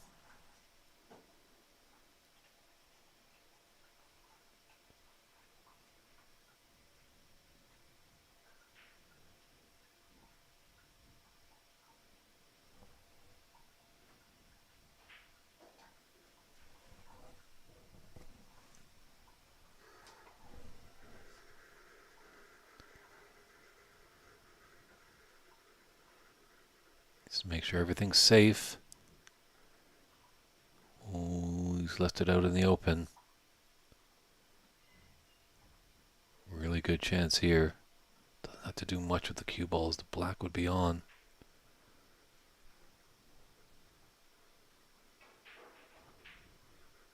Wow, great pink. This gentleman definitely can pot. This black to take a 3-0 advantage in this best of 7 and be on the verge of a whitewash.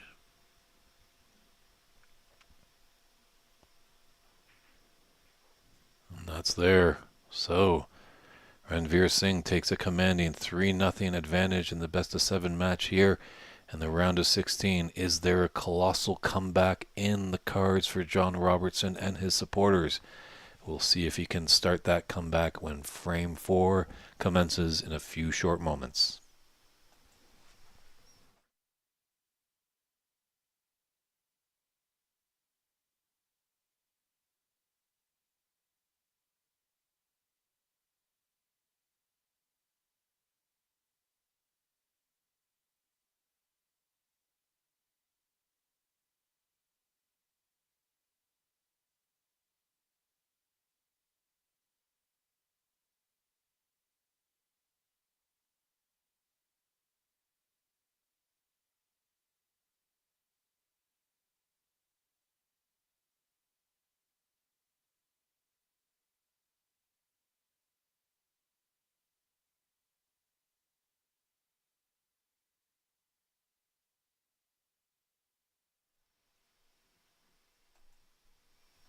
And we're back here at the Haderi Snooker Academy, the site of the Calgary Open Snooker Tournament of 2025.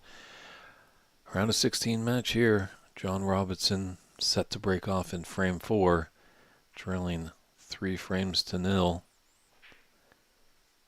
It's do or die.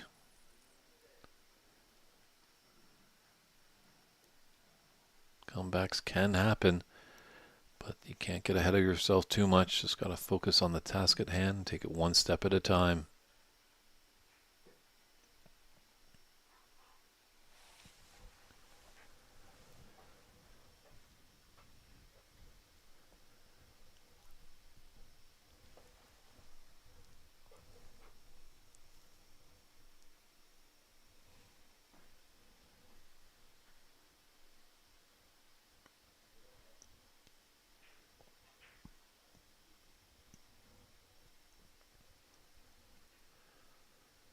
That was some nice siding, so it just skidded quickly up to the table there for John.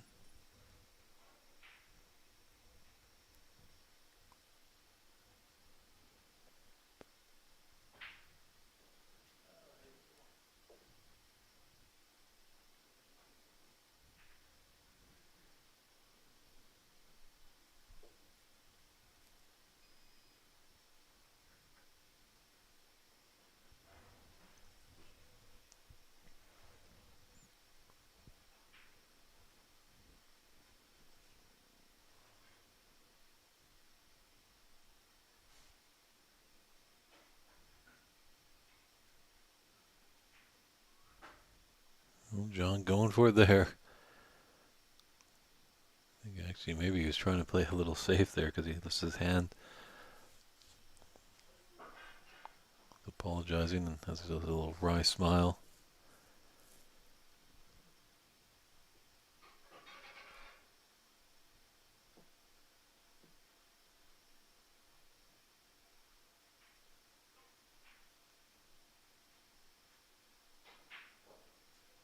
Well, we've seen some marvelous things in Canadian snooker when a fluke has happened, so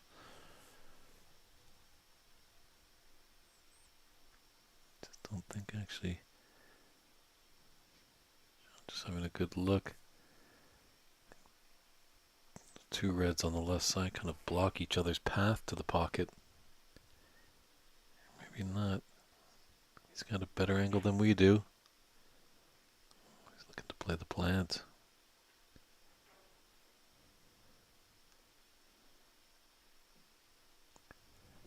He's fortunate that ran just enough that the cutback is not there for Renvier.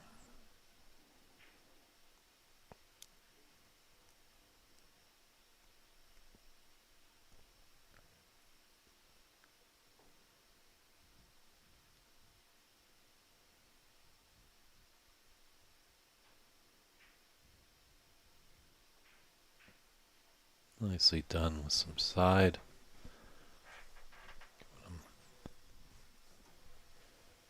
Just be a bit straight. There's obviously the pink to the left middle.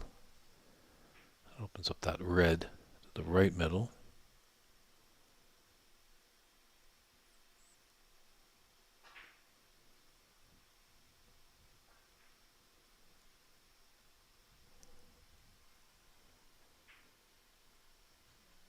He flicked out that pink enough that will bypass the reds into the top left.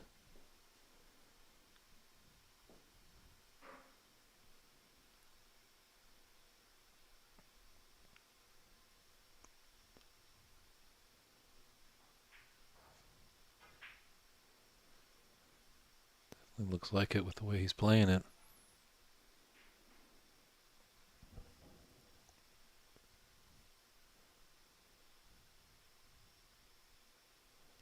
Just looking at that little gap. Those two reds beside each other. Another red. There's a little opening for that red just below the top of the red of the cluster. Obviously it wasn't there. So he ran through that quite thoroughly.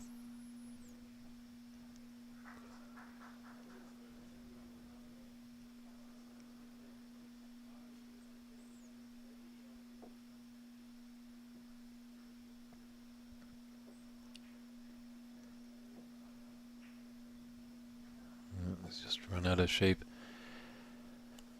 in position, so he's taking his medicine. Small 7-point advantage.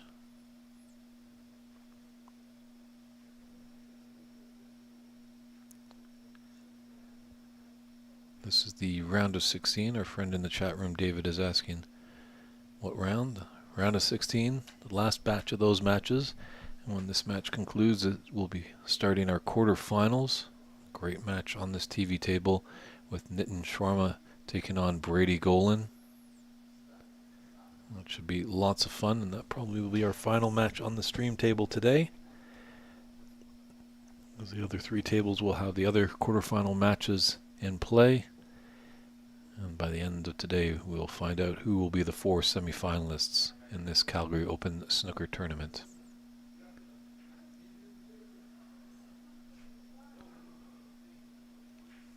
He was going for it there. I don't blame him. Doesn't want to give John a little sniff of anything. I think if John could get a little taste of blood, he'll fully attack.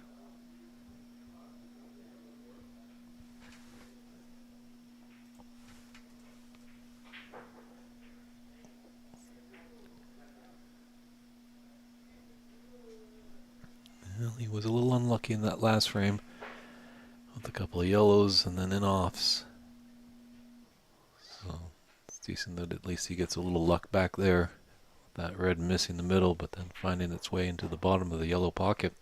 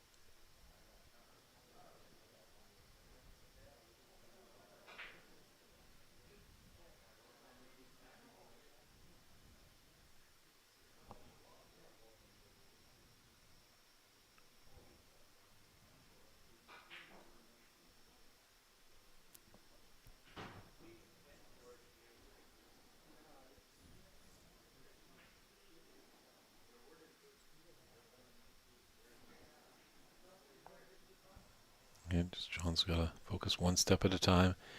You know, he's got a huge mountain to climb if he wants to get in the quarterfinals, but can't let that mind wander too far ahead. Because when that happens, we see a lot of players miss the shots more often than not.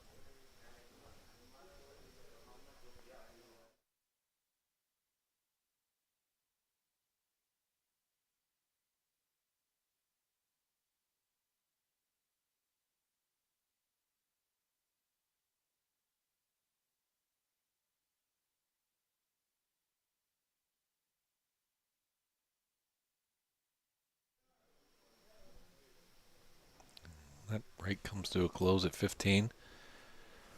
But in return, it's given John an 8-point advantage.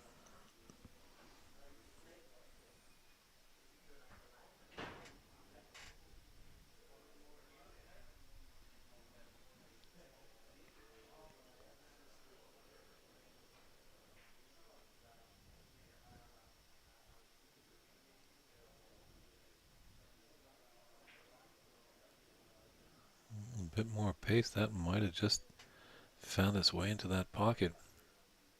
But safety was more of a concern for Ranvier.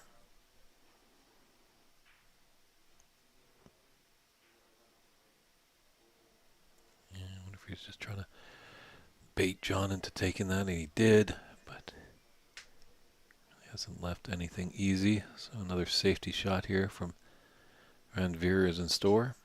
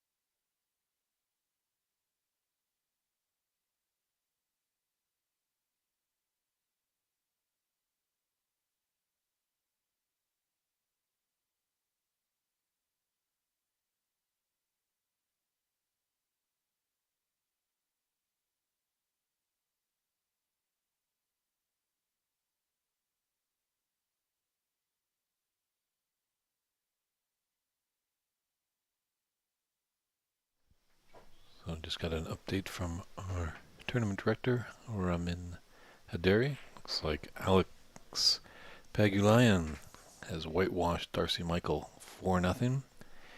If you want to see results from the knockout phase, looks like there will be pictures of the bracket up on Calgary Pool Scenes page on Facebook. So feel free to search that out. That's Calgary Pool Scene page on Facebook. There'll be pictures of the knockout, and you can see there how all these players are faring. We tried to will that in. Really wanted that because there's a good opportunity here. Could have been a frame and match winner.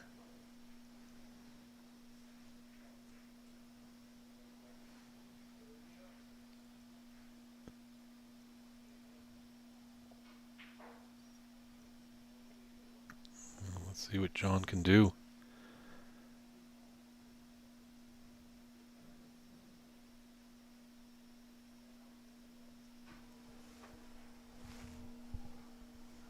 Definitely there for the taking.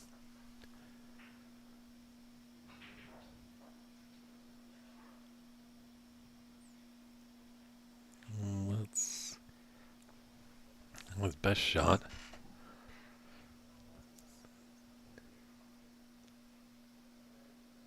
I want to continue this break. It's going to be a long red into the yellow pocket.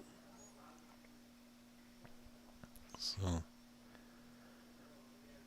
it's a good recovery pot here to keep the break going.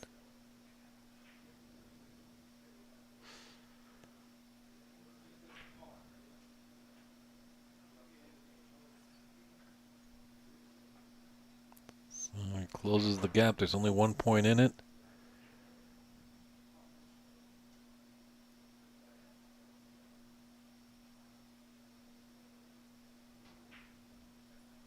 But 75 points on the table.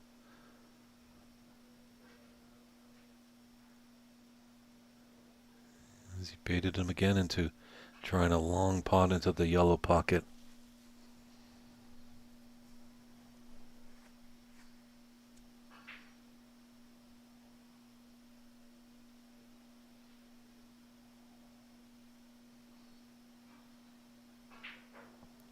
Could use the pink here possibly with this red to just cannon into the middle.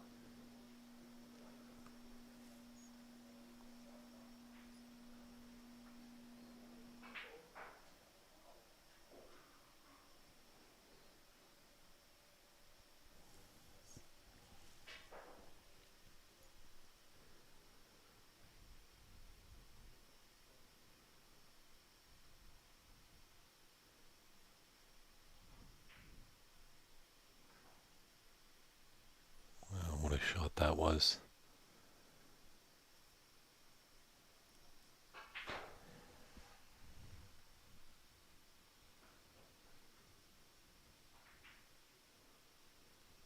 Yeah, this youngster definitely has nerves of steel. Seen him crack a little bit in this match. A few smiles, but throughout the tournament just doesn't really have any kink in his armor. He's got a great temperament. Nothing seems to faze him. But I'm pretty sure if he's to host the trophy tomorrow night, we'll definitely see him some emotion, but there's a long path to that. Can't get himself too much. He's got a commanding lead in this match, 3-0, and is looking pretty good here. He might achieve the whitewash.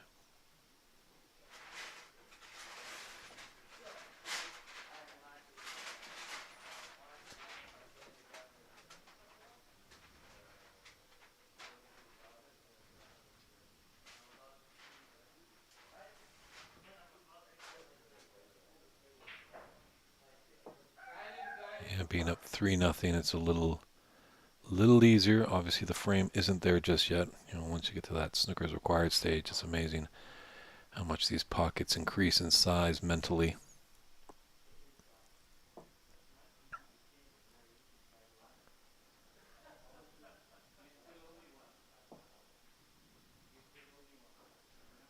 He's just taking these nice and easily. Just he's taking a stroll in the park.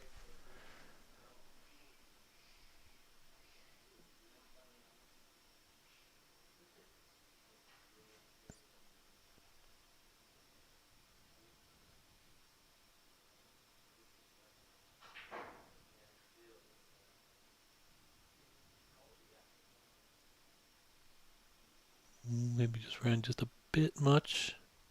Just coming over to look at the score line.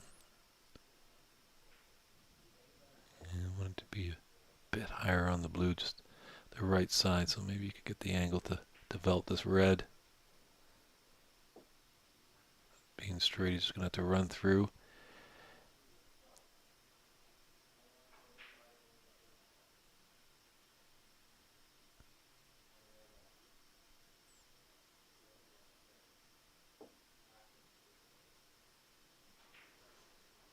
Great shot there, and that was his frame ball. He's now on the snooker's required stage.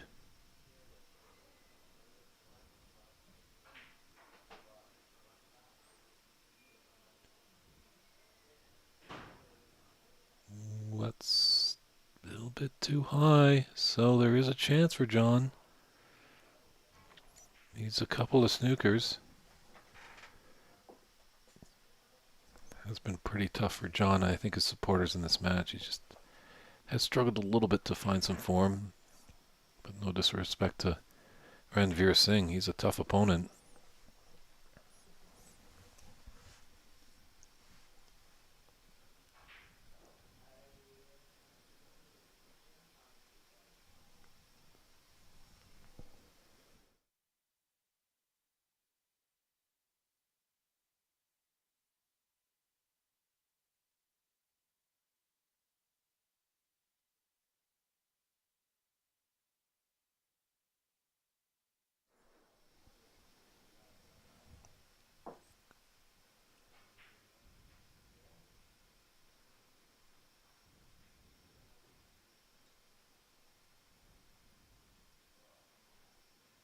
Well, he could get 1 6-point snooker and force a tie.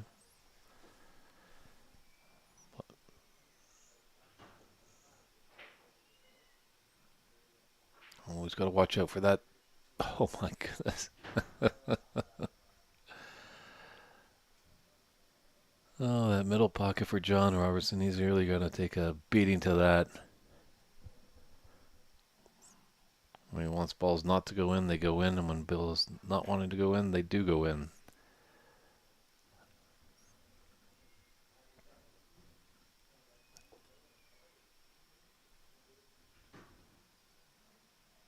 It's definitely fortunate that he didn't cannon into the blue and put the blue into the pocket with that green.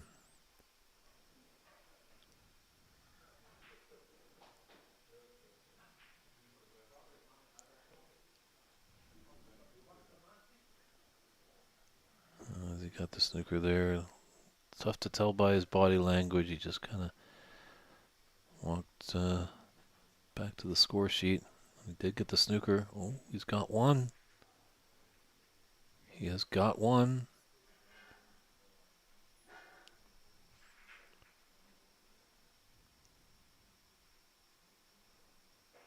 So John just needs one more.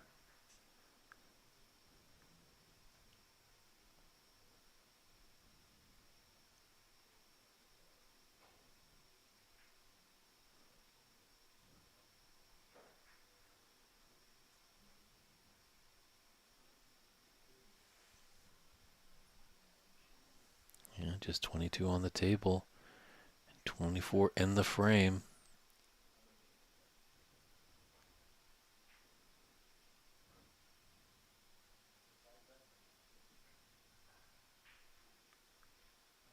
Just need a little bit more pace there.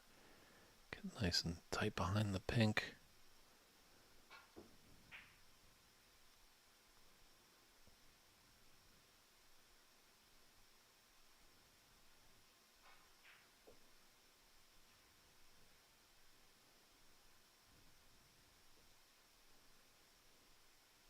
It's bounced up it just a bit too much, and the potting path is there. Big brown here.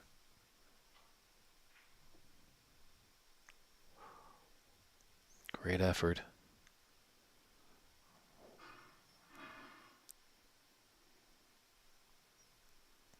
He's just so close. He can almost touch that winning line.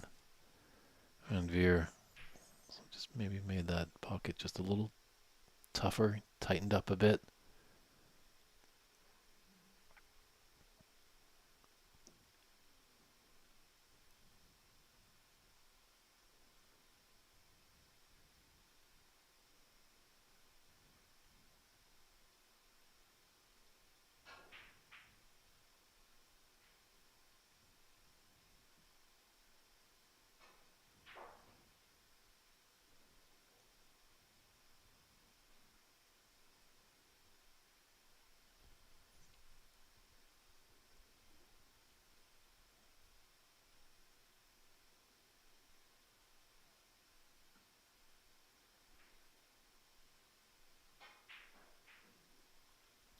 Great shot there. He's got a snooker.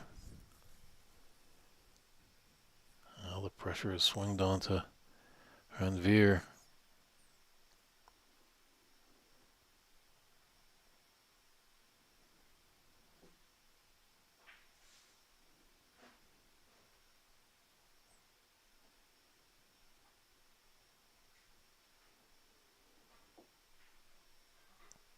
Well played.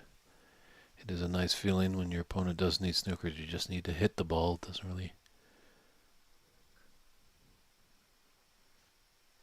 usually matter where you put object.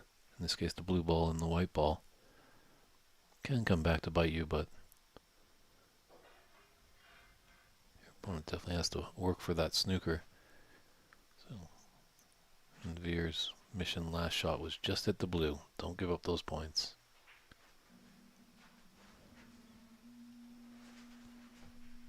Was that his last shot of this tournament? Very thin into the right middle. Maybe a bit dangerous of the in-off if he decides to take this blue into the green.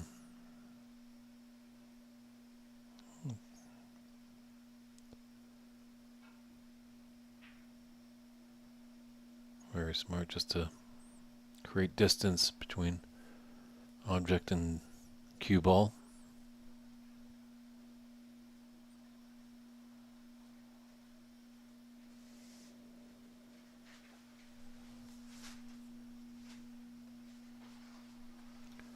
Just an update on one of our quarterfinal matches that has started.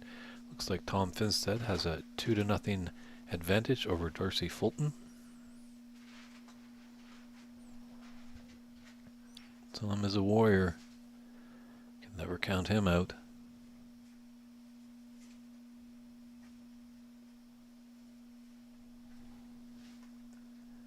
And local favorite Jesse Nowak is going to send Blake Martell back to Manitoba as he won in that decider and made the scoreline a 4-3 victory.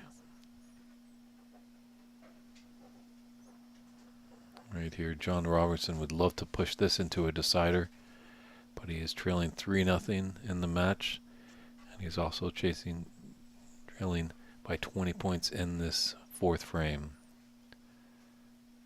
So, oh, what a blue that was. A little fluke there. That probably will do it. And Jesse Nowak will be taking on maybe one of the favorites in this tournament, Alex Pagulayan. That certainly will do it. Handshakes there. Wow, what an effort. What a display there by Ranveer Singh. He's moving on to the quarterfinals with that 4-0 whitewash. Big commiserations to John Robertson. He just was having a tough time finding things. There's a little bit of unfortunate luck that he was getting early on. He did get a little luck a little later in this previous last fourth frame. But, we're going to step aside for about 10-15 minutes. Our next featured match is going to be, as you can see, Nitin Sharma practicing at the table. He'll be taking on Brady Golan. So come back and say hello to us in about 10-15 minutes time. That should be our final match of this day 2 of the Calgary Open Snooker Tournament. live from the Hadari Snooker Academy in Calgary, Alberta, Canada. Thanks, everybody. It's David Burney saying we'll see you soon.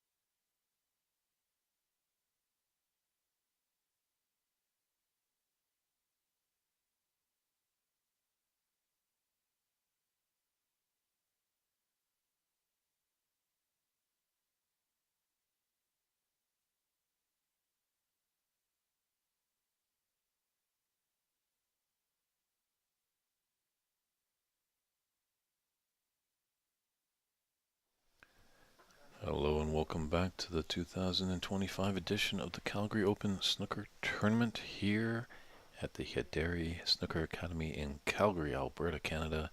It's David Burney in the booth with you. This is going to be our final match today. A great quarterfinal, actually even could be a final. Nitin Sharma taking on Brady Golan. Referee Randall Morrison is in charge of the table. He's just setting it up, getting everything going. It's a best of 7 match, so whoever can get 4 frames to the good will be moving on to Championship Sunday. Pleased that you're all with us all day long. Hope you've been enjoying the great snooker action. That's David Burney in the booth. If you have any comments, questions, concerns, feel free to put it up there, or any support for either player. I'm pretty sure they'll be able to hear you somehow through the Ethernet. And if you want to let us know where you're tuning in from, it's great to hear how far our stream is going. I'd like to reach all corners of the earth. It's the flip of the coin. Nitin is calling it. Looks like Brady has won, and he is going to break off.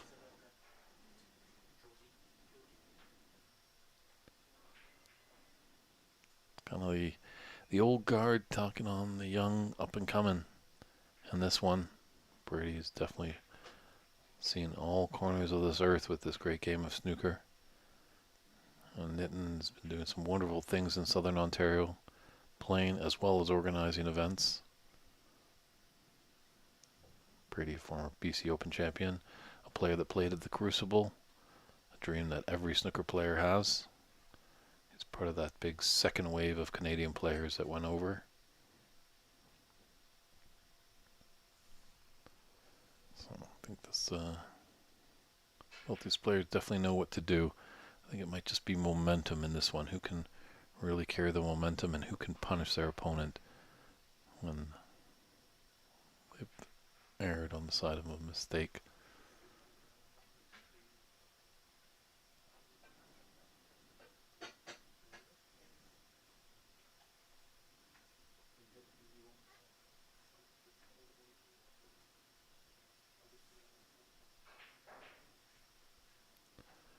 That's definitely a confidence booster right there. That puts a statement to your opponent that you've come to play.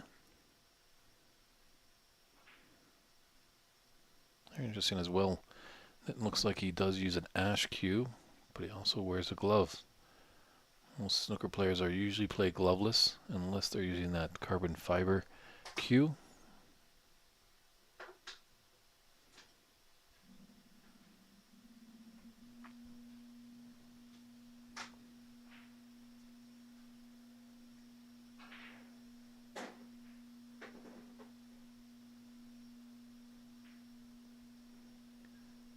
Yeah, he's got a red to the left middle.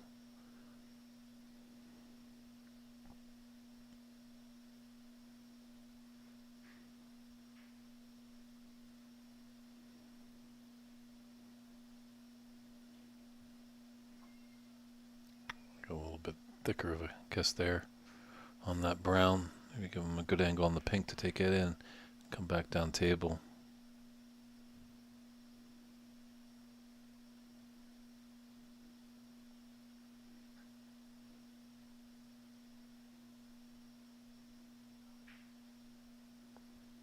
They are posting the bracket up on Calgary Pool Scene's Facebook page, so check that out. See, it looks like all of our quarterfinal matches are in progression now.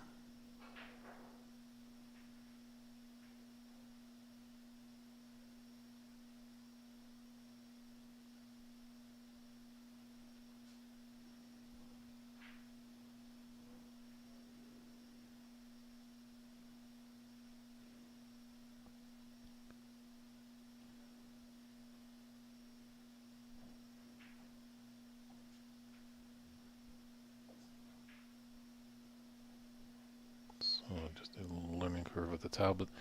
One of our players, I see Sahil Nair, he's in the room. Unfortunately, he's defeated by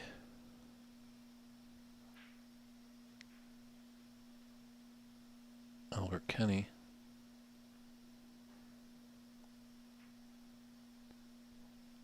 that's score actually should be the other way around. It should be Nitin with 19. Used all of the pocket there.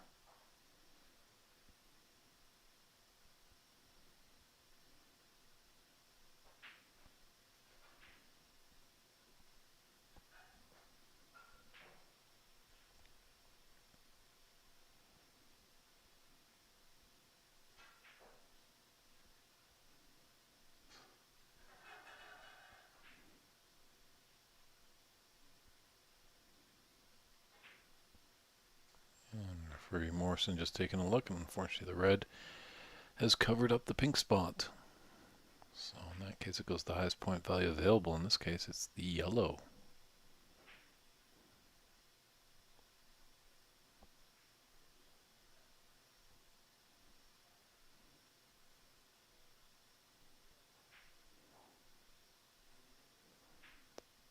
There's a good crowd in here.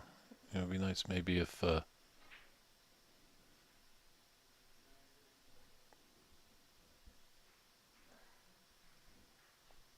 like our good friend Vashil Moore is going to step in and take over the scoring.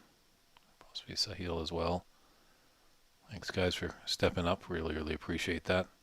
It just helps their viewing public at home give updated scores.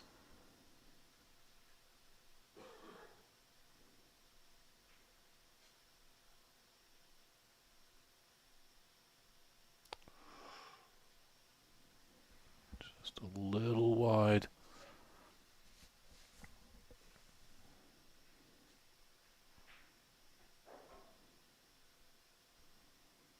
Good opportunity here for Nitin.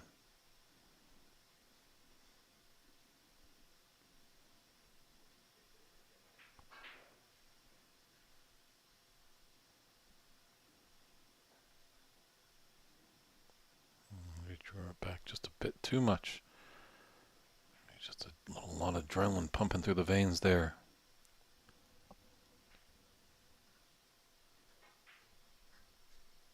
Ooh. Yeah, just ran a little out of position, made that pot just a little bit more difficult.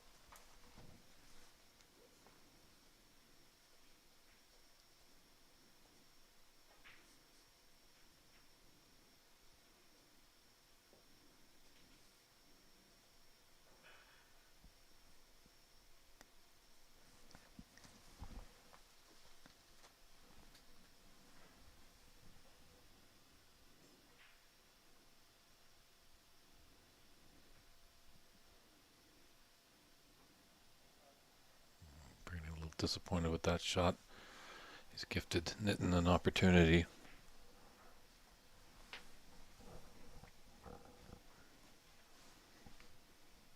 Can't give Nitin too many chances.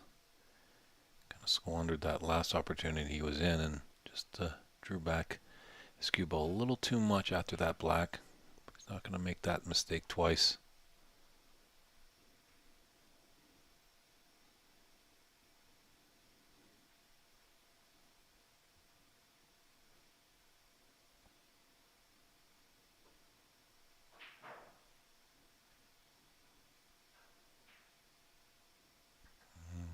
Like the little flick on that red.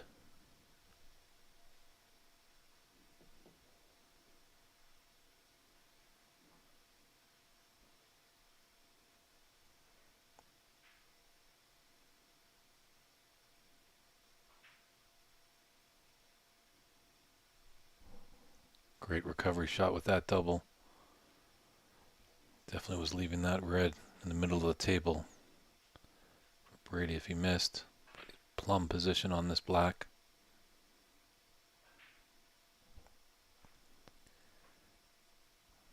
This might be the end of first frame here.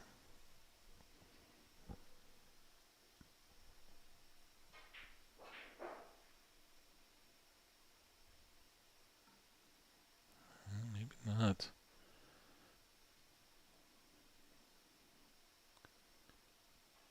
Get a nice shot here. It's a tough shot into the right top corner.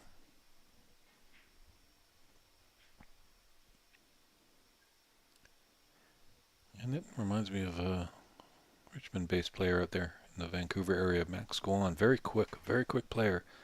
Sometimes maybe just playing just a little too quick.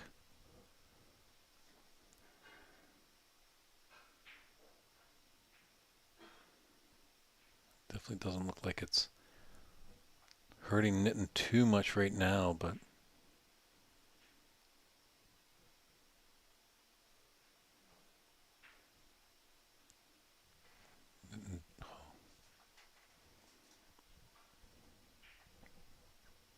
here's the hand of quite the fluke of that red going into the opposite corner pocket.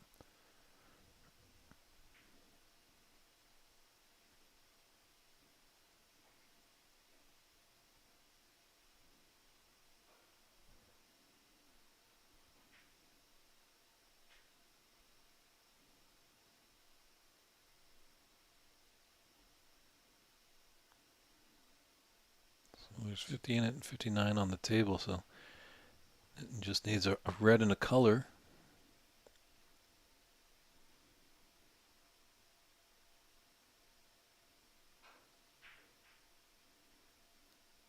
And Brady definitely a bit more slower, more methodical player.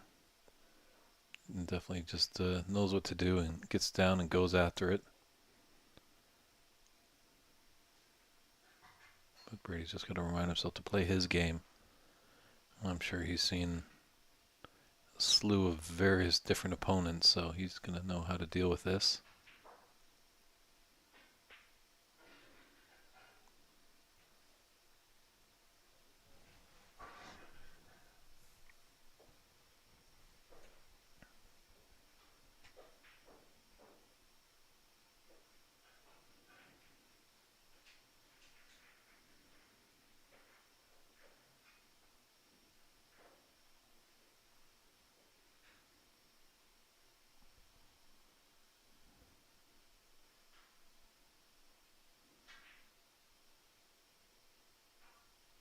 Getting a little help from the yellow. Definitely, I think that was planned all the way. No hand raising of a acknowledge that fluke. He knew what he was doing.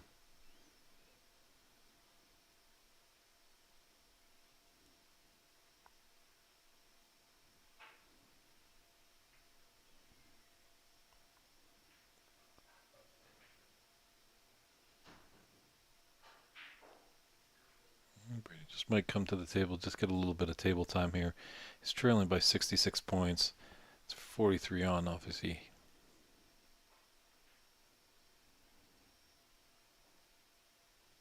You know, needs a good amount of snookers, but just nice to get some table time. Your opponent was really reeling them off. That would be the concession there. Hand on the yellow definitely tells that. So an impressive first frame by Nitin Sharma to take a one frame advantage over Brady Golan. But hang on to your socks, everybody. We'll be back with frame two. It's an exciting one.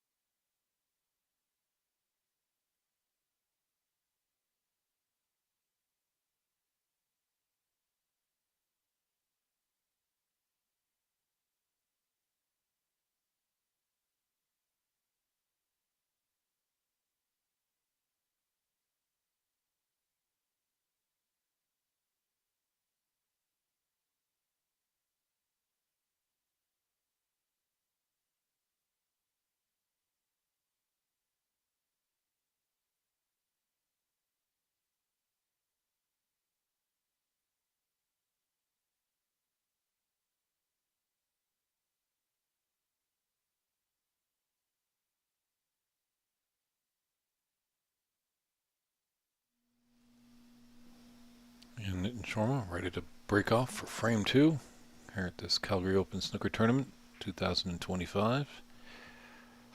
I wholeheartedly agree. Warren Saffel chiming in on the chat, letting us know that there are definitely high caliber players here. There's a three-time Canadian champion, two-time Canadian champions, former Irish pro, a maritime champion. Person that I've seen, got two-time BC Open champions, got a world-class pool player.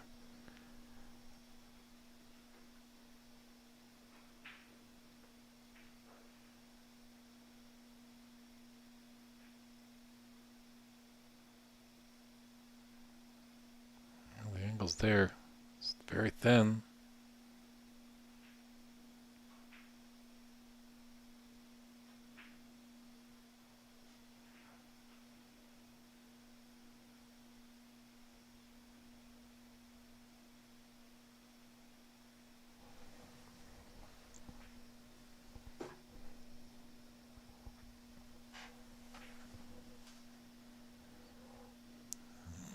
It's a good opener there for Brady. He's just got to play his game.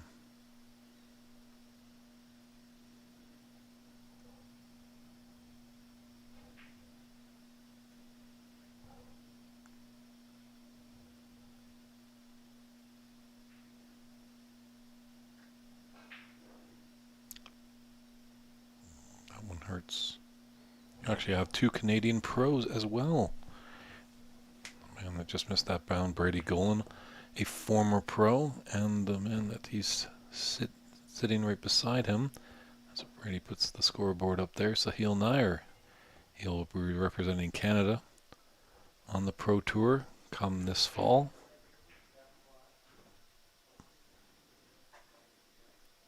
So I was Sahil, if you got some moments, to chat with Mr. Golan, he could be an excellent source of just letting you know what you're going to be up against over there in the UK.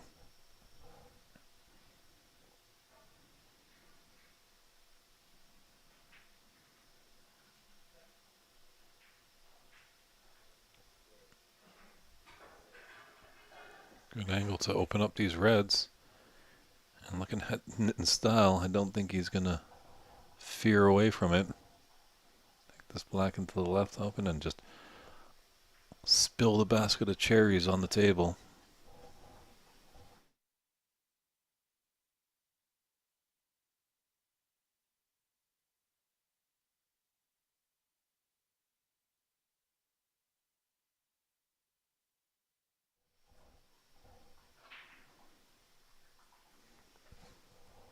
Well, how's his luck?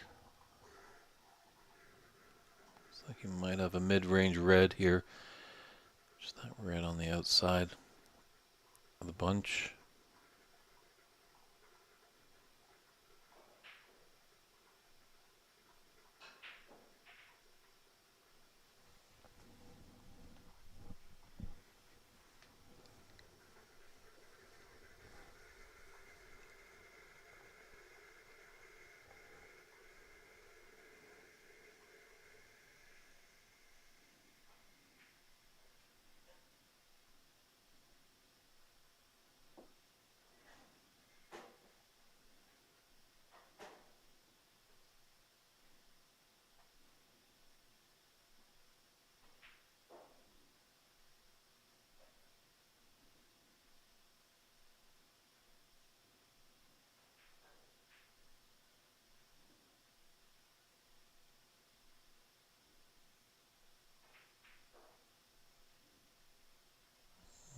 Just a little bit in between.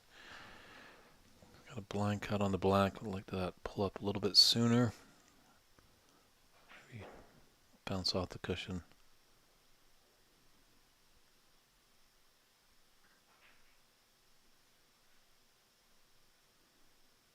Just got the edge. I'd like to go into those red a little bit more full of force.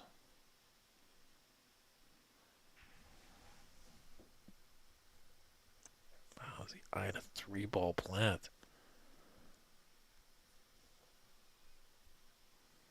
Does have an element of safe, as he should be shooting off the top and right cushion to go back into bulk after this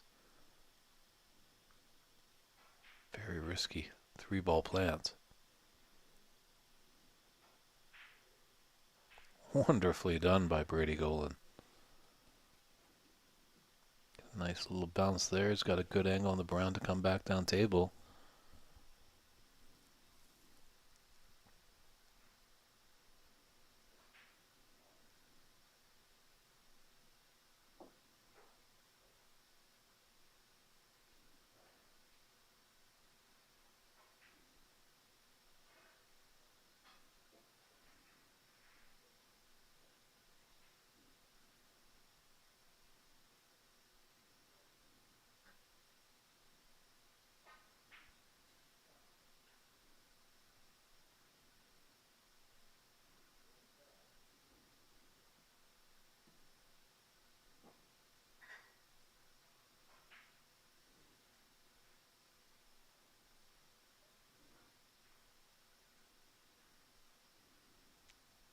The green off his spot, a bigger area to go in and out of bulk off this blue.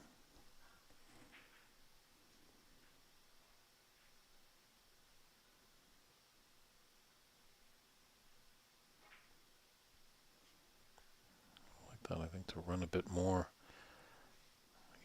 Much happier with that red. It's just above the cluster of 4. I just left him kind of a mid-range shot here. Just got to negotiate that green. Looks like he does have that red, and he might be able to slide by the pack and hold for the black.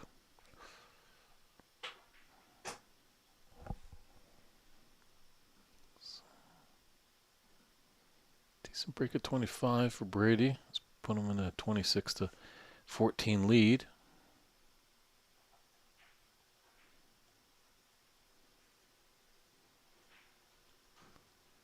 That's maybe just what you need to do. Keep knitting in his chair, cool him down a little bit.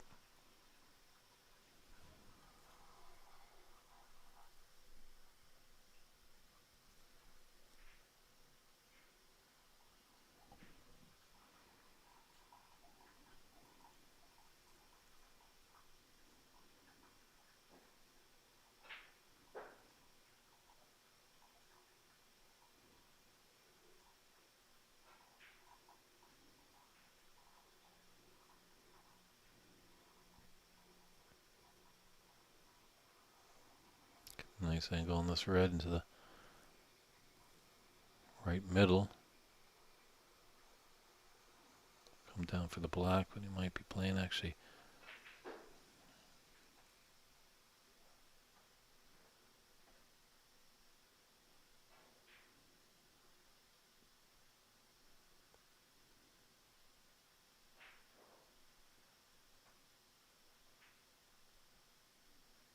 Certainly has some sweet cue action Brady does. So all you youngsters or newcomers or even veterans of the game, it's not a bad cue action to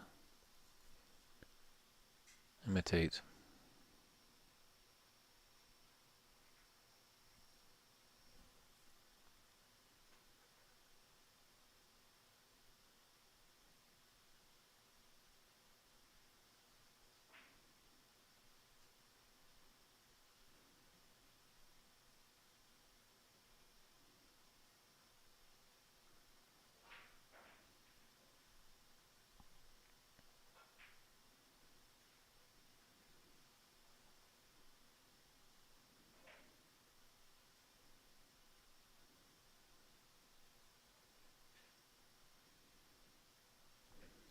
This is a good response here by Brady in the second frame.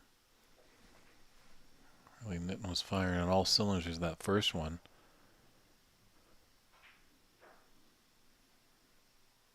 Watch out for that brown. It's okay. That would have been just a horrendous error there if that had gone in. Thanks for the update there, Warren. That Alex is one of the 2-time Canadian champions.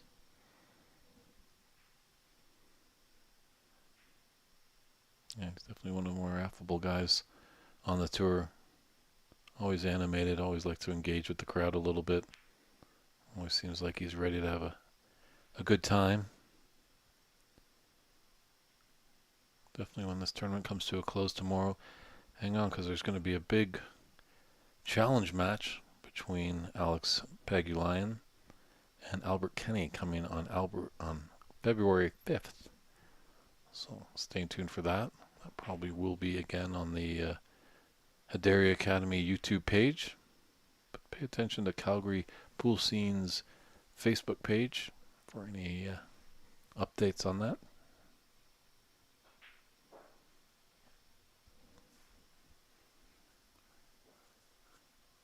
So Nittany trailing by 39.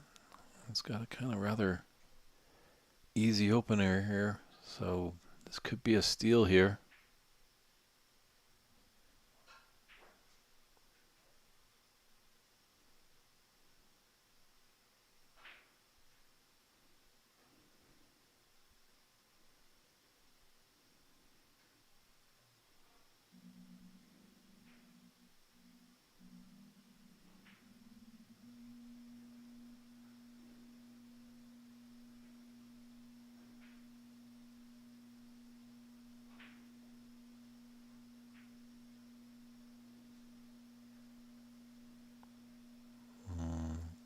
Love the bigger bounce. These tables might just playing just a fraction slower than some of these players are used to.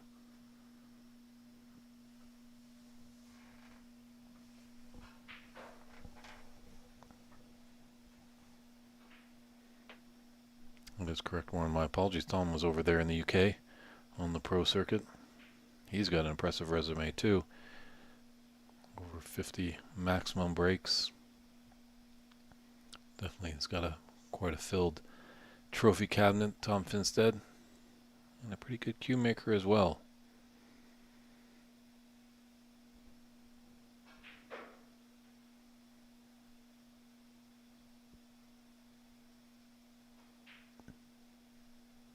It's a nice long pot there by Brady.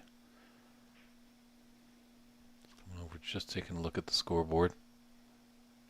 And that's all he needed there. So a little concession there by Nittany, and we're tied one frame apiece. So it's fast and furious, that's for sure. We'll see as this match grows long if they're going to start clamping up, but definitely these players are playing smart, effective, and entertaining snooker. So stand by. We'll be right back with frame 3.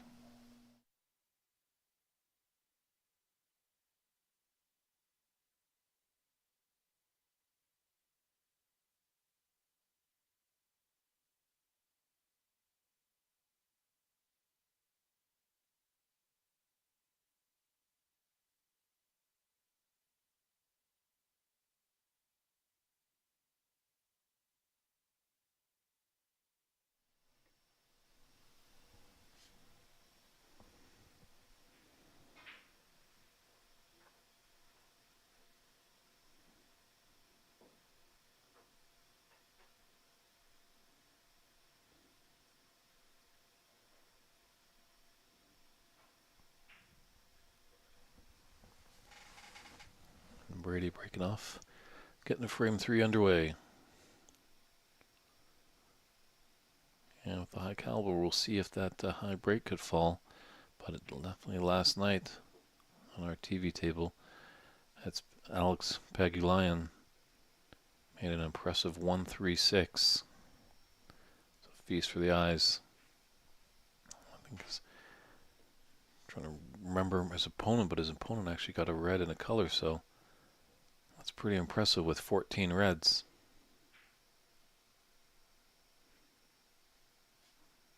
I think in the practice day, actually, the man at the table right now, Nitin Sharma, had a 135.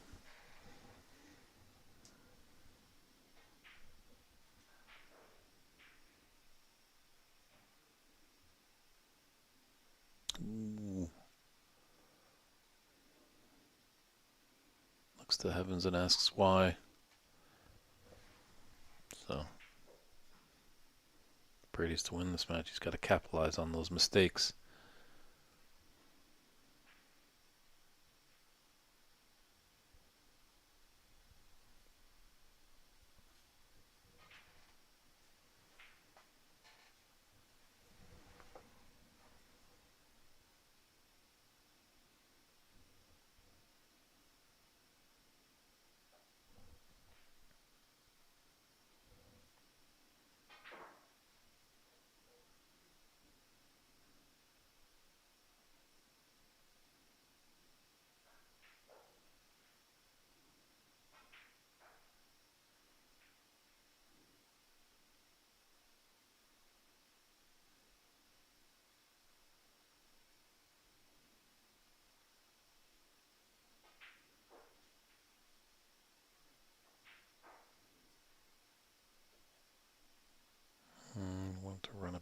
more just to be a bit higher and get on the right side of that blue.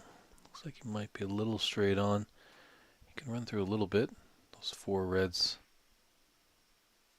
of a mid-range pot.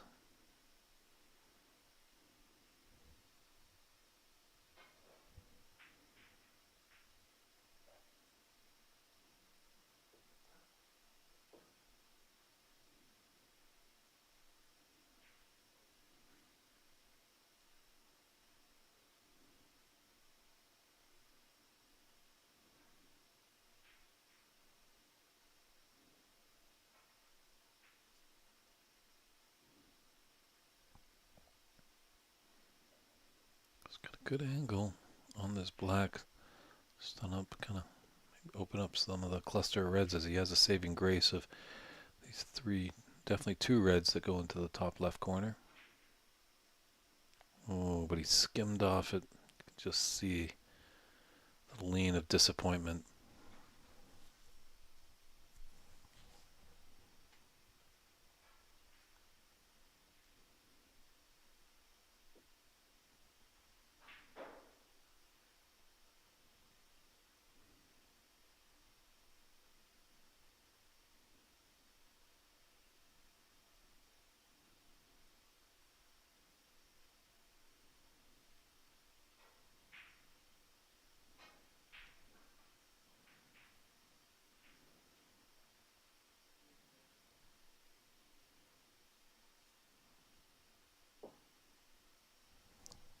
Oh, little break of 24. But I don't think that's too safe with the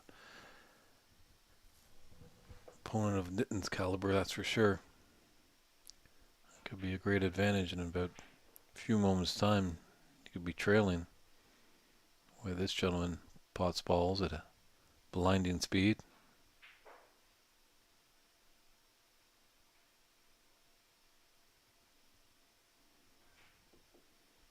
Lucky not to cannon into that red, just slid past it to put him on the blue. It's got to go in a bulk. So a tricky shot.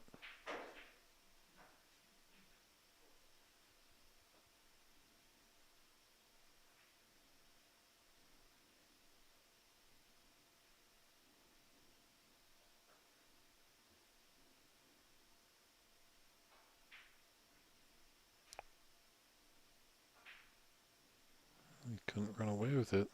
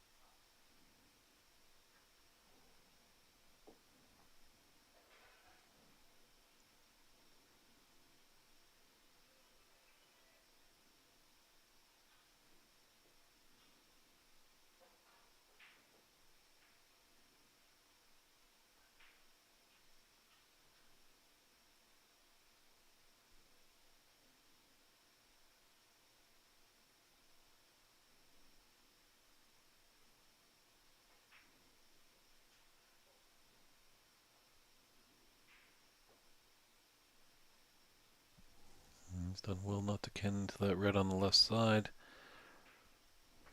Unfortunately, just hit into that yellow. Would have liked to just sneak behind it.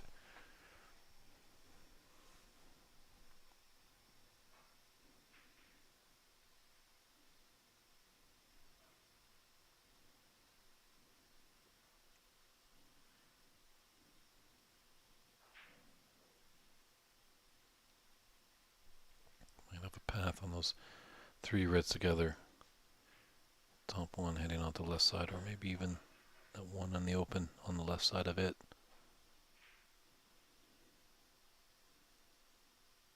Fortunate part is a red has come up, but the green. No, it's not saved, Brady.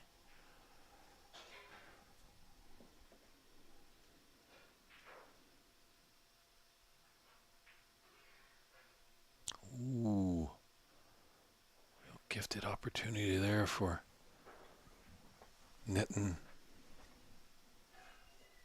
Now, Brady needs to really put together a hefty break here and punish his opponent. Let him sit and stew about that red that Nitin definitely makes more often than not.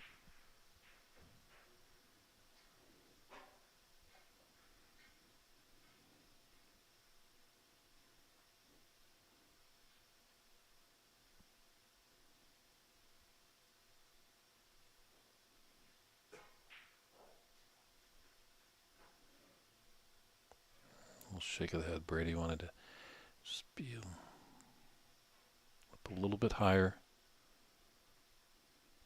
Just gonna go up table. Hopefully can control it enough to be on the blue.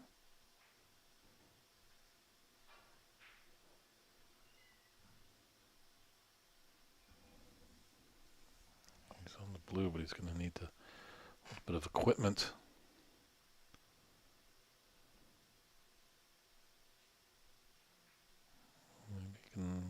He can work his way around. Didn't need the rest. First thought, I thought he might need to pull out that implement.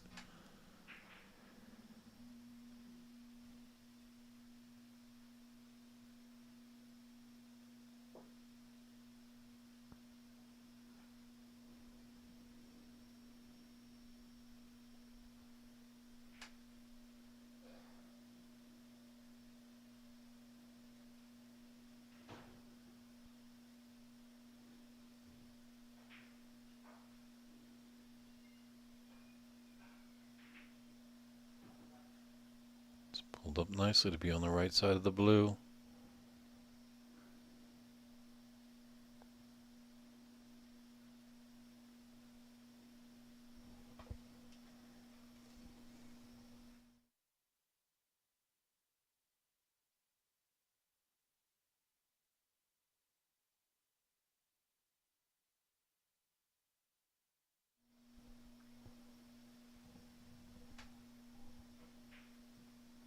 Ooh, that hurts. That really hurts.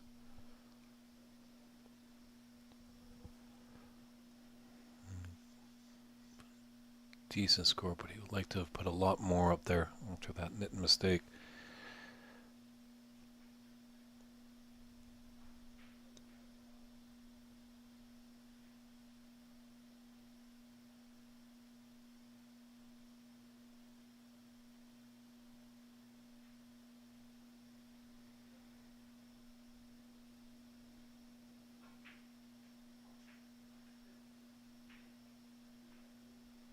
It's pretty of a path here.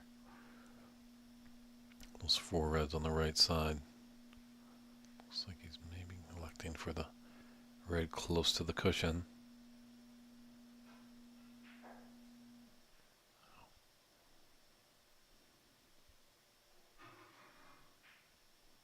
Fortunately, the red has really blocked the potting path for the black.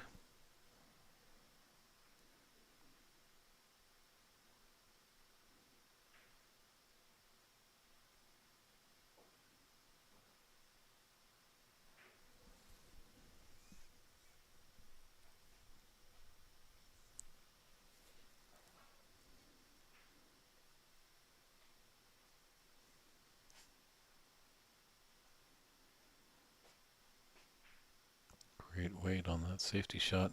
Got it tight to the bulk cushion.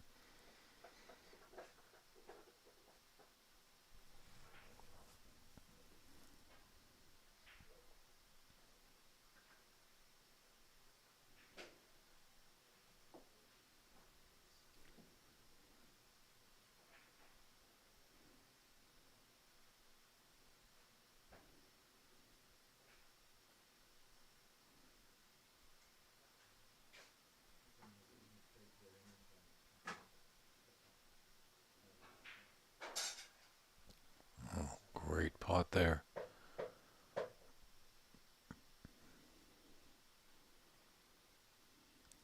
A little angle angle on this blue. I'm not going to take it, maybe to disturb the pink and those two reds.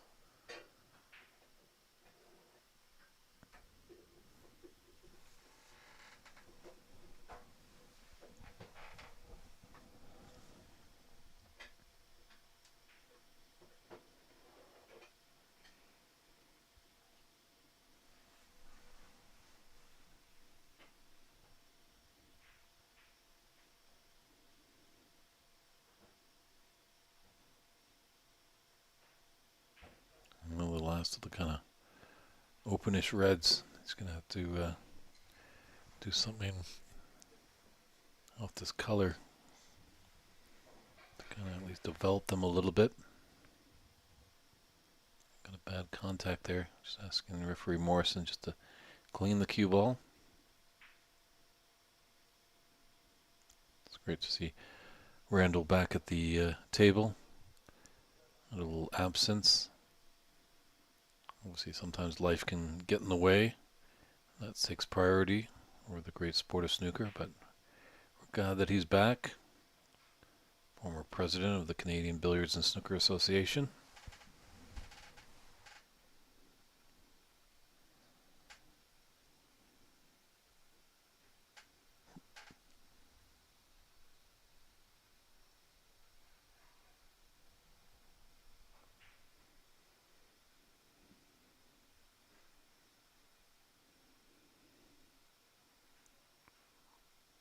Ooh, is there a path there for that red to go by that blue into the right middle?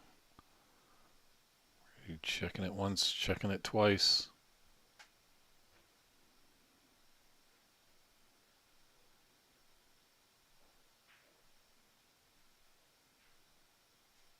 Ooh, definitely, certainly thought about it. I used all of the pocket to get in there.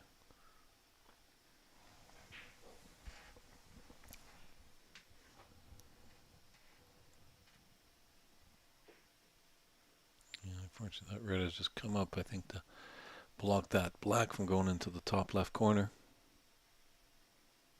Looks like it'll come off the green, maybe get behind the yellow.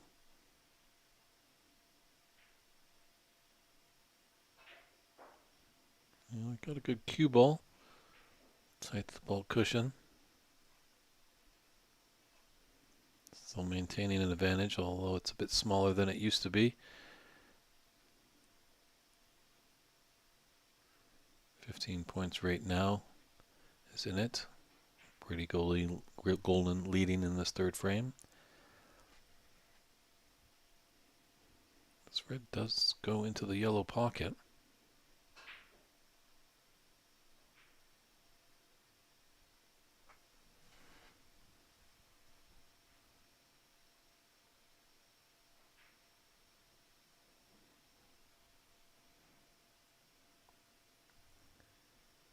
I think this red now is opened up to go into the right middle.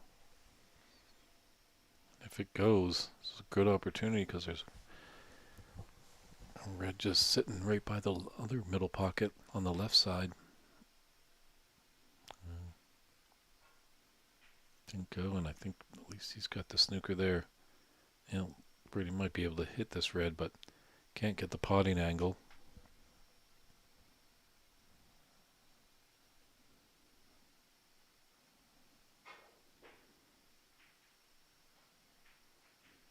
He could. These camera angles are deceiving sometimes.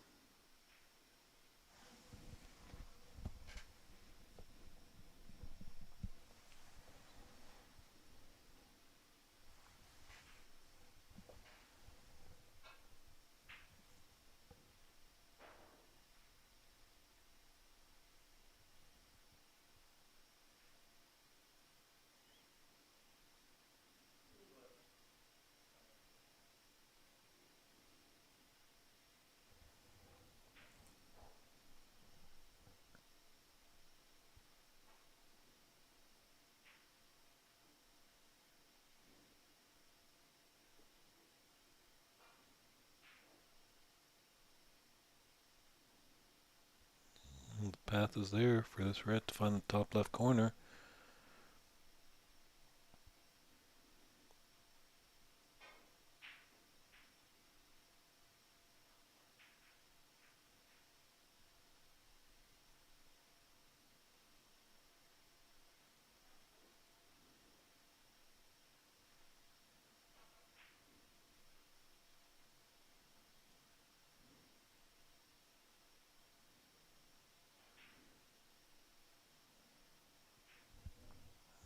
Brady might be taking this red off the cushion as he snookered on that other red by the yellow.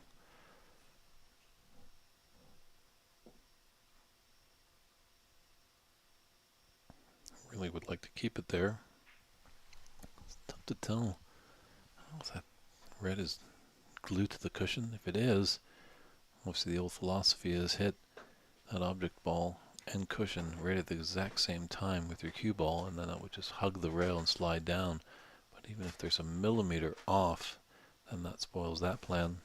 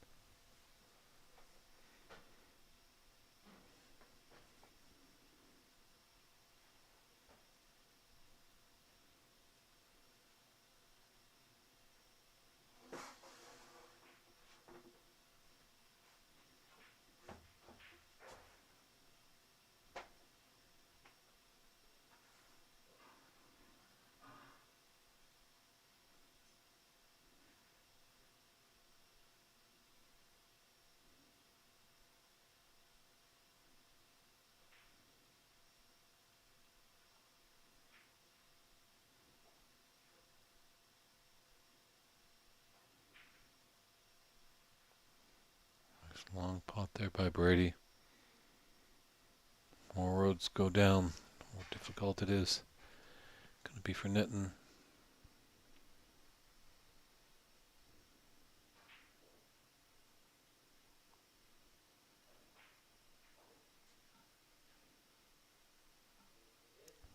Just missed it. Almost got that red developed off the cushion.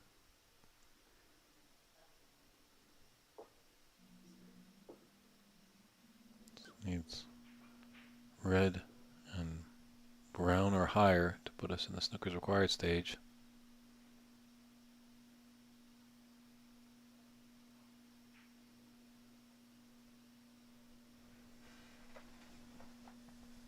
This is big importance, this last red. A lot of balls are out in the open. Nothing really safe.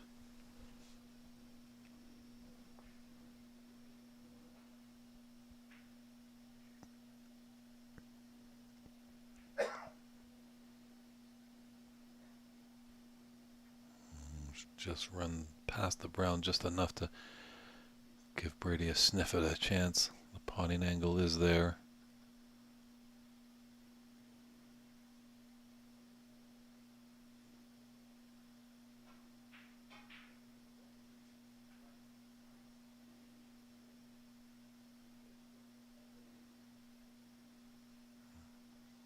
Just kind of looking at the scoreboard.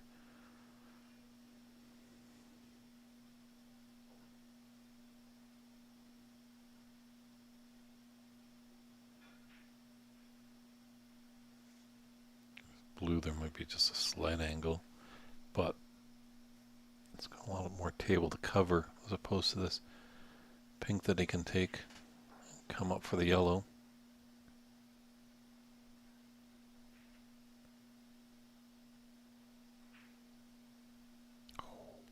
But he can't get it. That could be a colossal mistake there.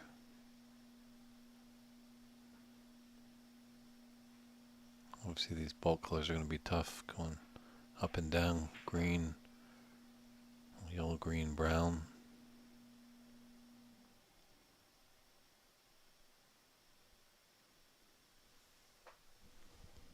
This would be quite a steal for Nitin if he's able to take this frame. It's right there in front of him.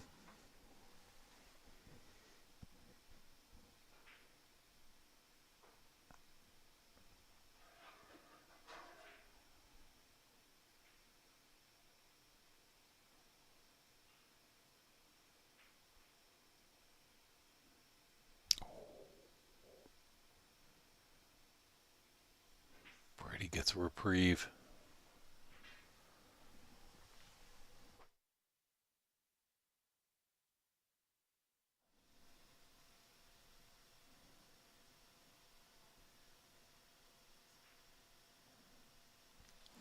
just needs green and brown to put us in snooker's required stage.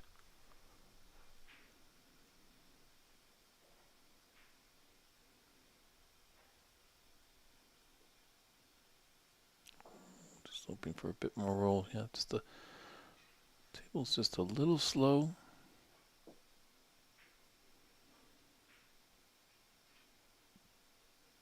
Oh, got to sit on that cushion. It bounced out a little bit. There is hope there. Ready to come and take a look at the potting angle where he needs to hit that green ball so it can find the bottom of the yellow pocket.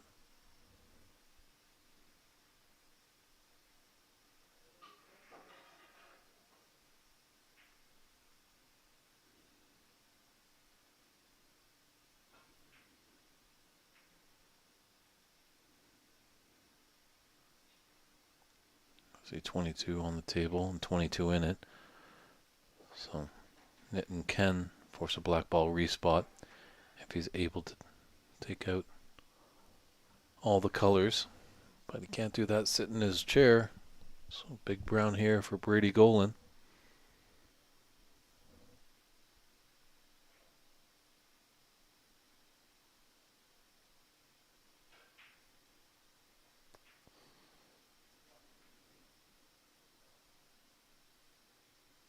Where's this brown going? Where's this brown going? Oh my goodness. Brady pretty much was in his chair. Didn't realize that was within millimeters, fluking into the pocket. Oh no. Can you believe it? We're seeing it all on this TV table. I'll have to swerve around, obviously, to get the very easy brown that was just sitting in the jaws. But unfortunately, he clips off the black and goes in off.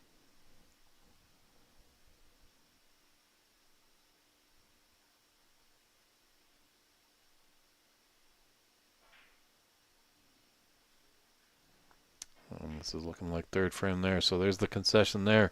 So Brady Golan takes a 2-1 advantage in this best of 7 quarterfinal match. Step aside for a few short moments. Frame 4, very important one coming up for Nitin. Can he make it 2-2, or can Brady extend his lead and be on the doorstep of punching his card into Championship Sunday? We'll find out in a few short moments, everyone.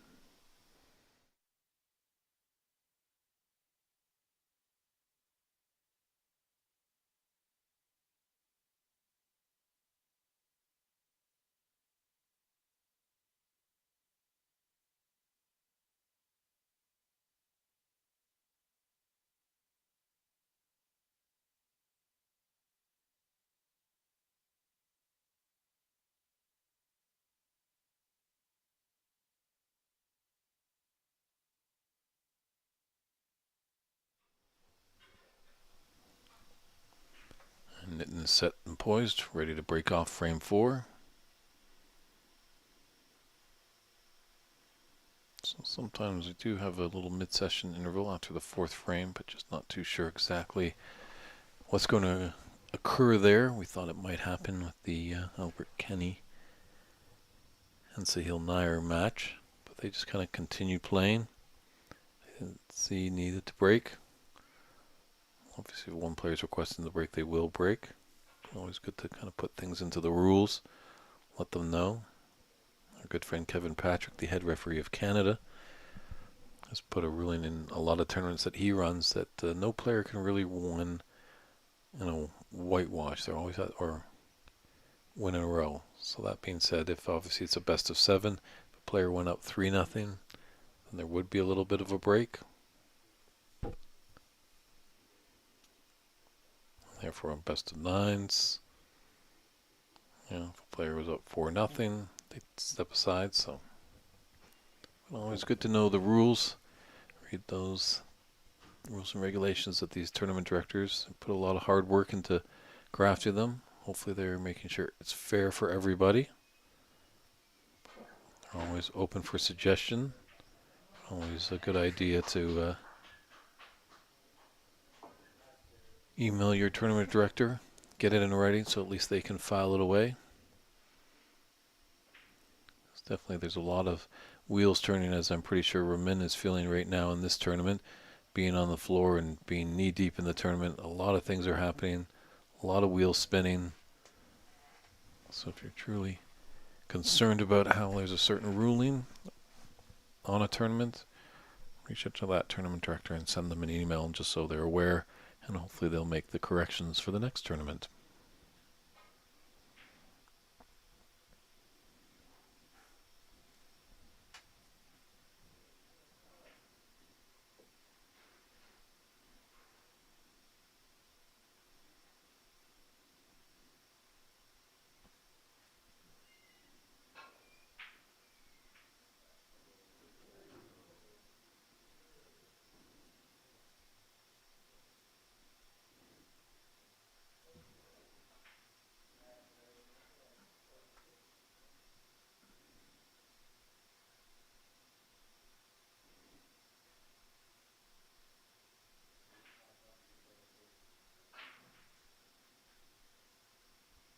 He's just trying to develop a few reds, knowing that he has those two reds open there, and he has pushed one to the right middle pocket. There's a few open on the left side, or right side I should say. So this could be a good opportunity for Nitin to rebound and get this match all squared at 2.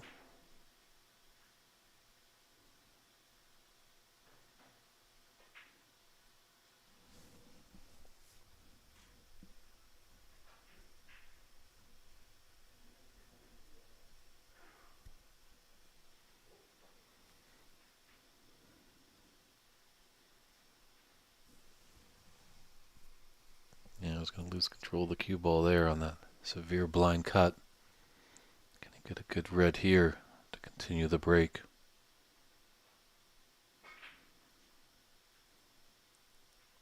Ooh.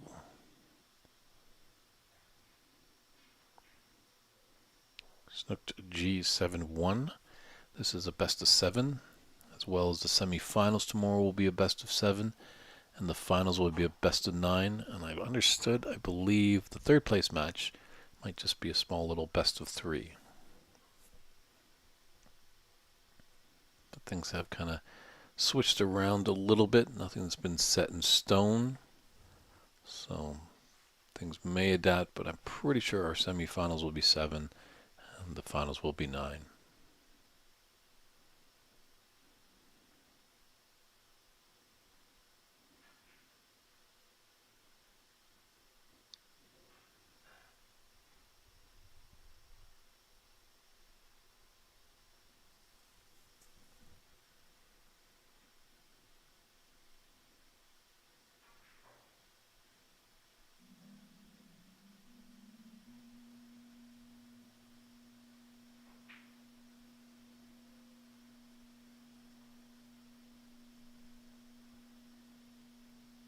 Not the worst flick in the world. He's a little low on it, but just a delicate little stun shot. Little screw can be up for this red.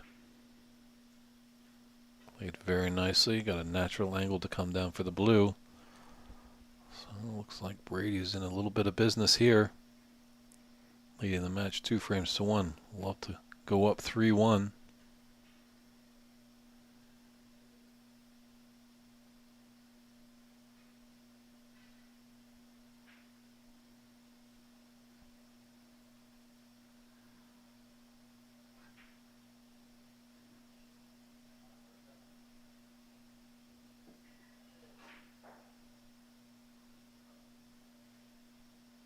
Just gotta be mindful. A little awkward bridging with that red right there.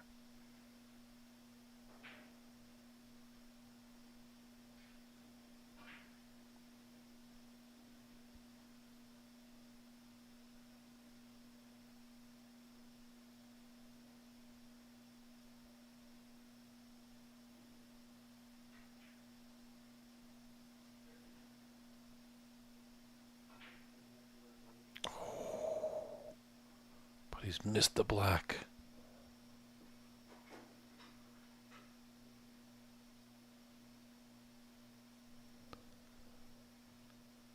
we'll do our best. I know there's a few runners out there. Dan is asking about updates. I think Tom Finstead might have whitewashed Darcy Fulton. As I can see, Darcy's got his jacket on, and they were in a quarterfinal match. Jesse Nowak and Alex Pagulayan are in another quarterfinal match. I think at one point it was 2-0 for Alex, and Albert Kenny and Ranveer Singh might be in their second frame. So hopefully our tournament director is paying attention, and maybe he can just get some updates and run them back to me here in the booth, as I cannot see the scoreboards of the other tables. But we'll do our best. That's why we always preach. It's always great to get a lot of people behind the scenes. It's great that we have wonderful players competing hard. But we do really need to build a good community of on the table and off the table people for the sport really to grow.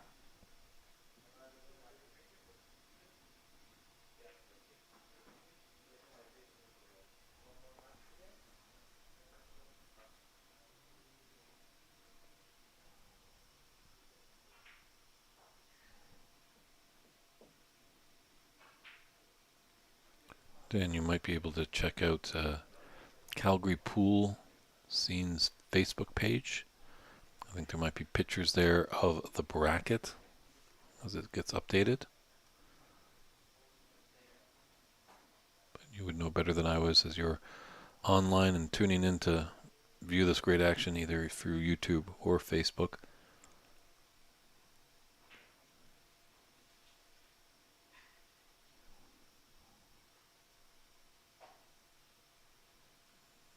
Like to go a little bit higher. There is an open red with the cluster 4 below the pink. Just draw back for that.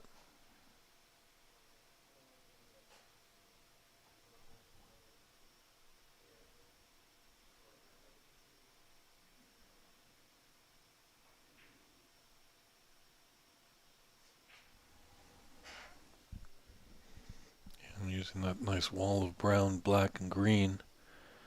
Snooker Brady. Referee Morrison just taking a look just in case it needs to come back.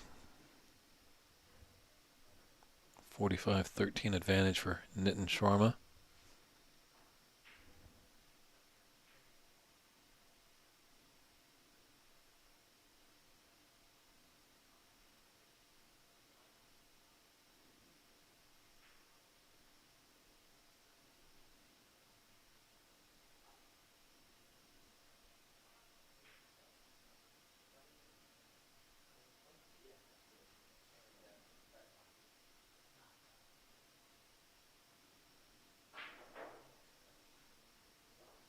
Oh, just unfortunate.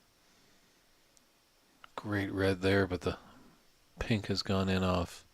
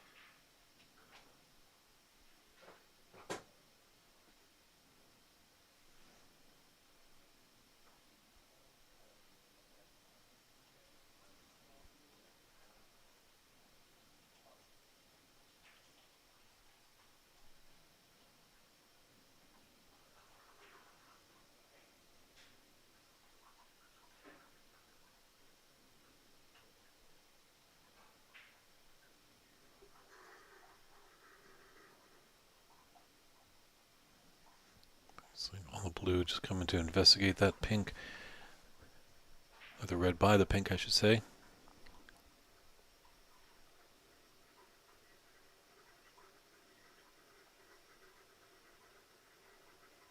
it's low on it, it definitely will go.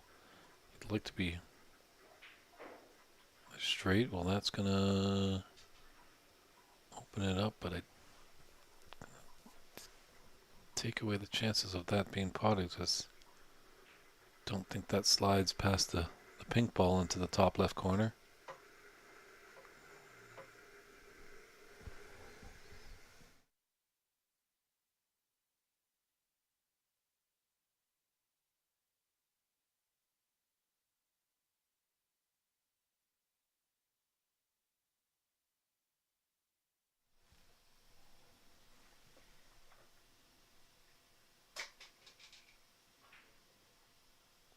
There was a path. Tough to see from this TV angle, but oh, is this white just going to not find the bottom of the pocket? Unfortunately, though, he's a little, I think he's angled on these high value colors, so just going to take the blue.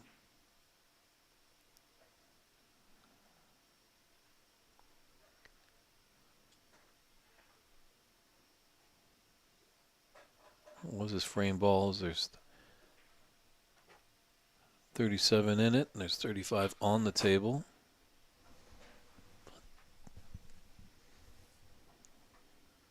Just the one snookers that's needed. No real ball that's in a great position for a snooker just yet.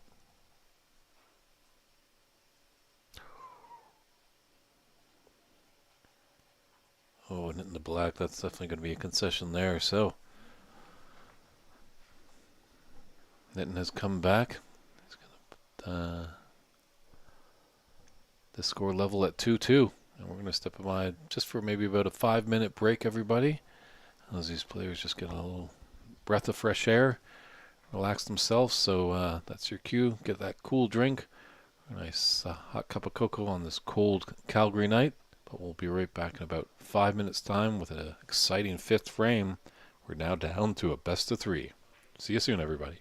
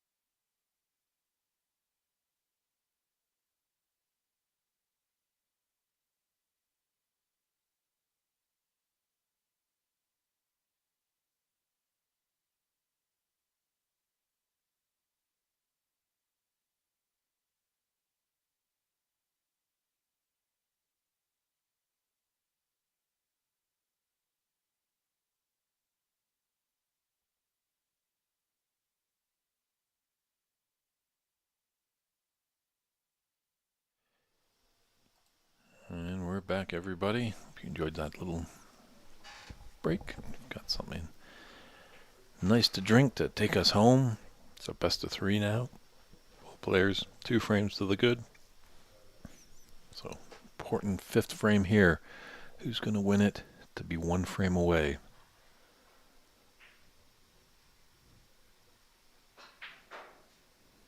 Definitely that first frame. I thought Nitin almost was just going to steamroll over Brady. He was just pawning at a ferocious pace. But, we all remember the tortoise and the hare. Sometimes slow and steady wins the battle. Oh, he's got a bit of fortune there. And then just to let you know, yes, Alex Pegulayan has defeated Jesse Nowak. And Tom Finstead has defeated Darcy Fulton. And Albert Kenny is trailing Ranveer Singh by a scoreline of 2-1. And on this one, we're 2-2.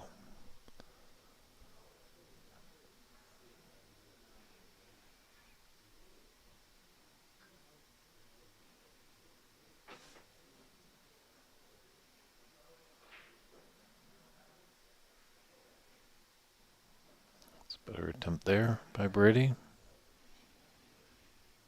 Doesn't look like he's really left anything on there for Nitin.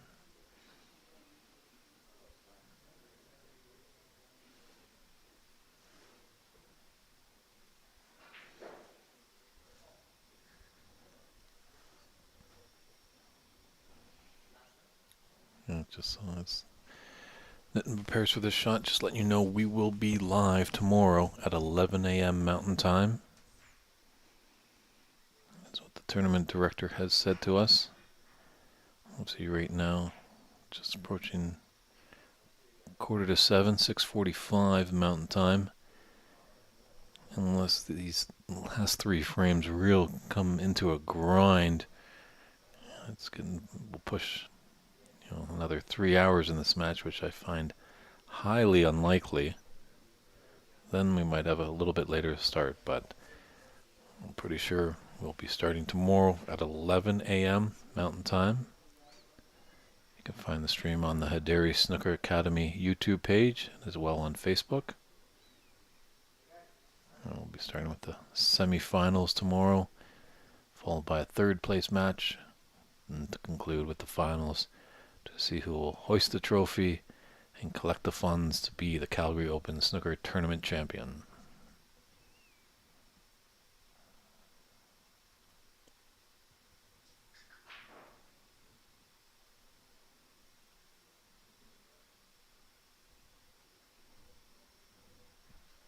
It's a shame that one of these 2 players has to go home, because definitely either one of them is definitely capable of hoisting the trophy.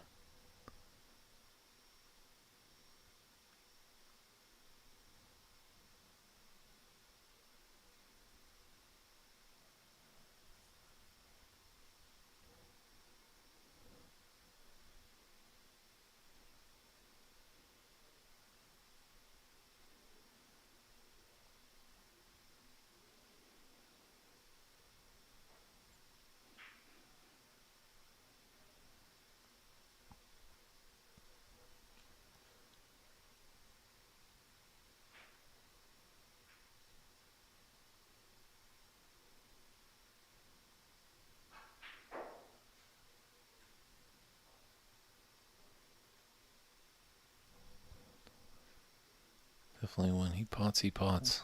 Doesn't give the jaws any hope. It's just straight into the middle. But then when he misses, he misses.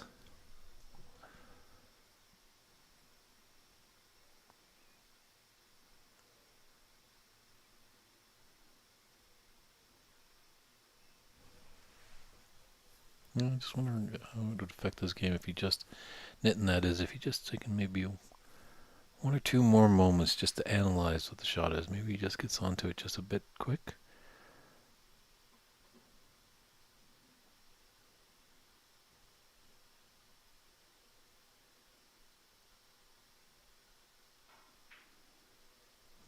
if he becomes the champion, who am I to criticize?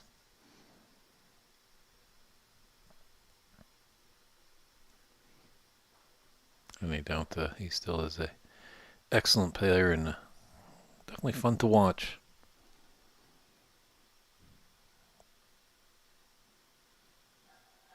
Notice all tournament long, it doesn't seem there's a lot of like dilly-dallying and stuff like that. A lot of these players just know what to do and get on with it. For a bit more pace, but it was a nice plant shot with that rest. Space between two red balls makes it that much more difficult.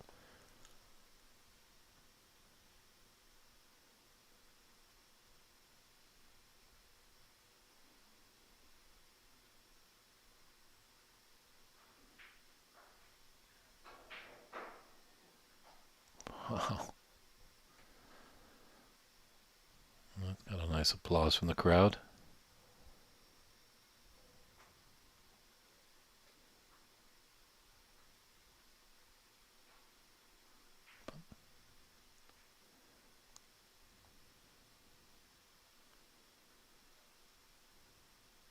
Watch out that cue ball staying up in the bulk area. It's on the break.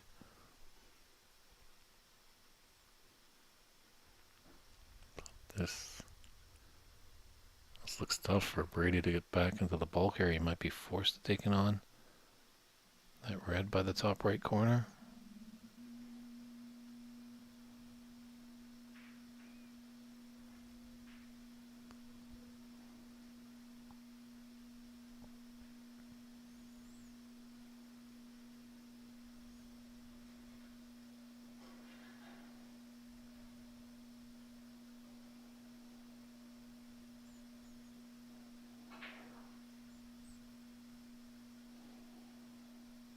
Yeah, he's just coming around to see if that pink does pass.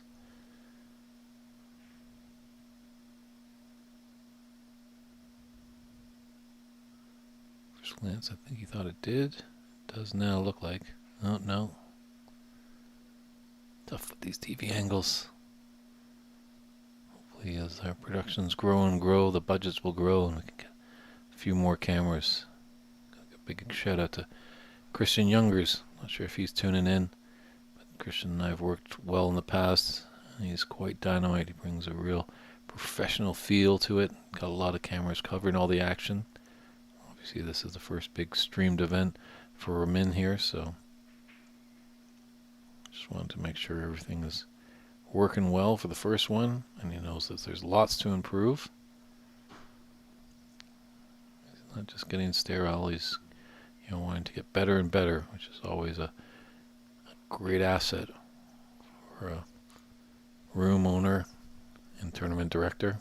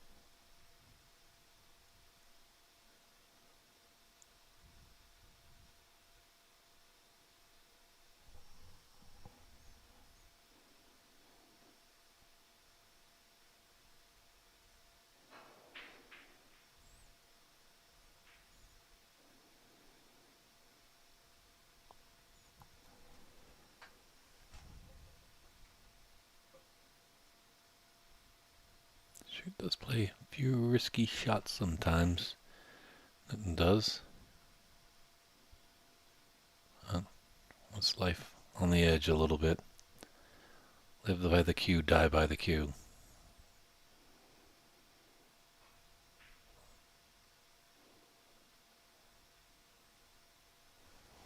Let's see if Brady can capitalize on the mistake. Goes back to what I was saying about yesterday on some of the more of the amateur scene. Obviously, There's a lot of top class players here today, but some of the tournaments of the lower standard, just opening up the reds and putting the pressure on your opponent to make a high run. It's definitely these players that are at the table right now have put together high breaks, but some of the amateur players, when they get upwards near, say if they have a high break of 42 and they get close, they get a little nervy, so.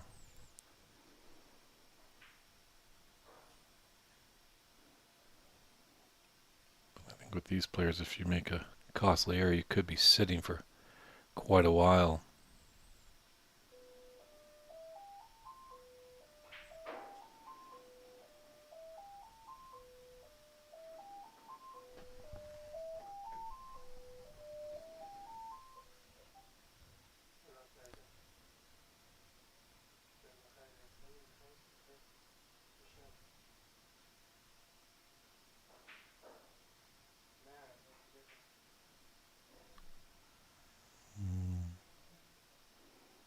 Just a bit much pace.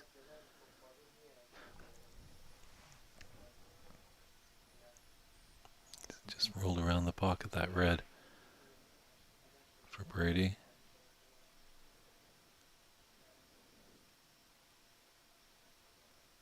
I think Nitten would give the world to get either the pink or black back on the spot.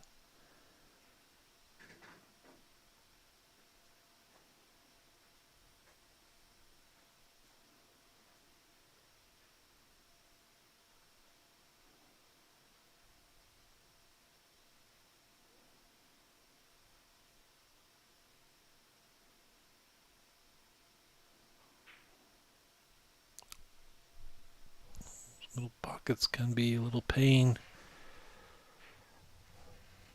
You see some great shots, obviously, at pace into them, but you have to be pinpoint precise. If you're off just by a millimeter, that can happen, as we saw what happened with Nitten right there. Just rolled around in the pocket and was refused.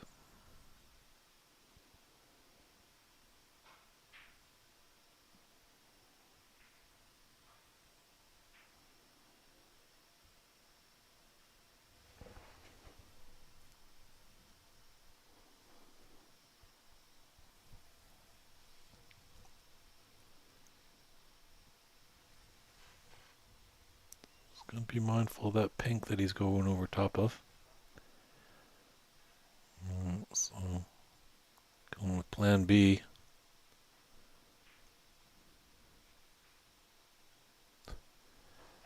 Wasn't a bad alternative there.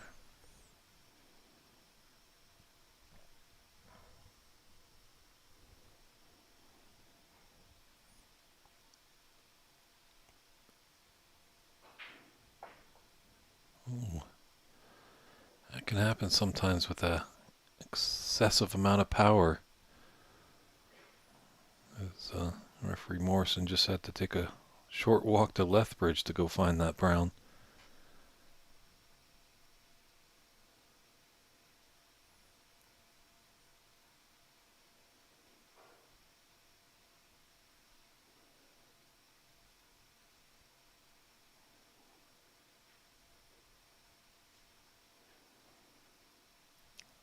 A little messy with those 5 reds on the right side of the table.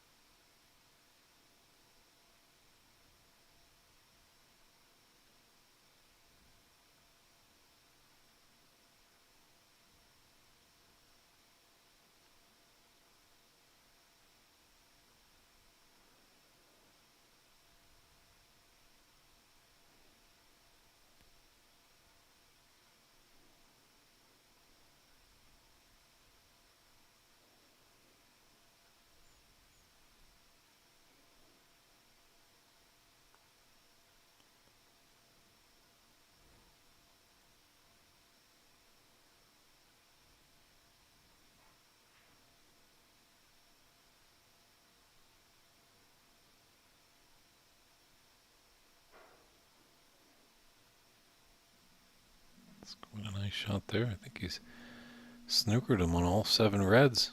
Maybe there's a thin path here. Maybe I have to use a little bit of side to bend around the green.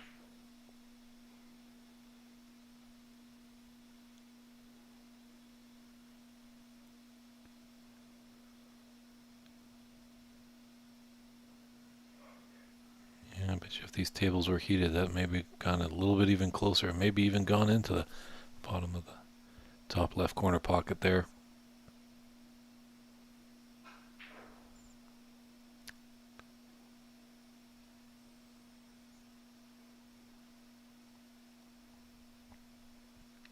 And just Brady shaking his head in disgust. Can't believe that red popped out of there.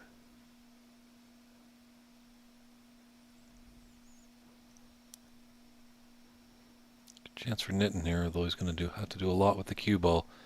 As black and pink aren't down there, he's going to have to be coming up for blues.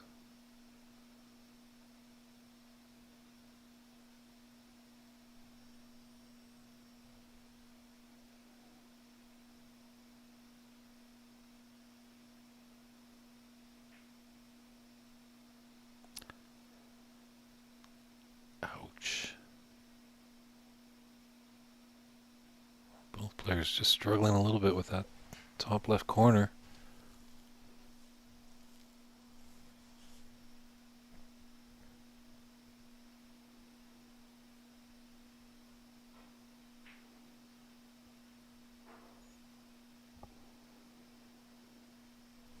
Here's a chance. Although that's a nasty thin black there. Brady just taking a look at it. It's tricky.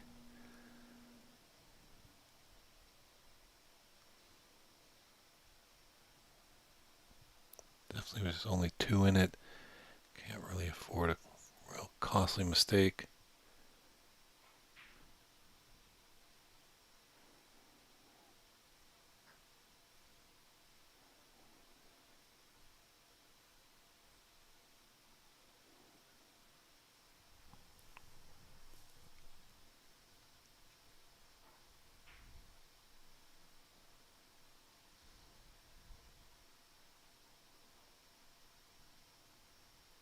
That little 6 has given Brady a 28-25 advantage. So just 3 in it, but 67 on the table. Apologies, there was a foul there by Brady.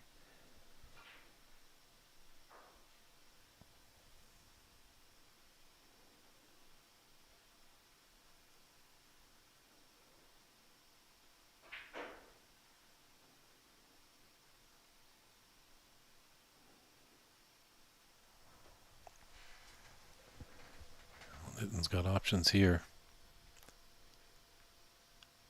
It's always good to have options when you have multiple reds, but commit when you get down.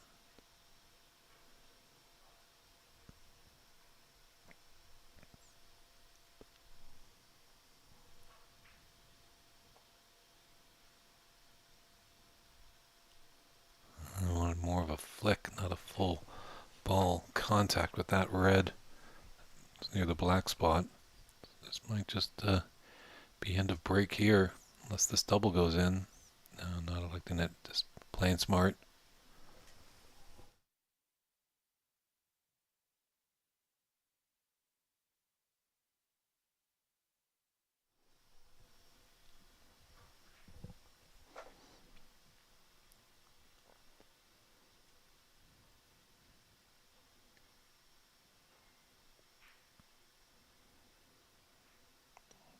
Wonderful shot there. Always love those cross doubles. Played it with obviously the element of safe as he's deep in the bulk end.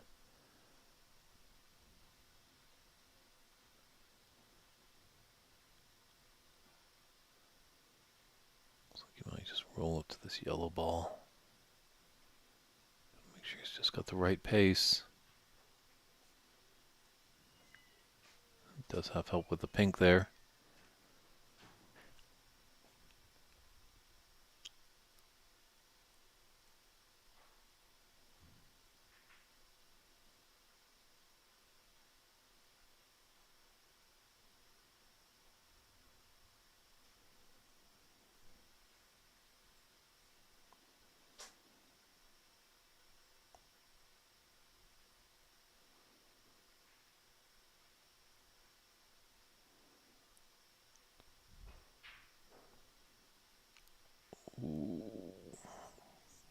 just hobbling a little bit, hoping that that would have gone in.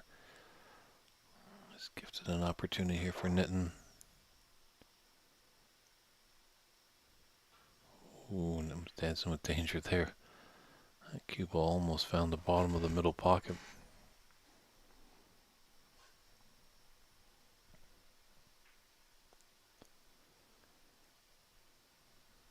And you can tell how important it is now. They were free-flowing early on, but now they're not taking any undue risks.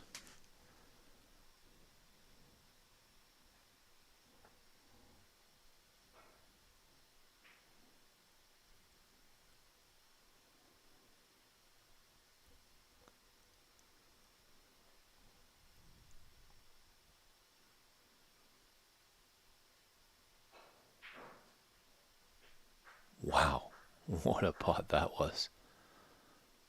That red just disappeared in a split second.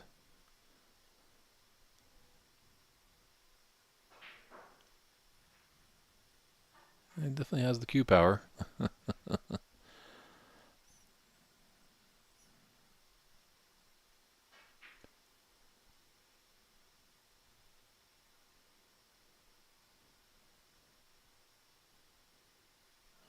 That ran a little bit more. It's out in the open, and there's an angle where you could take a shot to nothing here.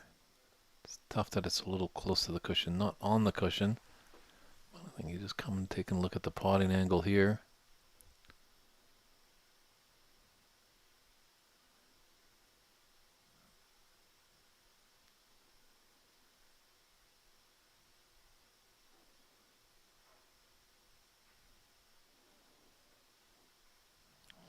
Just a little lapse there. Didn't want to be that thin, but no, he's not going to get away with it. Might have taken away the potting angle with the pink. Actually, I don't think he did. I think that was just a missed shot there by Nitin. Maybe just need to take just a fraction more time just to analyze that shot. Might have rushed it a bit.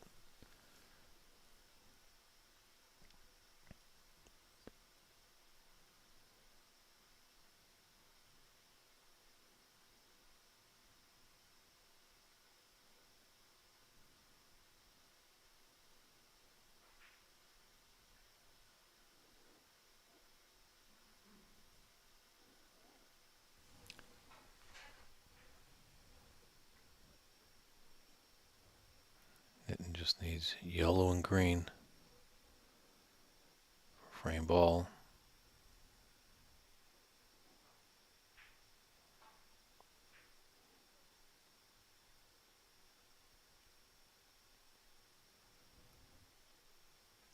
Ooh, that's not a result he wanted. There's an angle. Brady could come nicely on the green here. Blue is going to be the only real one, and the distance traveling around for a lot of these balls. You just see where pink and black are.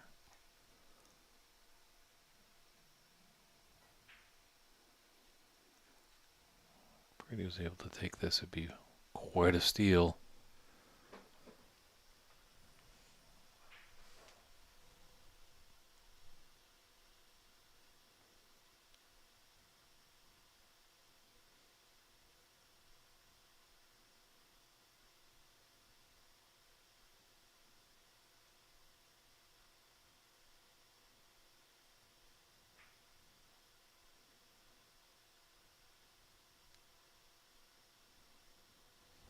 So just trying to put Nit in the snooker. You can get by, but not appreciative of that shot. Tapping the table.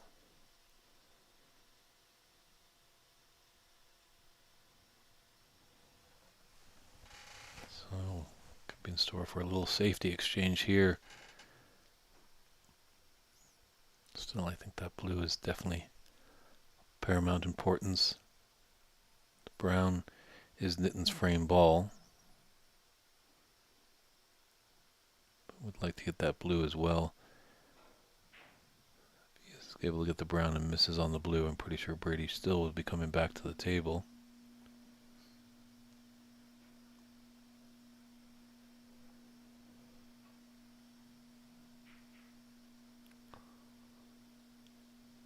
It's the little parachute shot when you go straight into the ball and comes off the cushion and hits right back into your cue ball, and the cue ball shoots down table.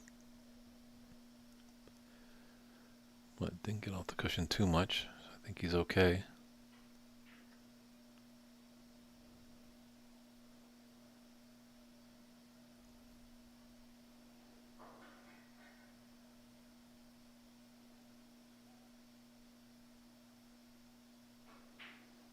Wow.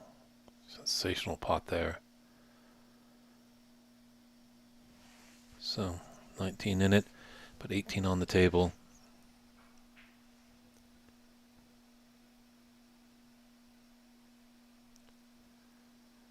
It's always a nice shot to play. If your opponent needs a snooker, it's good to put him in one.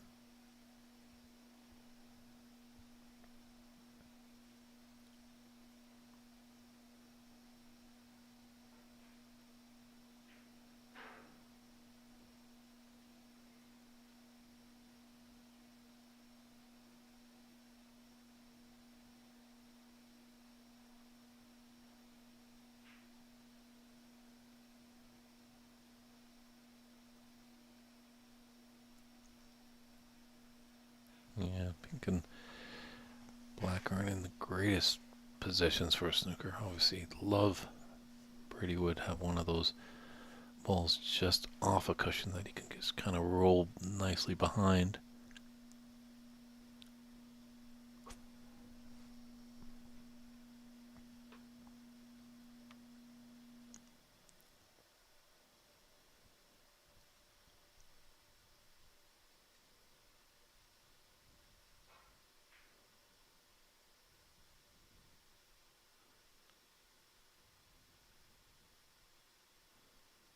Now he's knitting the player that he's just going to try and just roll this green, or blue I should say, to the top left corner. No, hit it with pace and played it quite nicely. So there's a concession there by Brady Golan. So Nitin Sharma gets an important third frame victory on the board. He's one away. Can he continue it going, or will Brady put us into a decider? We'll see what happens when frame 6 starts in a few moments.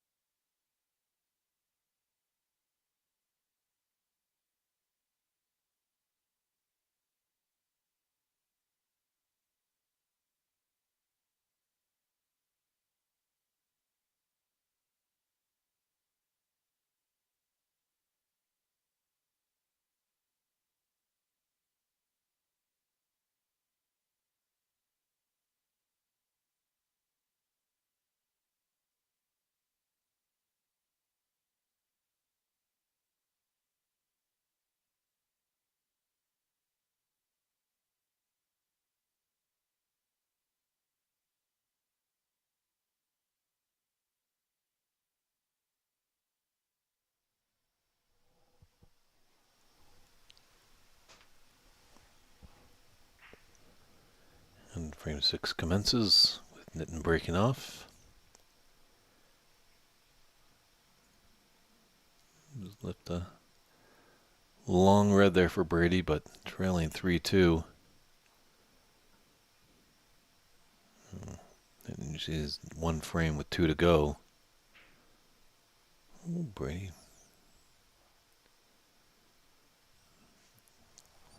I like the aggressive nature. Good statement shot. Say, hey, I'm not going to go quietly.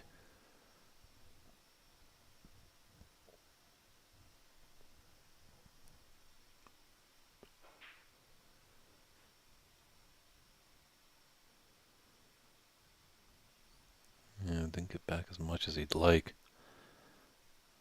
Tough being tight to those cushions.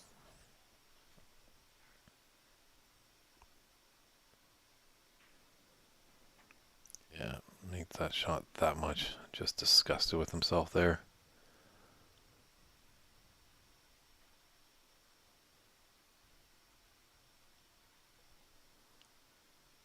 There's an opportunity there to at least put a few more points on the board.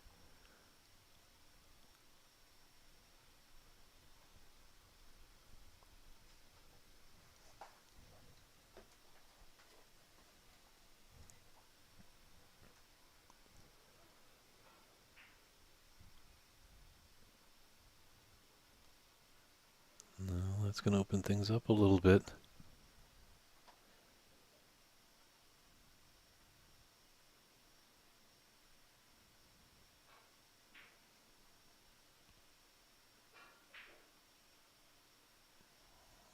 He's going for the jugular there.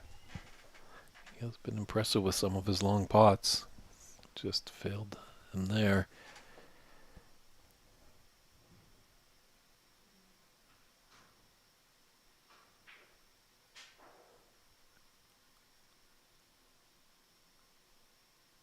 My goodness. Uncharacteristic jump shot there.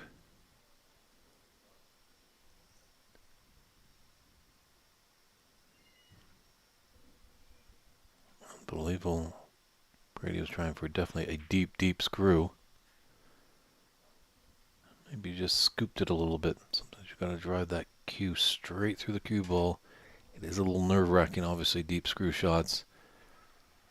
I've actually never seen a deep screw shot rip a table. Now, I haven't been around the block in the snooker game for a long time. Maybe someone can correct me if they've seen it happen.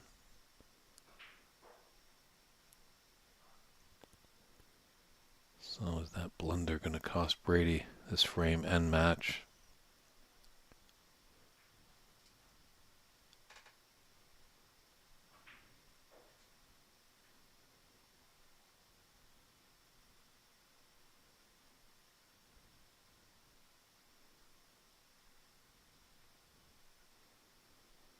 So referee Morrison just taking a look just to see it does just roll onto its spot there.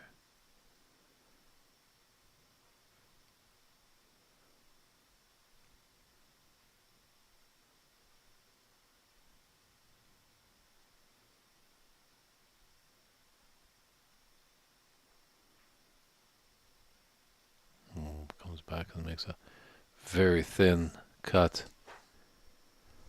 He's pretty good at these blind cuts. He's got a big open red area that'll go in and stop everything, but just as I say that, he falters on the black, but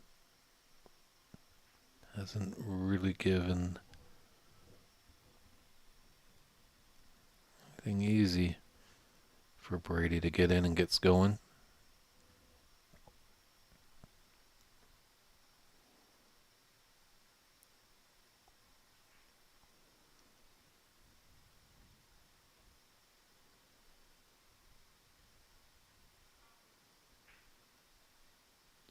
Nice cue ball there. Tight to the cushion. He was almost baiting it maybe to take on long red on the right side of the table.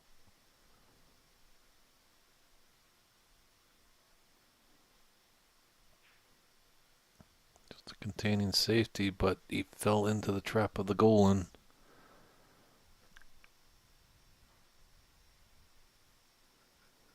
So that foul puts it a 12-12 tie early on in the sixth frame. Nitin on the doorstep of punching his card into Championship Sunday. Ex-Canadian champion Brady Golan needs to get 2 frames to get into the final 4.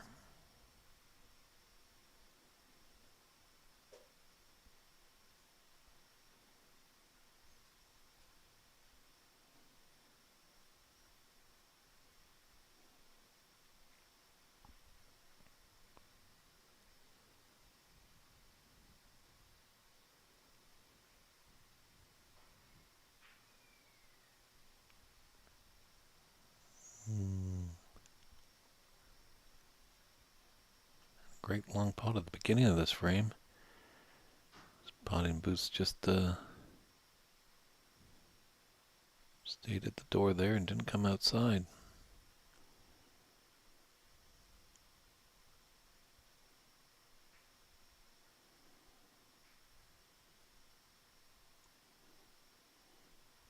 Rather just wanted to flick off that green nut cannon at it full in the face. But left another Long red for Brady. Baited into this.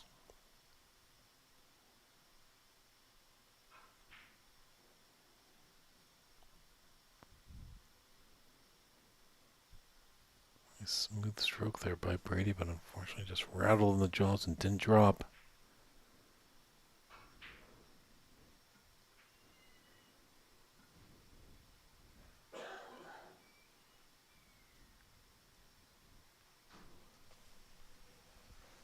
Brady was let off there. It's just tension getting deeper into the match.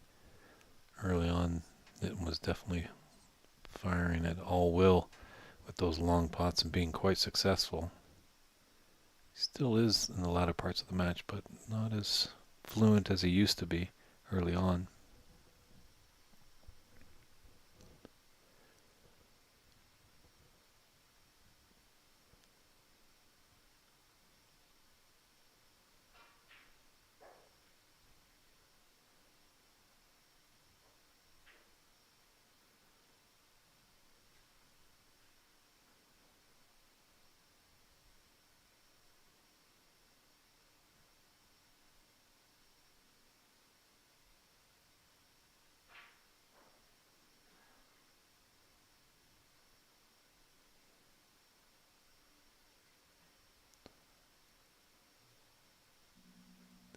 Really the kind of shots that will give you sleepless nights.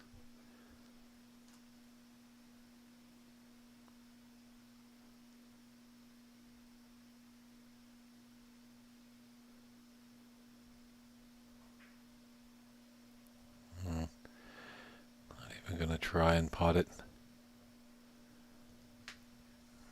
He's left another long pot out for Nitin.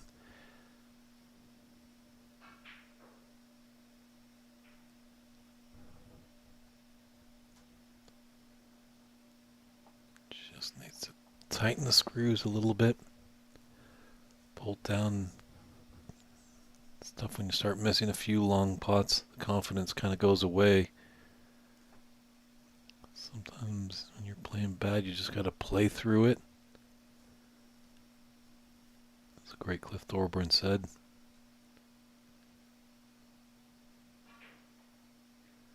Any player can win when they're playing their A game. But how many players can win when they're playing their B game? Very insightful.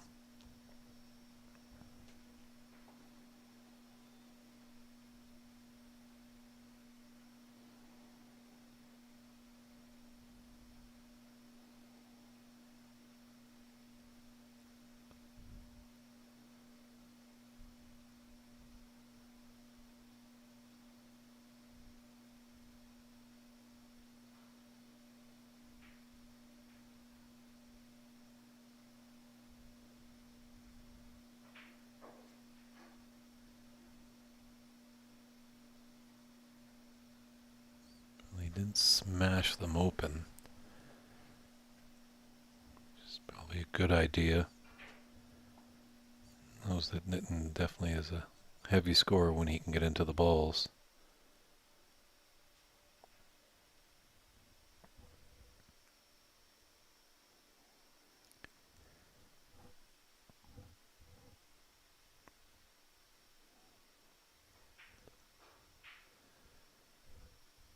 Hey John, thanks for tuning in. I believe they're putting up the bracket on Calgary Pool Scene's Facebook page. They've been putting up some photos of where the bracket is. We do know that Tom Fidstead and Alex Pagulian are in to the Final Four. We're just watching this match of who's going to join them, either Nitin Sharma or Brady Golan. And our other quarterfinal match is between Albert Kenny and Ravir Singh. Last time we checked, Ravir was up 2-1, but I'm pretty sure that's a little bit different. Hopefully, maybe someone in the YouTube chat can go find that page and post it up and give John a hand.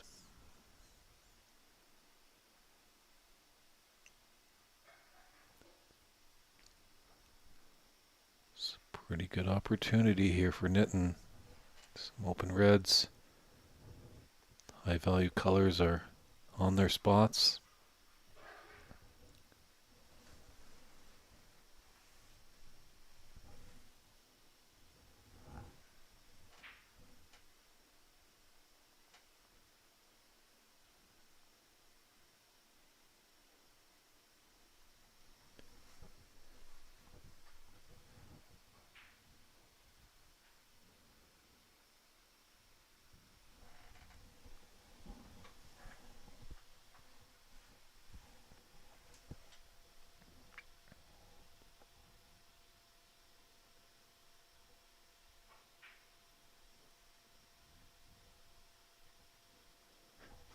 Just a bit much pace there. You want it to be on the other side. Might just be just a little adrenaline. Yeah.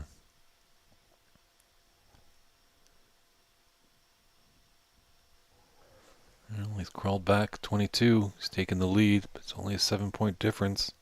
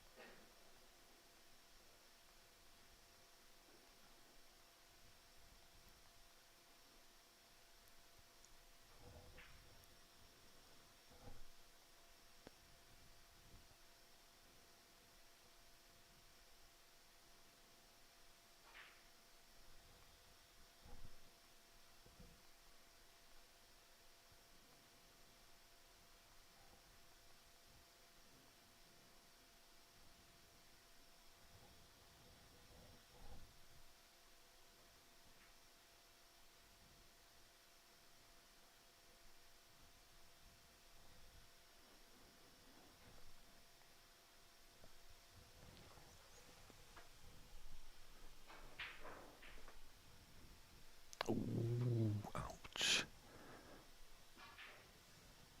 Top left corner pocket has been tough.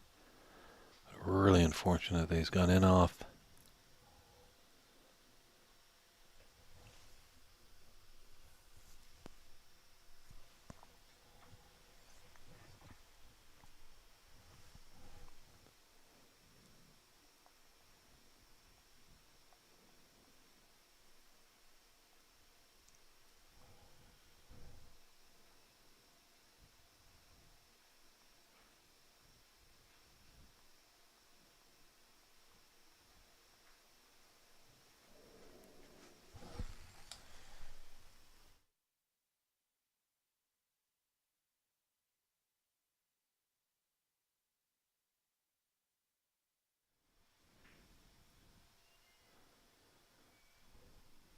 Well, the game is called snooker for a reason. It's a nice shot there by Brady. Just a quick update as well that Albert and Veer are tied 2 frames apiece.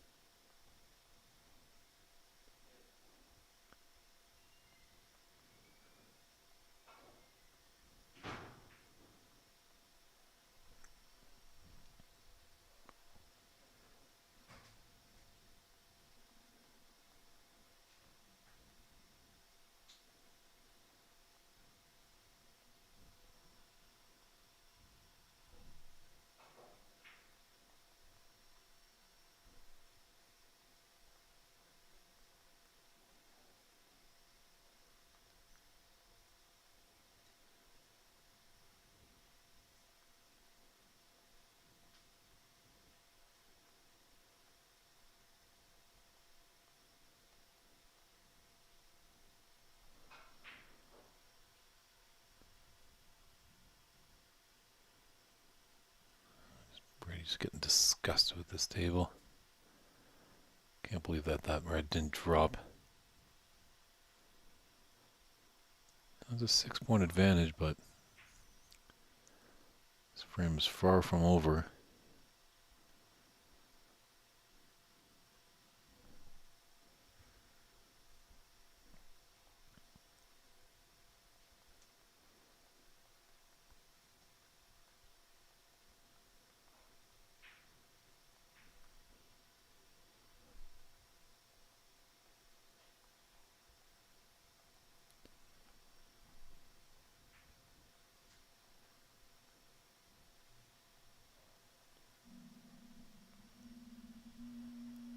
Looks like it just got through nicely that he can get through this path for the black.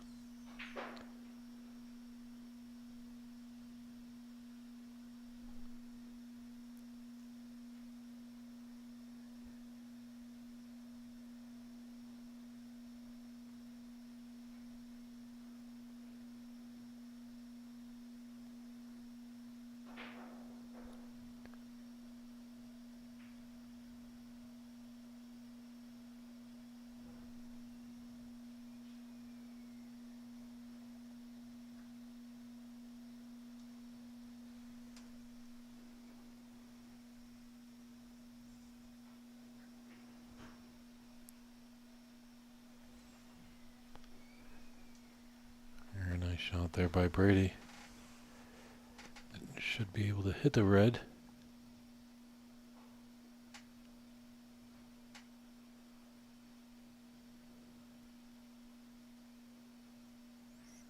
Brady motioning, put him back, put him back.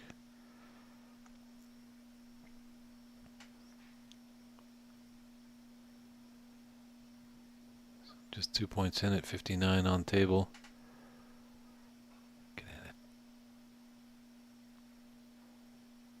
Tense little 6th frame here.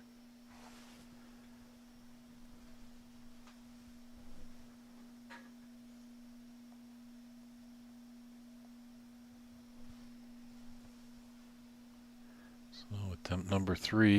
He's got 2 more possibly.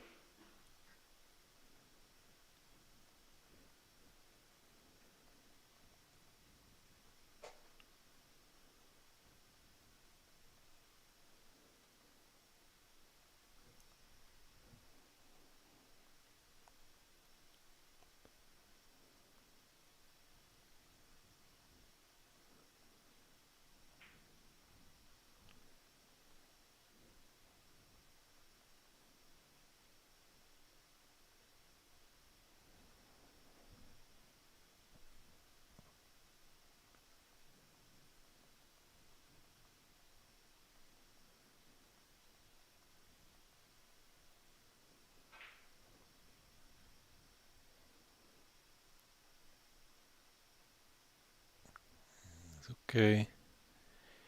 Does have a red to the right top corner pocket.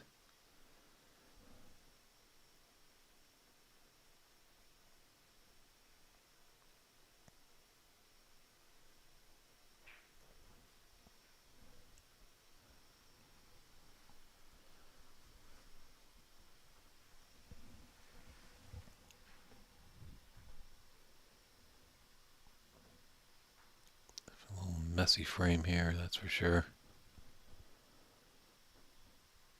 Brady does have a 23 advantage, but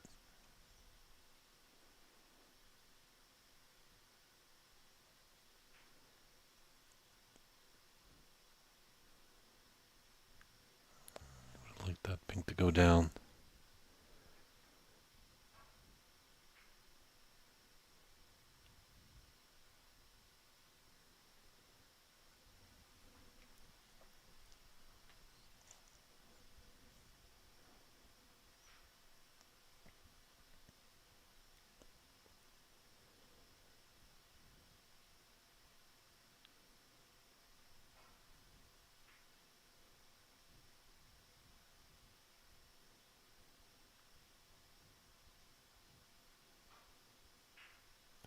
Nice shot there. Great Whately judged.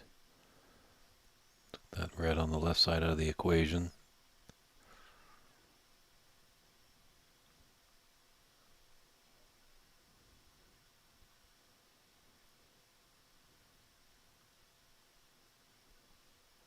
Brady not going to put him back.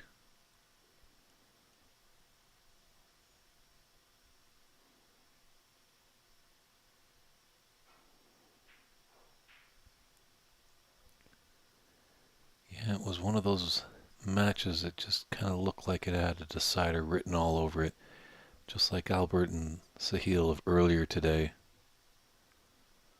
No disrespect to John Robertson and Ranveer Singh. That was our other featured match on the TV table. Definitely didn't think John and Ranveer were going to have a whitewash.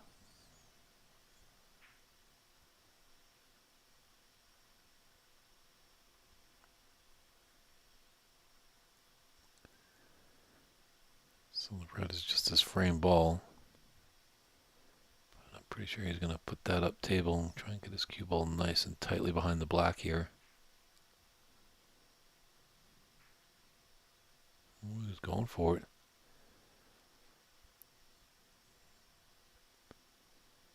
Who has the advantage in the decider?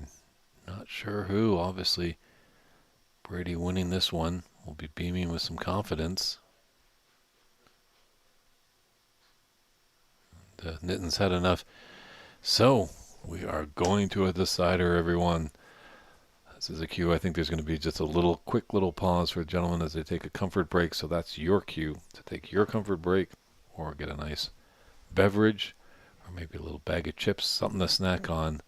But I'm pretty sure it's going to be exciting to find out who's going to go into Championship Sunday. Will it be Nitin Schwarmer or Brady Golan? Both tied at 3. A deciding a frame is upon us.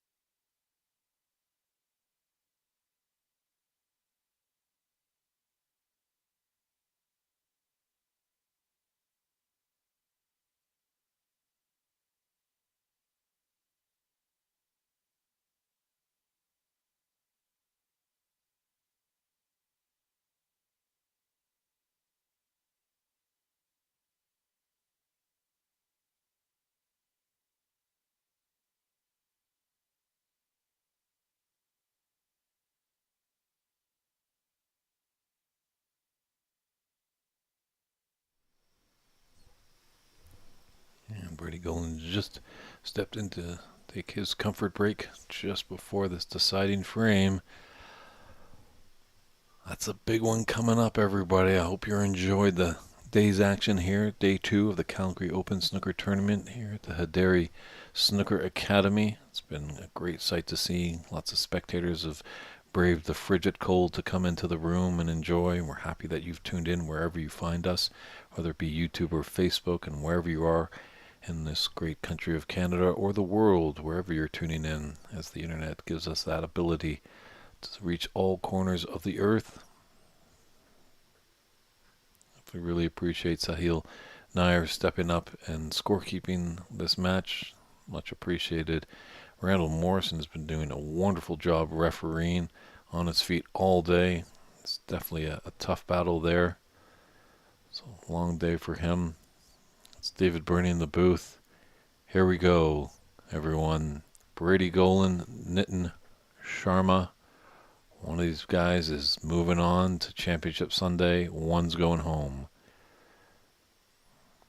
Is it going to be the methodical veteran in Brady Golan or the quick fireballer of Nitin?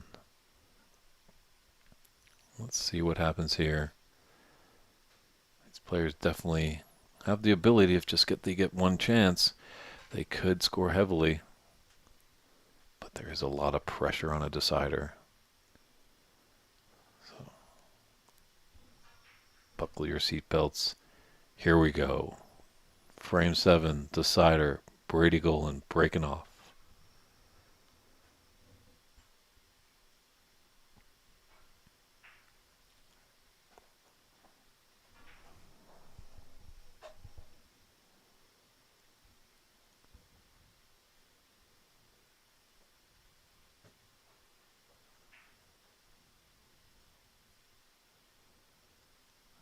Nice aggressive safety shot there by Nitin. It's opening up some reds.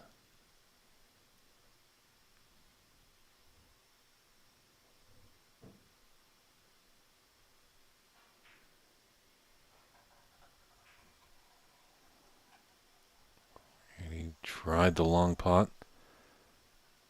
Unsuccessful. Fortunate enough that cue ball has come pretty close to the brown, making it a little bit of a nuisance for Nitin.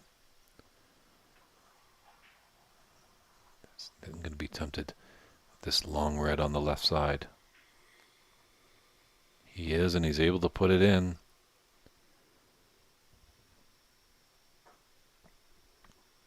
Big black here. Blind cut. Goes in. He could be in nirvana if he misses. Maybe just gifting an opportunity for Brady. Well, didn't cannon into the reds as much as I thought, so it was fortunate, but made the pot.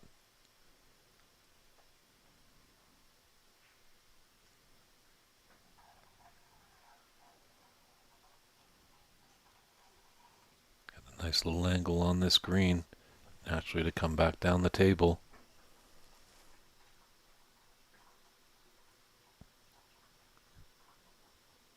Ooh, didn't want to hit that horn, but he's a little fortunate. He still has a red just above the pink to the top right corner, I believe. But maybe just a little too risky because there's no reward afterwards. He's going to take this red and run up to the bulk end. In turn, he kind of puts the cue ball a little close to the brown, but there is a pathway for this red close to the top right corner.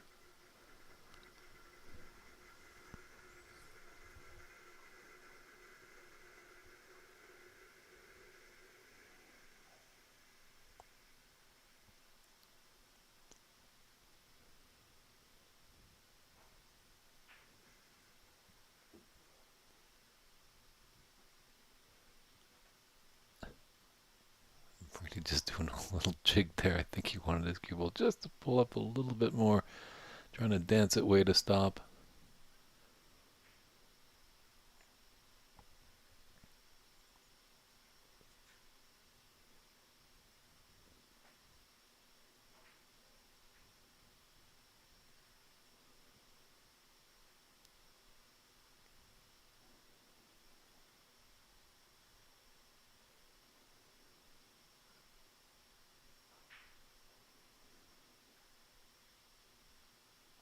He's got the red by the pink into the left middle. Nothing is easy here. Good picture right there of what his bridge hand has to deal with.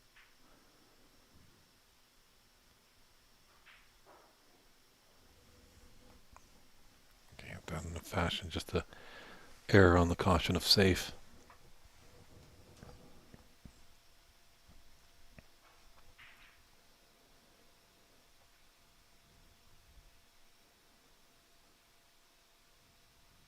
Just raise his hand, apologize. The result of that cue ball was not intended. It is quite nicely close to the baulk cushion.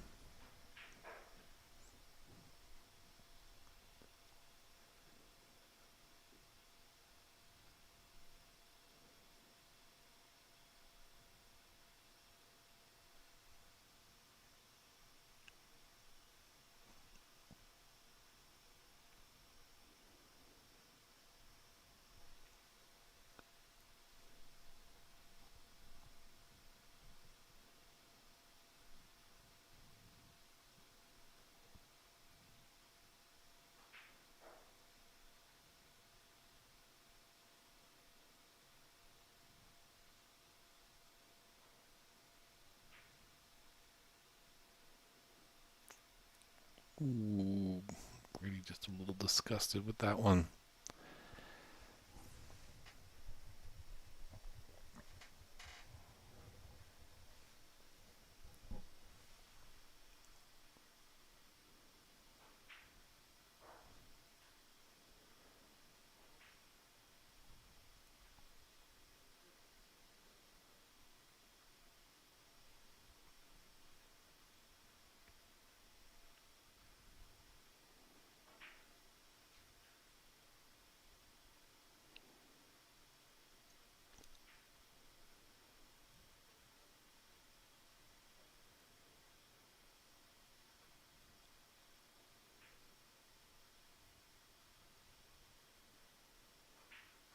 Just got to keep his composure. This is a great shot. Just can't get ahead of himself.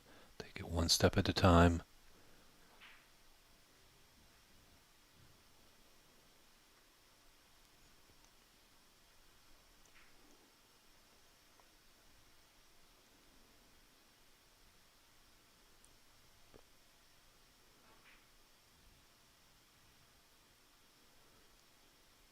Good angle just to screw back. Bottom red of the 4.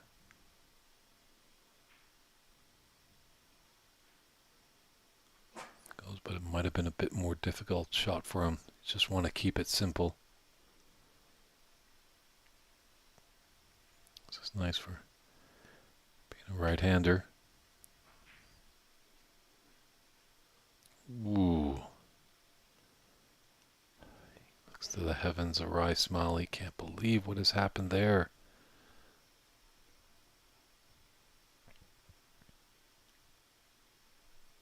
Oh, that was definitely risky. I think that should have been almost a little bit more care taken there, Nitin, but fortunate enough he was able to hit the black. But so his bridge hand was very peculiar.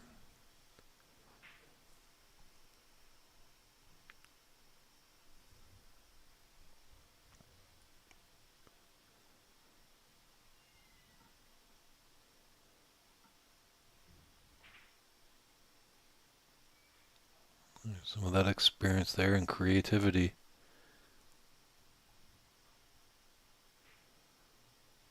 What can Brady make of his chance here?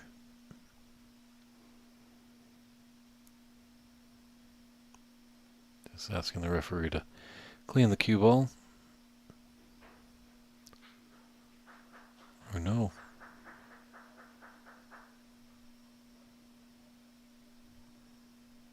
Touched the cue ball with his cue. Called a foul on himself. Can you believe that? Is that going to bite him? But great, great sportsmanship there.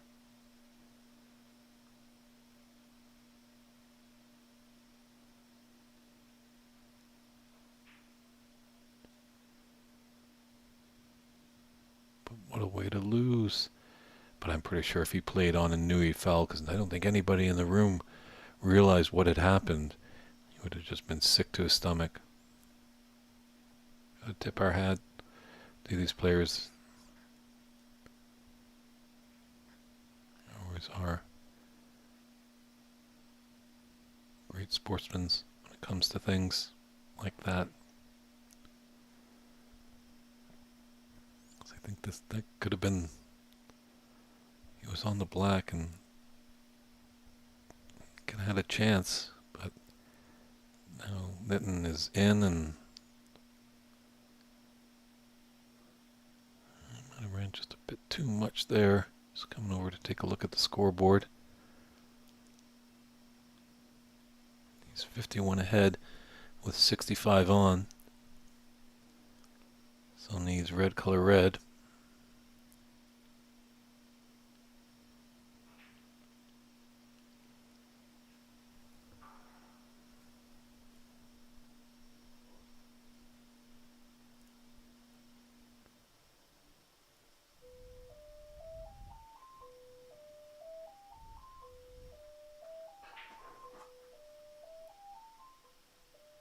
Oh, he's not able to get that brown.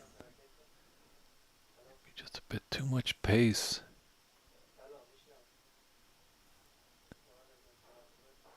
So 59 to 7. 52 points in it. There's 59 on the table.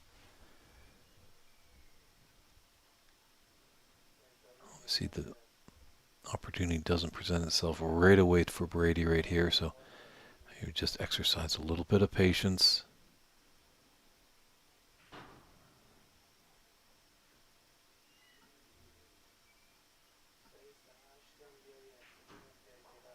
Or just drill in a red like that.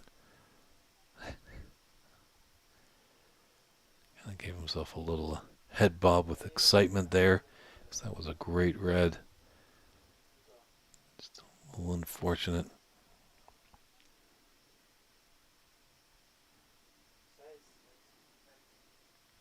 Just find that brown.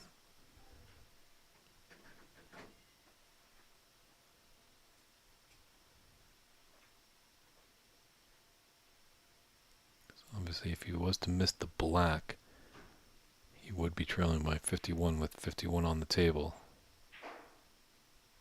So this brown still gives him a little bit of hope.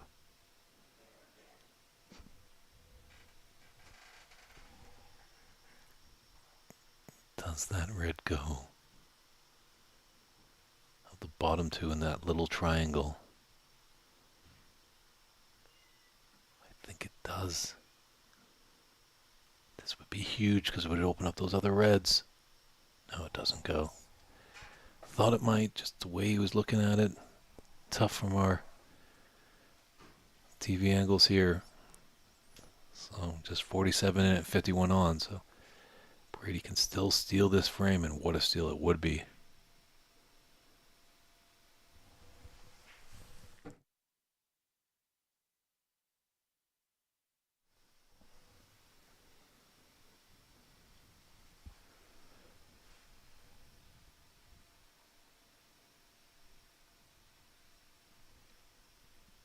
Is he going to be tempted into a red? To either one of the middle pockets?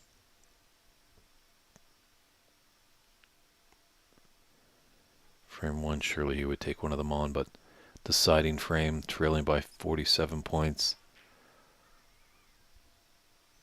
When you make up your mind, you got to fully commit. Can't think of any other possibilities. One shot you want to take on, that's where you got to put all your attention into.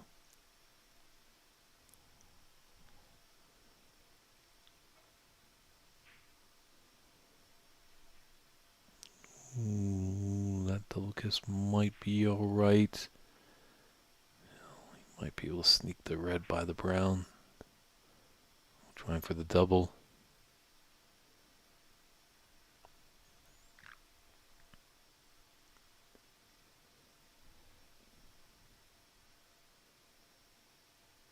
Red has kind of gotten rather safe. That's going to help Mitten.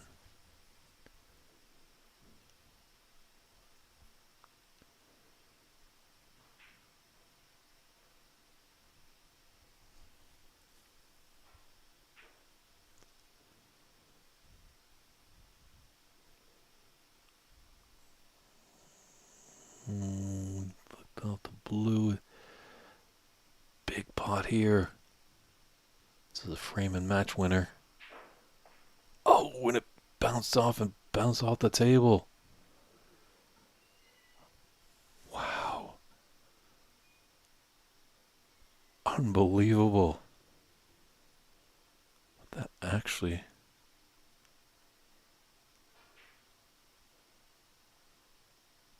might have helped Nitin's cause, actually. Just getting rid of that red has now made the difference 43, but there's 43 points on the table.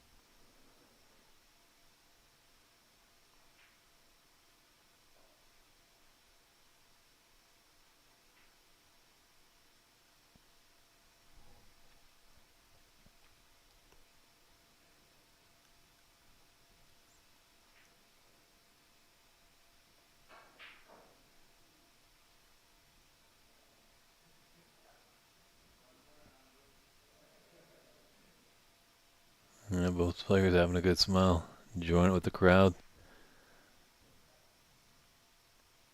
Always nice to see is sometimes there's full tension in the arena there, but they can break it at a moment's notice. But definitely when they're down on the shot, it's all business.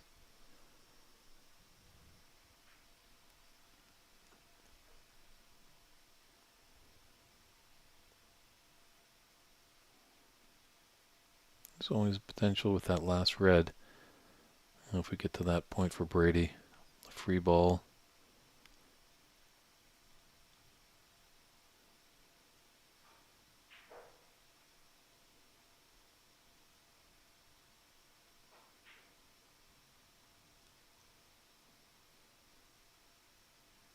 As much as it was costly, that foul that Brady called on himself, he's had his chances.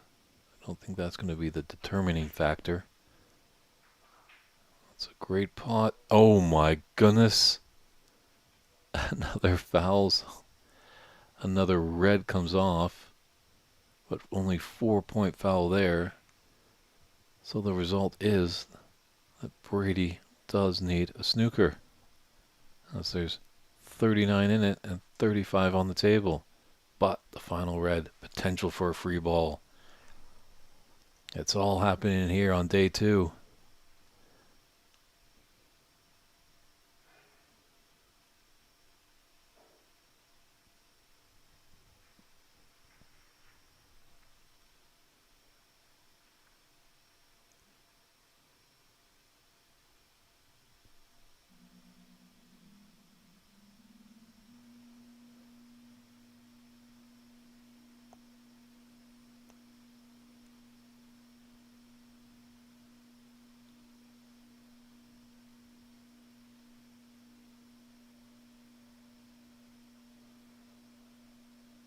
Might have a nice angle here. Just get behind the black. Be a fantastic shot if he can execute it.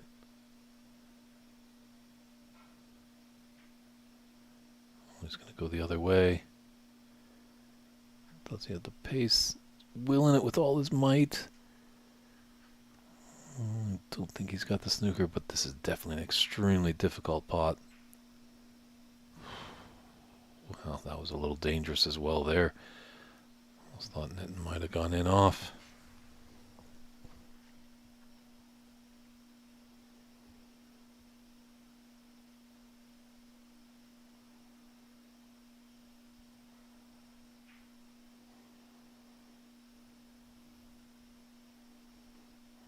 Just needed a bit more pace there, Brady.